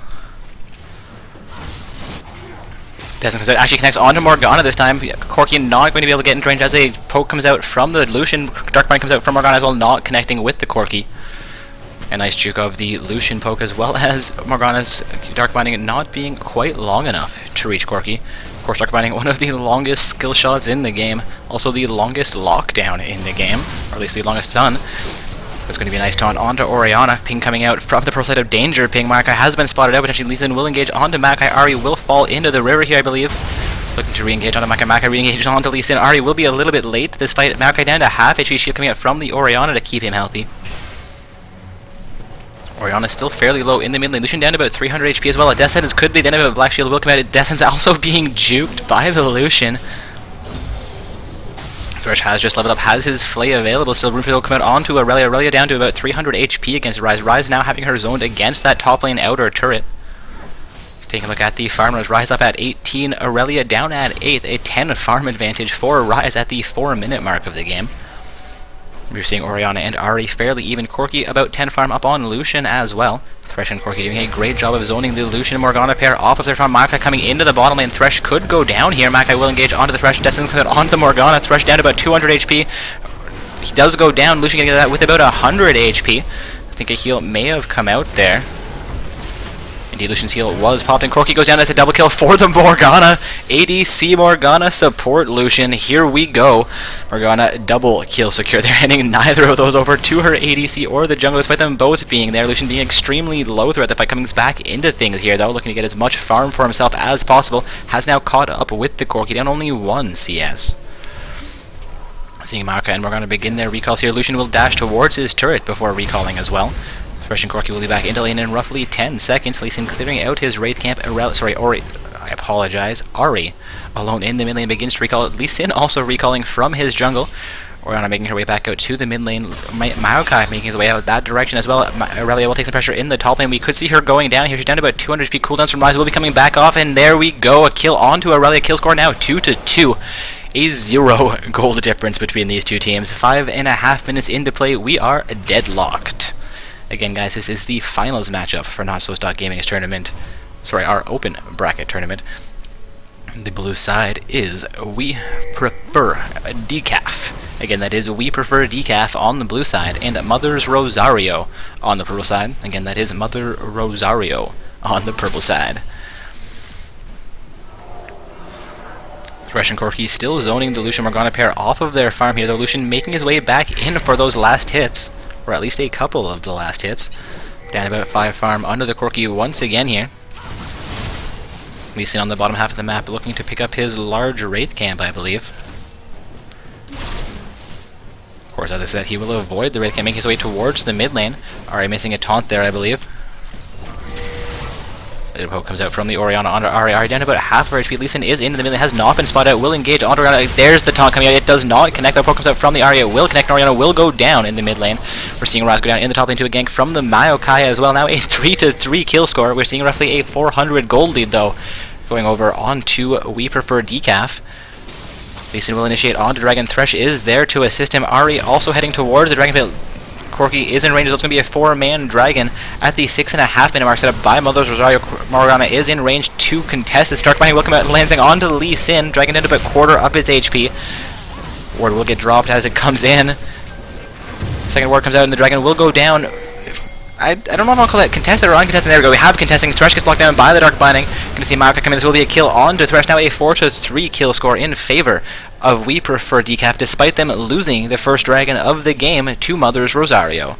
Seeing only a 200 gold difference between these two teams, Dragon being definitely worth 1 kill. Seeing a bit of a reset as everyone makes their way back into their lanes. Orianna actually getting the pressure against that mid lane outer turret. Cesspool from Morgana will connect onto the Corki, though she is not going to get locked down in it.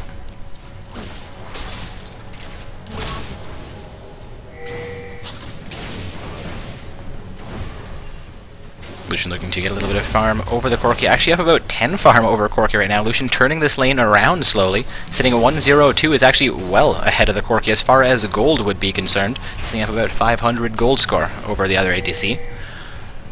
Saw Lucian down in CS throughout the beginning of this matchup, though the kills coming in from the jungle ganks as well as a bit of a I don't know if I want to call it a misplay around Dragon. They took Dragon for 1 kill, so it was still a great play by Mother's Rosario. Lucian, however, has picked up an advantage over Corki in the bottom lane despite being zoned most of the game. Death Sentence will come out onto Morgana, but she has popped Black Shield, keeping herself uncrowd controlled. Of course, Thresh could have followed that up by hitting his Death Sentence once again to jump himself to her and waited out the Black Shield to throw Flay onto her, which would have affected a little bit of crowd control and a good slow onto her. Dark Binding will come out, connects onto the Corki. Lucian coming in for a little bit more damage here. Sorry, the Lantern was available and Corki does grab it to get himself to safety. Maokai coming out into the top lane. Rise nearing his turret, though, is down to half HP as that burst continues. Maokai will begin tanking the turret. They're going to go full ham into this kill, and it's going to be a kill onto Rise for the Aurelia. Now a 5-3 kill score, seeing roughly a 1,000 gold advantage for We Prefer Decaf. Ultimate comes out from the Orianna. Exhaust goes on to Ari. Again, seeing a mid laner take Exhaust is a bit of an odd choice, but it seems to be working for them.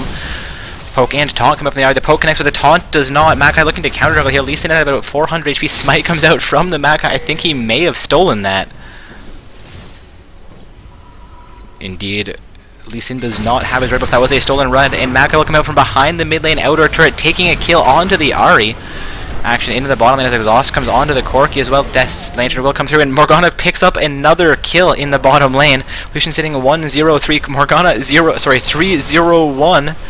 An impressive kill score for this Morgana right now. See if she chooses to build full AP or still maintains utility, as this is a team game. Of course, not hitting those kills onto Lucian may be a bit of a misplay for them. We'll see how Lucian scales into the mid and late game. Maokai well behind that bottom lane inner turret. Morgana will flash and lands the Dark Binding. This will be another kill for the team. They are now 8-3 as Thresh goes down. Looking like this will be the first turret of the game. They have roughly 5 minions remaining. The turret is down to about a quarter of its HP with 3 members of We Prefer Decaf attacking it. Corki making his way back out into lane will be just too late to try and save this turret.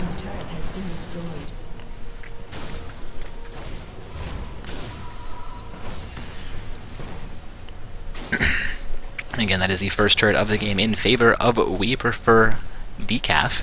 We've seen Mother's Rosario pick up the first Dragon of the game. However, they are down roughly 5 kills right now. About 3,000 gold is the advantage for We Prefer Decaf. Lucian and Morgana may be looking to recall here, or begin to roam to the mid lane, seeing them both, however, activate their recalls. Lee Sin making his way into the mid lane. Orianna could be in trouble. Q will connect. However, she burns her flash and gets out of that with her life. Still a fairly successful gank for the Lee Sin, getting flash out of Orianna. Alright, looking to re-engage. It takes a bit of poke from Orianna in the mid lane. Ball will connect. Taunt comes out from Ari, not able to land onto Orianna.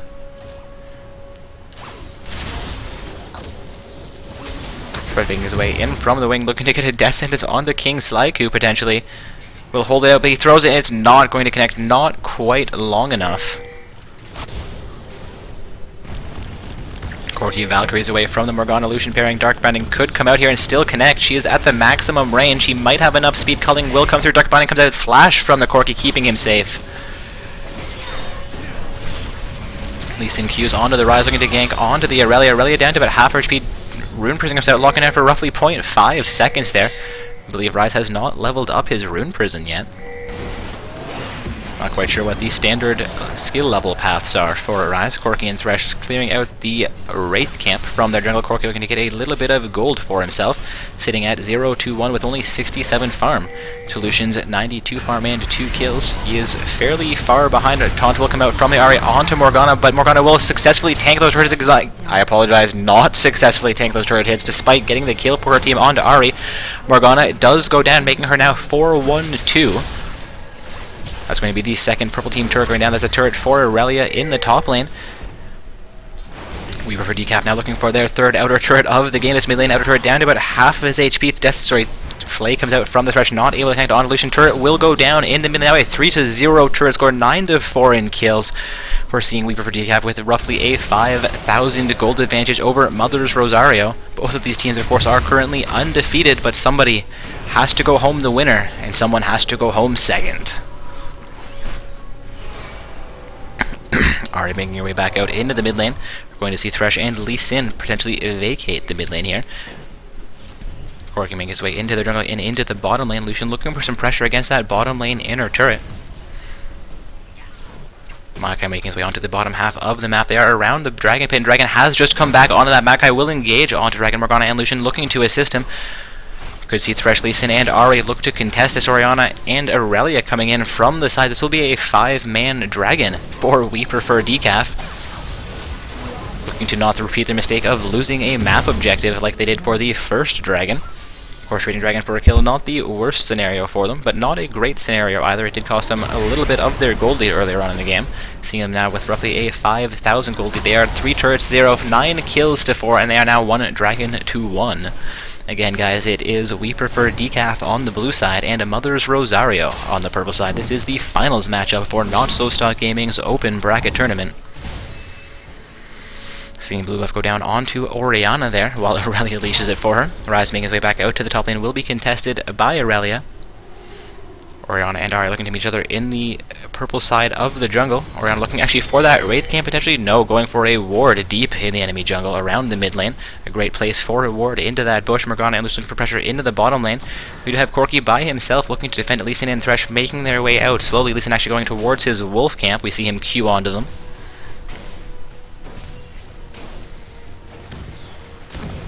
Thresh making his way through the bottom half of the jungle, looking like he might head towards the mid lane, potentially spotting Orianna out there. Lucian will engage onto the Corki, knowing where the Thresh and the Lee Sin are, I believe.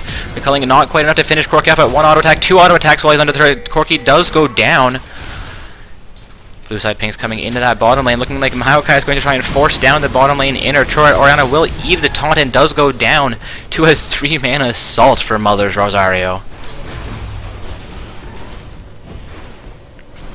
Dark Binding comes through from the Morgana into 4-member advance from the enemy team, but does not connect. Lee Sin now behind the Morgana, blows his ultimate into a wall on her. The turret does go down. We're now going to have a 4 versus 4 fight, but we're going to see Rise go down to the Aurelia. Looking to pick up a second kill, gets flayed back by the Thresh. Lee Sin could get caught out here. Drops a ward and hops into turret range. Thresh down to 200 HP, goes down to Elvish Gleeman on the Lucian. Lucian down to about 400 HP, takes an, I apologize, just outranges the Corki there a tiny bit. Corki's ultimate will miss the Lucian. Dark Binding comes through, connects onto Corki, keeping their team a little bit safer. Ahri is looking to make her way back into this fight. Maokai begins to recall from the bottom lane bush, looking like Ahri and Corki will not pursue past the minions. Ahri starting to recall actually from the bottom lane. Lee Sin in their jungle, picking up a wolf camp for himself. He's down to about 400 HP. They have decent vision, so he knows he is fairly safe where he stands with a vision ward around their blue buff pit, as well as a vision ward just outside of the mid lane in a bush. Orianna might spot this ward out. Actually, it has 3 hits taken off of it, looking like she already knew it was there. Will finish that vision ward off. Corki looking for their first turret of the game in the bottom lane. Again, guys, this is We Prefer Decaf on the blue side and Mother's Rosario on the purple side. Orianna and Maokai making their way into Mother's Rosario jungle have been spotted out, or Maokai has been spotted out. Will initiate onto the enemy team. Red buff clears out their ward coverage. 3 members from Mother's Rosario looking to respond to this, make that 4 members as Ryze comes in from the top lane. It's going to be a 3 versus 4 fight should they opt to engage us. Red buff is being leashed all the way behind the pit, going to be re-engaged by the Maokai in that bush. Q comes out from Lee Sin. He will not follow this back, and Descent comes out onto the Elder Legend. Smite comes out from Maokai, taking the red buff successfully from 4 members of the purple team. Maokai sitting at 009 is the penultimate of utility right now. Ultimate coming out from Aurelia onto Ryze in the top lane. They are 1 versus 1. Everybody else leaving the red buff pit after red buff no longer being available. You can see some action in the mid lane as well. Dark Binding not able to connect onto the Ahri. A sapling coming out from the Maokai, or should I say a present Descent will come out but not connect with the Lucian as he dodges away.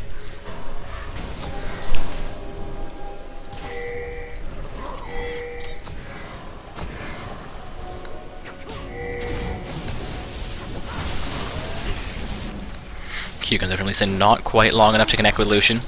Descent again connecting, or not connecting by mere millimeters. Another Q comes out from Lee Sin as Lucian walks away. These max range throws, just 2 max range. Aurelia will get ultimated back by the Lee Sin, but Lee Sin will go down here. I believe that wasn't exhaust on him as well as potentially just the Dark Binding. I think it may have been the Dark Binding aura I saw around him. Maokai engaging onto that top lane inner turret. The turret is down to about 4 auto attacks of HP on it. Ryze gets exhausted under the turret. He does go down. Looking at this turret will go down as well. We have Summoner's face tanking it ever. King Sliku on the Orianna gets caught out here and goes down again.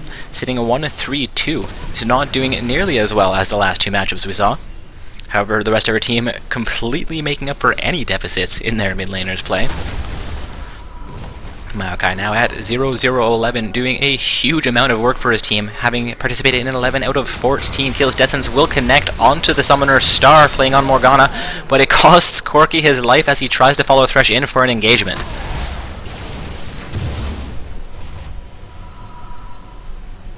Seeing Corki pick up his Triforce. It is a Triforce to Lucian's already completed Infinity Edge, as well as the beginnings of... being either Phantom Dance or Static Shiv with Zeal. Lee Sin again picking up his wolf camp here. Ryze looking to relieve pressure in the bottom lane. Seeing a complete reset on the map here potentially. There is huge pressure in the top lane as well. Ahri and Corki will be responding to that.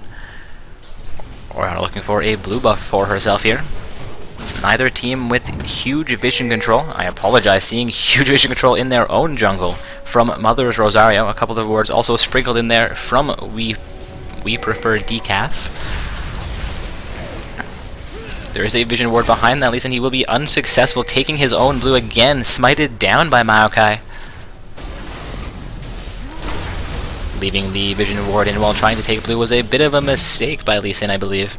It's going to be another dragon going down in favor of We Prefer Decaf. Now 3 members of their team advancing onto Ahri here. Corki will get cut out. Ultimate from Morgana comes out, not going to lock down the Corki though, as he Valkyries to safety. Culling will come through here. They are looking for damage against this mid lane inner turret. This will be the last inner turret on the map for Mother's Rosario. Looking like they are going to do everything they can to keep it that way, however. Bit of poke comes out from the Ahri, not able to connect again. The max range poke throws being juked very effectively by We Prefer Decaf.